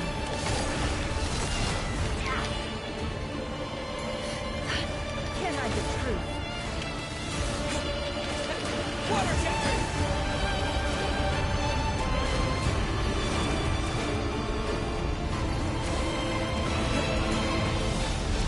Yeah, this is getting crazy.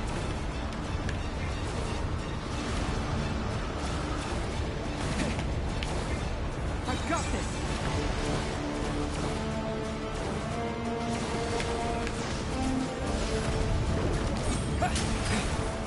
Helmet thrower. Take. I can't keep this up! Don't push your luck. This is the power of the 5 centers, brother. Bro, I'm not even. Bro, give me my Archons, bro.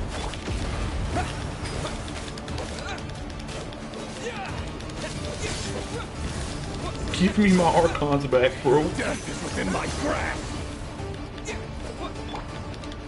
Can't hide the truth. No more lies.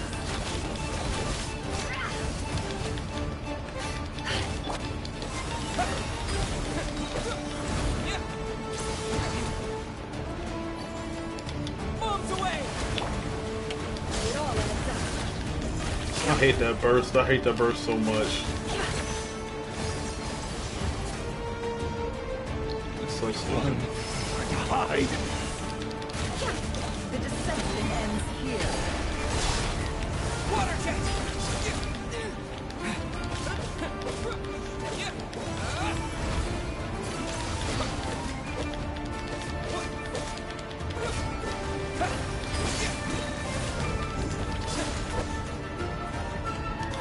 Wipe out!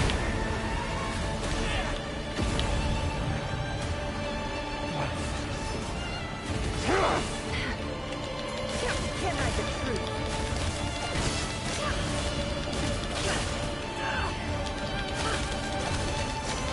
It all adds up.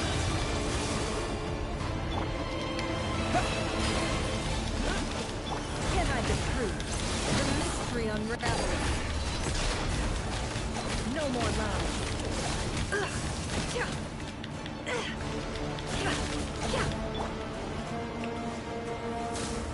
It all adds up.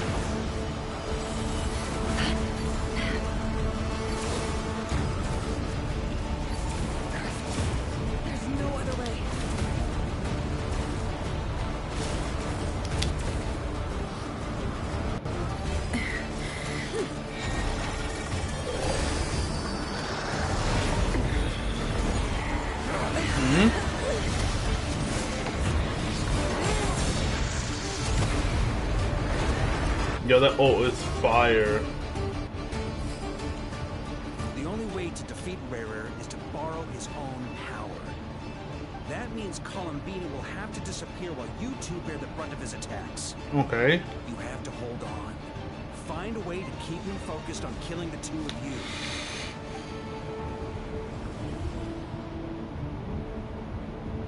Oh, wow. Never. Your eyes are bleeding. Soon you will be powerless to resist. And then, I will reduce you to dust. But that dust will plague your memories. Come on. Keep holding on. Any other tricks up your sleeve? Let's see them. As entertaining as they are.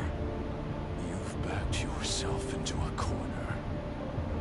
You don't fool me. I see your fear clear as day. I have to stoke his rage. Make him unleash everything. You fear what you could never defeat. You fear the thought of never being able to save your beloved. You cannot win the fight against fate, Rarir.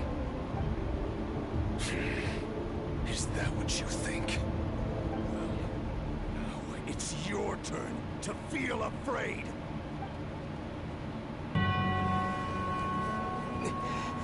You fear the sound of your own name?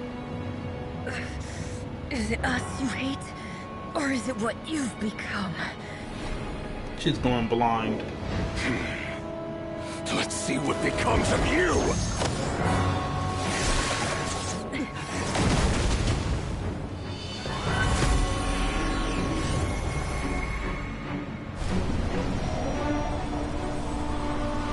Ryan daughter.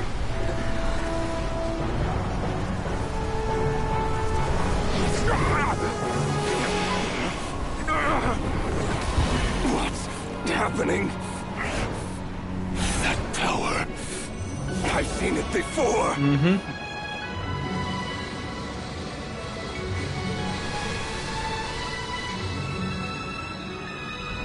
His power is on another level. We'll need to use an alchemical array to convert his power into a usable form. Then quickly channel it into Columbina, rendering her powerful enough to compete with him. I'll join you. I can help. If I release enough abyssal energy into a confined space, it'll create a potential difference, allowing us to extract a huge amount of elemental energy. Next, I'll synchronize with everyone's minds using Pyro, then give you temporary access to their abilities and fields of view. But it won't last long. So make it count. Can you see? Well enough.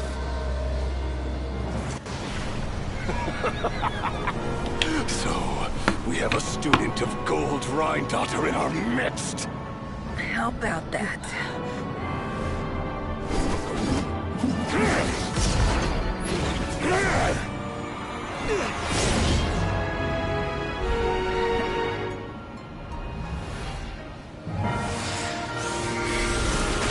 I saw the little Paimon trails.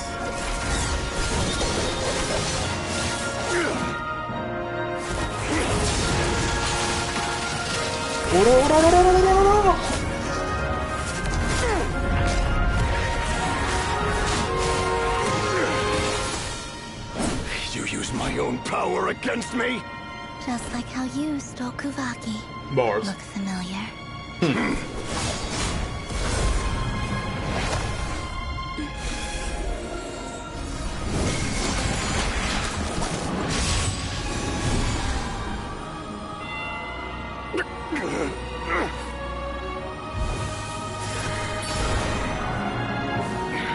The shattered moon? That's what I saw behind the moon gate. Yeah, the remnants of the moon. Don't you realize? You don't have the power to hold that gate open. I don't, but someone else does. Goodbye, Rarir. So that just confirms my theory that people with the power of the abyss can leave the TEYVAT at will.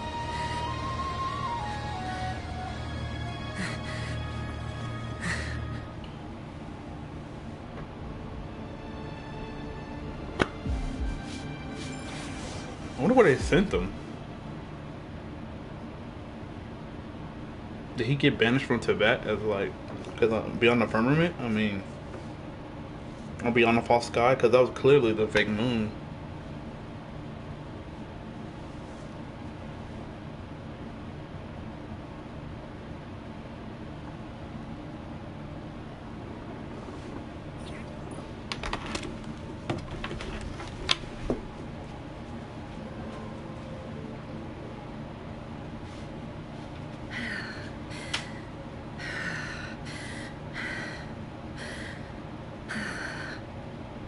Nefer, how are your eyes?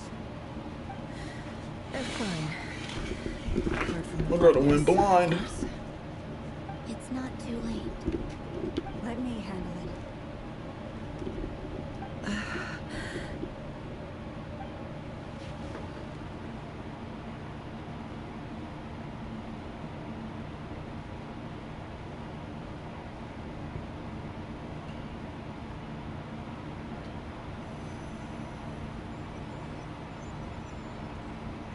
Miss Nefer, it's not like you to lose your composure. That was the most reckless thing I've ever seen you do. Reckless how? The situation was critical. Our lives were at stake. We had to do something. Even so. Okay. I guess you're right. Under the circumstances, it was a wise decision. You traded your eyes for an incredible victory. In business terms, I suppose that's a huge return on investment. I'd be hard-pressed to argue otherwise. Still, I don't like this outcome, and I don't want you to lose your sight for good. People will suffer when they make sacrifices they shouldn't have to make, whether that means faith, strength, or in this case, your ability to even see. I had hoped you could win without sacrificing so much as a single hair on your head. Thank you. Really. All done. Don't try and open your eyes just yet. We'll see how you're doing in a couple of days. Until then, please follow your recovery plan to the letter. I'll send full details through Yehoda. For now, just get yourself home, relax, and rest. My dear friends, we have fought bravely and achieved a spectacular victory. A dark cloud has been lifted from the skies of Nod-Krai. All in this land will be grateful for what you have done. The moon will remember this day. Thank you both.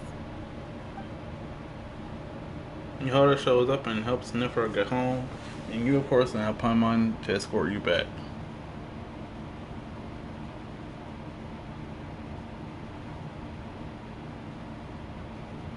Oh. The sight of Nefer navigating the road with her eyes closed is the news one for you. She proceeds cautiously, but as the silhouette disappears into the distance, you notice she almost seems smug. There's something I want to let you know. Hmm? What is it? She decided to stay? When Durin connected everyone's minds so I could access their powers, I also felt everything they felt.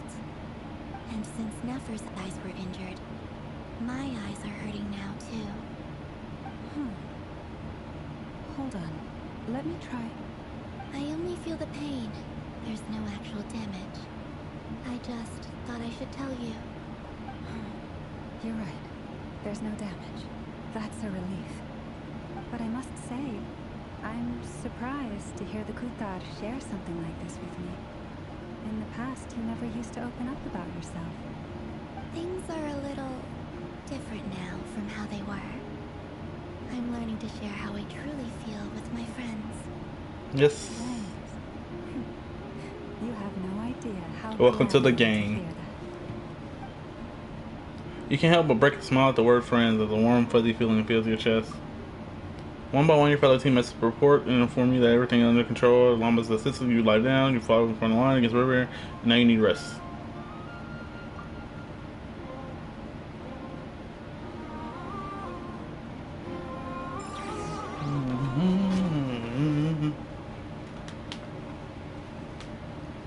old man bones.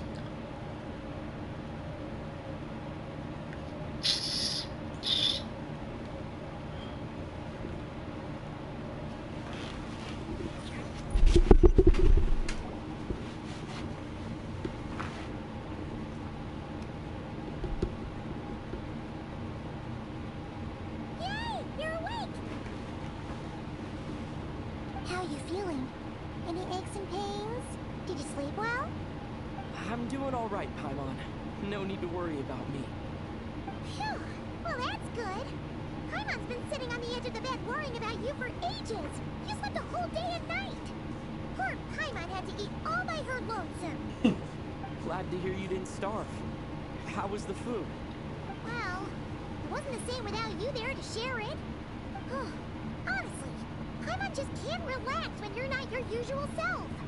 She couldn't enjoy the food and settle down to sleep. Well, I'm back to normal now. Oh yeah, and Albedo swung by earlier. He said to tell you to head to the tavern when you woke up. Barker and the others are organizing a victory feast and they want to celebrate with you. He also dropped off some medical supplies, but you seem fit as a fiddle, so guess you won't be needing those. If you're feeling up to it, let's head over now. Wouldn't want to keep them waiting. All right.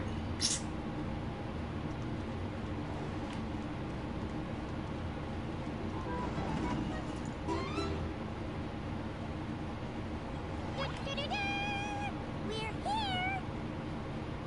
Traveler and Paimon!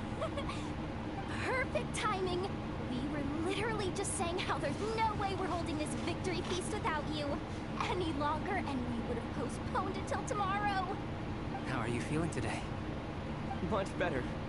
Thanks. Don't worry about me. Relieved to hear it. If that changes, just let me know. Happy to check you over at any time. Pause. Yep, we're here for you. Anything you need, just let us know. Oh wait, where's Nipper? How are her eyes doing? Nefer's right over there. I'm sure she'd love to catch up with you.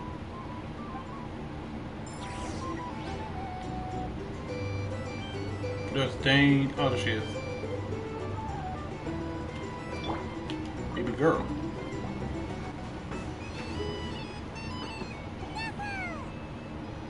Traveler, Paimon, are you recovering well? Much better thanks to a good rest. You're looking well too. Turns out that moon chanter has some real talent after all. My eyes were mostly recovered after just a couple days rest. I can actually open them again now. Yeah, but you gotta be careful. Lauma says not to strain your eyes while they're still healing. Yes, thank you. I'm well aware. Yehoda, could I borrow you for a moment? I could do with an extra pair of hands. Oh, sure. Coming. Did you hear that? I gotta go help Lauma for a second. You guys chat among yourselves. I'll grab us some drinks on the way back. Paimon, you still like them sweet? You bet! Make it extra sweet, because Paimon's earned it. Sure thing.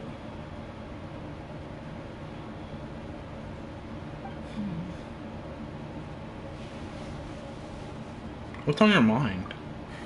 The Raker of Solnari. Kind of a snake, don't you think? More like a wolf in my mind. No, definitely a snake. A poisonous one who spewed his venomous hatred everywhere. Anyone who seeks revenge out of hatred for other people has become a snake. That's something my dad used to say. I guess he didn't like seeing people go down the path of vengeance. Perhaps. I'm sure it sounds like a very wise and open-hearted perspective to your ears. But me? I think hatred is a perfectly justifiable emotion. What else is left when everything you depended on in life gets stripped away? Something's gotta fuel that drive to keep on living. When I look at your life, I see a lot of things that you can depend on. If you're worried about me, you can nip that in the bud. I'm not someone who gets stuck in the past. It's just... I suddenly feel like I was wrong to call my father a liar. He was just a fool. That's why the Academia turned their back on him. And why why the other tribes ganged up on him. Oh, Father. How much better things could have been if you were a skilled liar. Look at the Ibis King. Thoth is a fiendishly cunning liar. And yet, strangely, he feels more like a father to me than my real dad ever was. He's never brought it up, but I bet he feels the same way. Why else would he give me the power to perceive the truth, while at the same time training me in the art of deception? Certainly, I've never heard of the Ibis King's voice. What's he like?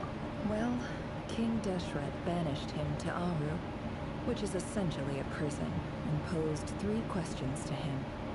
He promised that he'd have his freedom if he could find the answers. His response was to take on a physical form and approach me, hoping that I could become his envoy and search for one of the answers on his behalf. Did he really think I'd fall for that? He's stuck there. He can't make me return what he gave to me. It's not like he isn't nice enough to you. Just like father and daughter. So that's enough for you to decide he's nice, is it? He's a prisoner, and he was scared. So he decided to perform some good deeds to win people's approval. He lives in fear because he's a deceiver. How is Rirrir any different? You can't work as a spy your whole life and expect a happy ending. That's true. It's preposterous. Yet I can't say I don't understand it. Liars live in the darkness of their own making. But it's still human nature to want to go on living. They say that a liar's soul is the most worthless thing in the world. What do you think? Good. If you understand that, it means you're smart. And you see things objectively. If you ask me, the soul of a liar really is worth nothing. Because all they care about is themselves. For example, when something good falls into my lap, I don't go sharing the news around. Stops other people trying to steal it from me.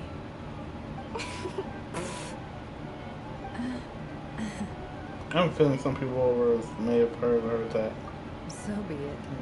They have sharp ears. I can't keep anything from them. Are there a way of saying you've warmed up to them now? Wow. Is that what it looks like? What it looks like, you're starting to see us as your friends. Well, you all know my past now. And I can't simply eliminate everyone who knows too much. So I guess I just have to put up with you. For the foreseeable future, at least. When you find yourself in a situation you can't control, the safest play is to keep calm and start monitoring everyone involved like a hawk. In the intelligence world, you need to have a sense of perspective and play your hand accordingly. If you understand what's at stake, please ensure my secret is safe with you. I trust you'll respect my wishes as a friend. But don't forget, I will also be watching you like a hawk. Sure. Very good. Oh wait! Now that the panic's over and we've all calmed down, Paimon suddenly remembered something. What's that? After all that build-up, our mystery ally never showed up even once. What? Huh? Am I imagining things?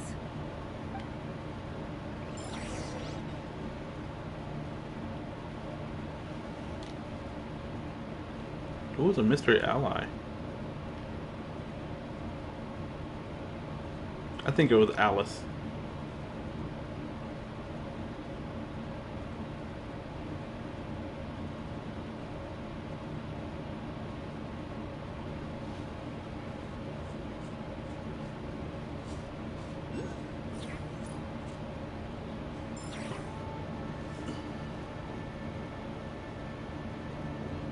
So, that close colleague who stayed behind with you?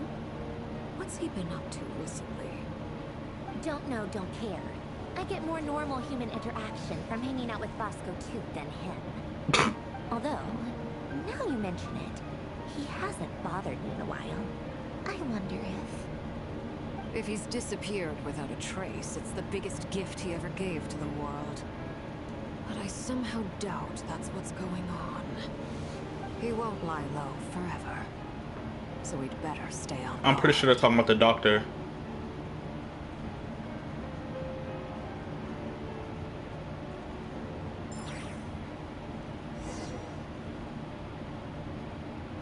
The doctor disappeared from TEYVAT, so we might get to see the burning ermine soul vision that Kale had a few months back.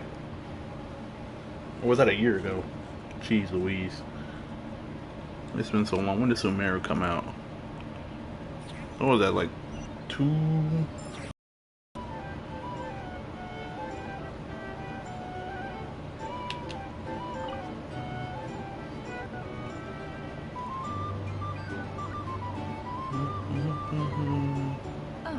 Lord Sangama Bay. How lovely to see you. I must thank you for the device you provided. It was an enormous help. Would I be right in thinking that it was developed by the Academia? Why come and ask me when you clearly know already? I mostly came to thank you. That's more like it. A little gratitude goes a long way with Lord Sangama Bay. Play your cards right, and you might even stand a chance of becoming my long-term supplier. The chance to work with such a kind and charitable investor as yourself would be a great honor for the Curatorium. Huh? Charitable? Who said anything about charity? First time hearing about it. Let's see. The first plot of land you purchased in Nod-Krai, your desert interests, and... Stop! What do you think you're doing? Exposing my investment history! It's nothing to hide from. They're all perfectly legitimate investments. And some of the land you purchased was with the intent of building a sanctuary? Yes, I heard about that too. How did you... You're a curious case, Lord Sangama Bay. You don't like people finding out about your good deeds, do you? But I'm afraid no matter how hard you try to keep things under wraps, where there's a will, there's a way.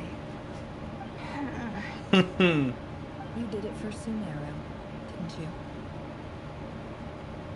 It was empty land that was gonna go to waste otherwise.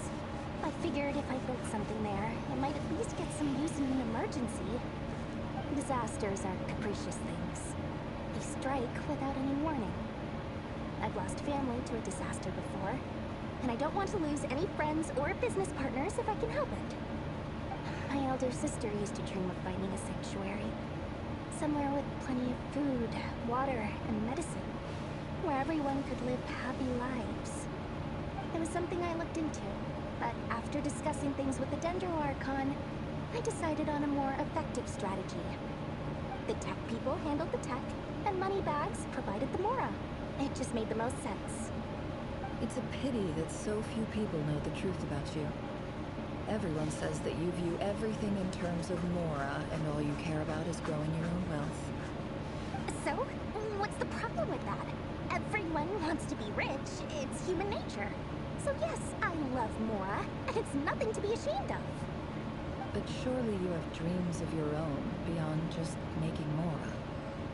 You don't get it, do you? My dream is to invest in other people's dreams.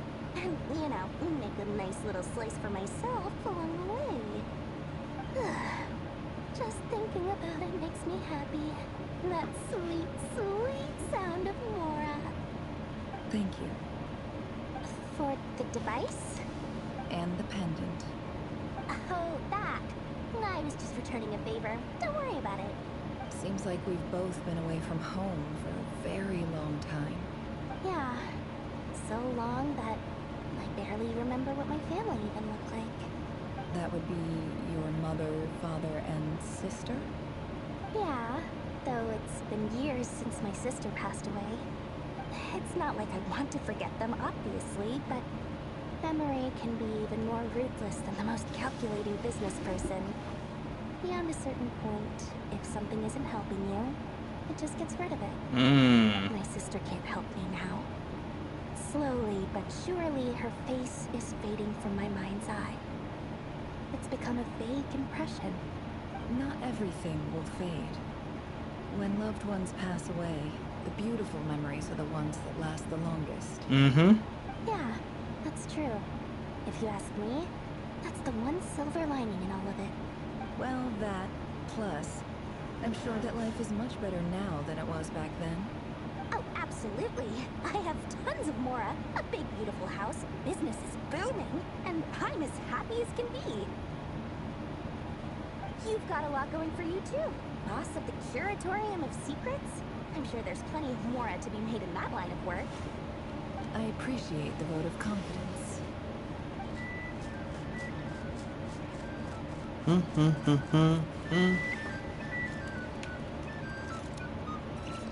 The brothers. Oh wait, this is Varka and Durian. How have you been holding up? Any adverse reactions? If you start to take a turn for the worse, make sure you tell me right away. You don't need to worry about me, Grandmaster. I'm fine. I mean, I barely did anything, so... What? You're too humble, young man. You played an indispensable role in the battle for Nod-Krai. We can't thank you enough for your support. Sometimes, when people praise you, it's because you deserve it. The best thing is to accept it calmly and with grace. It's important to learn how to respond to words of admiration. Let's do a quick demonstration. Albedo, that was an incredible feat of alchemy. The pressure was on, but you worked flawlessly at lightning speed to get the job done. Thank you. I can't take all the credit, though. Durin played a big part in forming the alchemical array. See? Did you catch that? A masterclass in how to take a compliment. Okay, yeah. I did work pretty hard to help prepare for the battle. No point denying that. Hey, you guys! Seriously, great work, everyone. You all did yourselves. Hey, look who's bounced back. Looking good, Traveler. Seems like you've recovered. You won't need to take any more medication. Can I get you a drink? Huh? You know how to order at a bar now? You've sure learned a lot recently. Handling a drinks order is ridiculously simple compared to alchemy. Don't worry, I'll blend into society yet. Paimon believes in. You're clearly a fast learner, just like your brother. To be totally honest though, Paimon didn't quite follow all the details when you first explained the plan to us. Don't worry, that's completely understandable. Unless you're a student of alchemy, it's hard to grasp the principle and how the process works.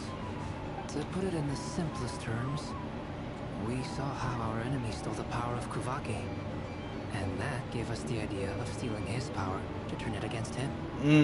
When facing an enemy you have no hope of defeating, it's best not to engage them in battle. So, instead of looking for a way to overpower him, we decided to help Columbina get strong enough to at least stand up to him in a fight. For this to work, we had to analyze his modes of attack, confirm who his main target was, and make sure that he wouldn't go beyond the range of the alchemical array. For added security, we prepared a total of 4 arrays. But to mitigate the impact of the battle, we identified one location in particular as the ideal spot, which is where the confrontation took place. The alchemical array absorbed his abyssal power, then Durin processed it to render it usable by Columbina. That power enabled her to do what would otherwise have been nigh on impossible. What surprised me was that Dainsleif actually agreed to join us. Given his history with Rerir, he had every right to sit this one out. But we're extremely grateful for the decision he made. Confronting a former friend in battle? That can't be easy. Haven't been easy. A painful choice to make. But I'm sure that making a decision was far better for him than staying in limbo. Absolutely. He was torn between 2 paths, but in the end, he made his choice and stuck to it resolutely. He doesn't strike me as the sort of person who'd stay trapped in limbo for long. Anyway, however you cut it, everyone gave a stellar performance. And now, it's time to kick back and celebrate. I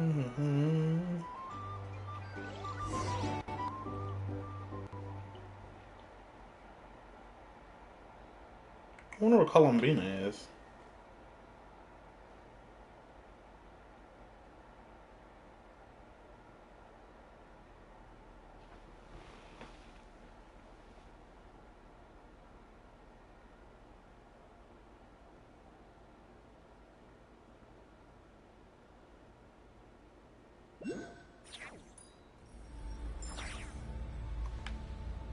Why am I here? Oh, here they are. That's the only reason you're here. Yes. I've thought a lot about it. And I've realized that you, me, and Arlecchino should be friends. I think this is very important. So I felt I had to come and tell you. Well, this is a new one. I'm so moved. I can't even hold my teacup. If that's all, you can leave now. Do you not want to be friends with me? Or is it that you prefer being co-workers? What is this, Columbina? Are you deliberately testing my patience threshold?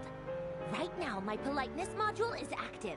But if you say another word, I swear I'll shut it down. So she is an android. If your politeness module was active, wouldn't you say the word please at some point? Oh. Polonia, please see Lady Columbina to the door. Nah. Will you still invite me to your next tea party? What?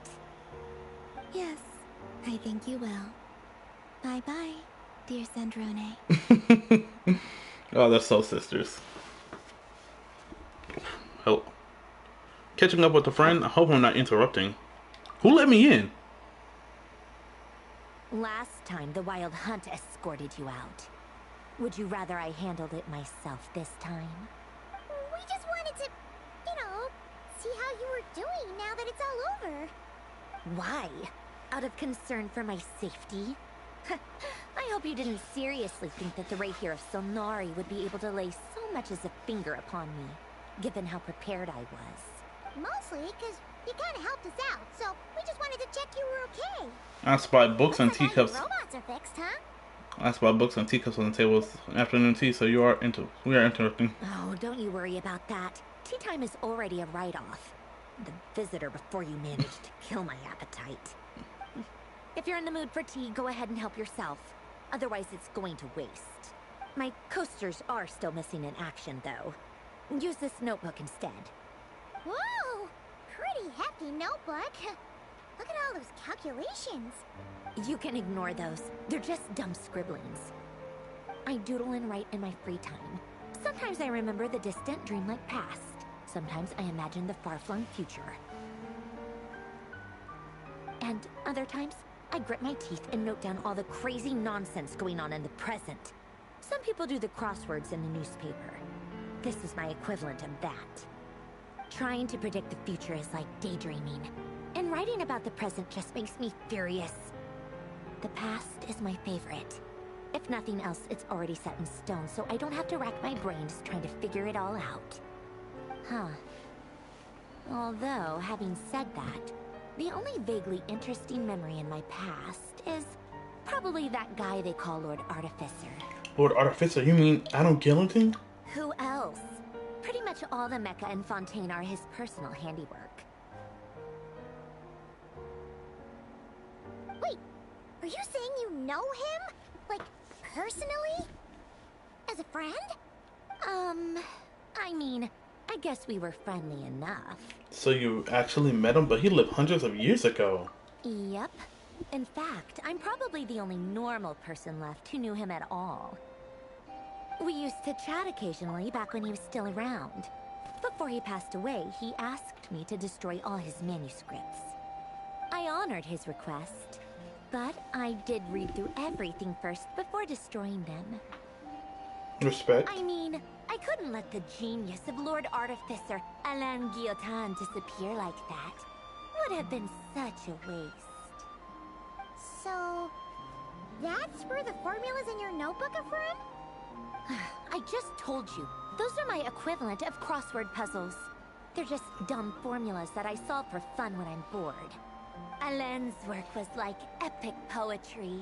The formulas in my notebook are just silly little riddles in comparison. Not that there's anything bad about them. I mean, at least, solving those riddles isn't going to hurt anyone. Except me, because I lose a few brain cells in the process. Anyway, while we're on the topic, I might as well tell you about what happened to him and his friends. Alain Guillotin had two close buddies, Renee and Jacob. They spent their childhood years together in the Narzissenkreuz Institute. They were all quite competitive, so there was some rivalry between them. But it was a friendly rivalry. But beneath the friendship and the rivalry ran something deeper, a sense of nostalgia for the past. Unfortunately, childhood would end, the prophecy would come true, the apocalypse would arrive, and the future would never be. A mad dream that would normally only capture the minds of lunatics begin to take root in their hearts. A dream. Wait, isn't this talking about the sword, right? Not. And if Renee and Alain had been people of lesser wits, that dream would probably Not some have been cracking. something I've for heard them that to joke before. about in their older years. But alas, they were some of the sharpest minds around. They nurtured that dream with the full power of their intellect, and it grew into something that ate away at their souls. The first of them to fall under its spell was Renee. Against Alain's wishes, he persisted in experimenting on a mutual friend of theirs to try and save their life. Alain did not approve and parted ways with Renee. It's complicated. Alain wanted to believe that Renee only did what he did for the sake of their friendship. But when he told me about what happened, I could tell he still had some suspicions about Renee's motives. Perhaps the seed that would grow into a nightmare had already sprouted in Renee's mind. Even then. The next time they met, Renee's soul had been completely engulfed by the dream of salvation. His futile attempt to change the tide of fate only resulted in a wave that swallowed up the world, even before the apocalypse came. And although that wave died down eventually, I hear that it just recently came back with a vengeance. As I understand, Renee wanted to live out his dream of salvation once more. But I'm told that the attempted resurgence finally died out for good. At long last, Renee awoke from his deluded dream. Though of course by then it was far too late. What do you think of Renee? Do you admire his transcendent genius? His view that any price was worth paying to achieve the lofty goal of saving the world? Or do you despise him? Dismiss him as an evil madman who wrought havoc on the lives of everyone around him as he pursued his delusional dream? Same difference, really. Just a matter of perspective. Doesn't surprise me. You share one thing in common, after all. You both want to be the savior. The only difference is, your dream came true, and his, well, he wasn't the one who made it come true. What about you? What's your take on Renee? I don't like fanatics who give up their whole lives for their ideology. Nor do I like fools who let their delusions take control. That's fair. Maybe I could understand if Renee had just been an ordinary person. But he had a sage-like intellect, and still managed to get himself lost in the labyrinth of his own desires. Anyway, that's enough about Renee. Now, moving on to Alain Guillotin, the Lord Artificer. He managed Oh, to she's put a stop yapping. to the first storm She's whistled by yapping. Renee. But after that, Alain lost his friends and family. To his credit, I suppose, the loss of his family and friends was purely a tragic accident. It's not like Alain sacrificed them for his cause or anything. After that, the only thing supporting his work was the same dream that had dragged his closest friend down to the abyss. But although the desire to save Fontaine drove him to found the Fontaine Research Institute, Alain continued to reject any form of transcendental knowledge or power. He was suspicious and fearful of it, having seen the way it had affected his closest friend. I think that formulas and machines derived solely from human intellect were the only thing that gave him a sense of spiritual comfort. Yet Alain's intellect was simply too great. It barely left him space to breathe in his lifetime. Once he realized that the end of his life was approaching, he finally accepted the truth. The Nod-Krai Institute needed someone. The one that's the research institute that's underwater. He quit working on his formulas, trading them in for the fairy tales that had played such a formative role in his childhood, but which he barely touched in his adult life. He told me that the director of the Nod-Krai Institute used to read those fairy tales to the children as bedtime stories. That's why I have this. Apparently, they worked wonders at sending kids off to sleep. I think that all he wanted at that time in his life was to be able to sleep deeply without being that's the plagued by place. depression. By that point, nothing else really mattered. At the very end, he laid down to rest in the ruins of the former Nod-Krai Institute orphanage, while the Fontaine Research Institute he had founded continued tirelessly with its work. Many years after that, tensions over competing dreams would once again cause a rift, this time between members of the Fontaine Research Institute. But the actions of those fools had nothing at all to do with Alain. And that is the story of two people from the Nod-Krai Institute who both wanted to save the world. One went all in on his fantasy of salvation without ever looking back, and ended up calmly sinking to the bottom of the deepest sea. The other sought desperately to burn bright in his life, even though he wasn't sure where he was going. I do sometimes wonder, why is it that people like them have such grand hopes of saving the world? Even the grandest tree starts as a tiny seed. So perhaps, for each of them, their mission to save the world began with a very simple desire. I wonder if she's talking about the travel. This is going to be parable between the both travelers. They were young children with friends and family who mattered to them. Desires to explore the meaning of life. Ambitions to have a successful career. They didn't want to see all of that taken away in one fell swoop. Or maybe they just wanted to find something to anchor themselves within the chaos, to stop them getting quietly swept away by the storms of life. But instead, the search for their own salvation took them down the rocky road laid out by fate. Do you think the desire to save oneself is enough of a justification to try and save the world? Okay, wait a minute. Do you think the desire to save oneself is enough to justify to try and save the world? Oh, that is a tough decision. Well, you know, if I'm willing to save myself to save, yeah, I think so. The way you said that sounded just like Alain. I asked him the same question back when he was in his prime, putting all of his energy into his work. He gave the exact same answer as you did. No elaboration, just a quick short answer before getting right back to his work. He was always that way. All right, tea time's over. I owe Arlecchino a favor for telling me these stories. I'll have to bring a whole sack of gifts the next time I visit the House of the Hearth. I'm gonna go tinker with Polonia now. You guys can do whatever you want, as long as it doesn't involve interrupting me. Well, guess what? Polonia, exit hibernation mode. Begin diagnostics.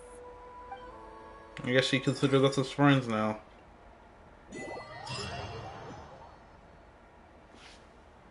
I'm gonna see one more person. Columbina.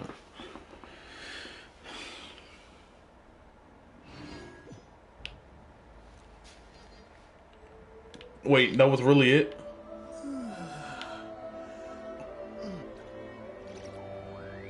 That was Columbina one last time. Oh my gosh, no way. Yeah, that was it. I guess the events of Nod-Krai is over with until further notice. Oh my gosh, I have a lot to think about. But this is it. This is gonna be in the stream. I appreciate you guys for watching, and I'll see you probably next year, because Genshin's moving to PS5. So, and my PS4 won't be supporting this anymore. So, I will see you all whenever I see y'all. Deuces.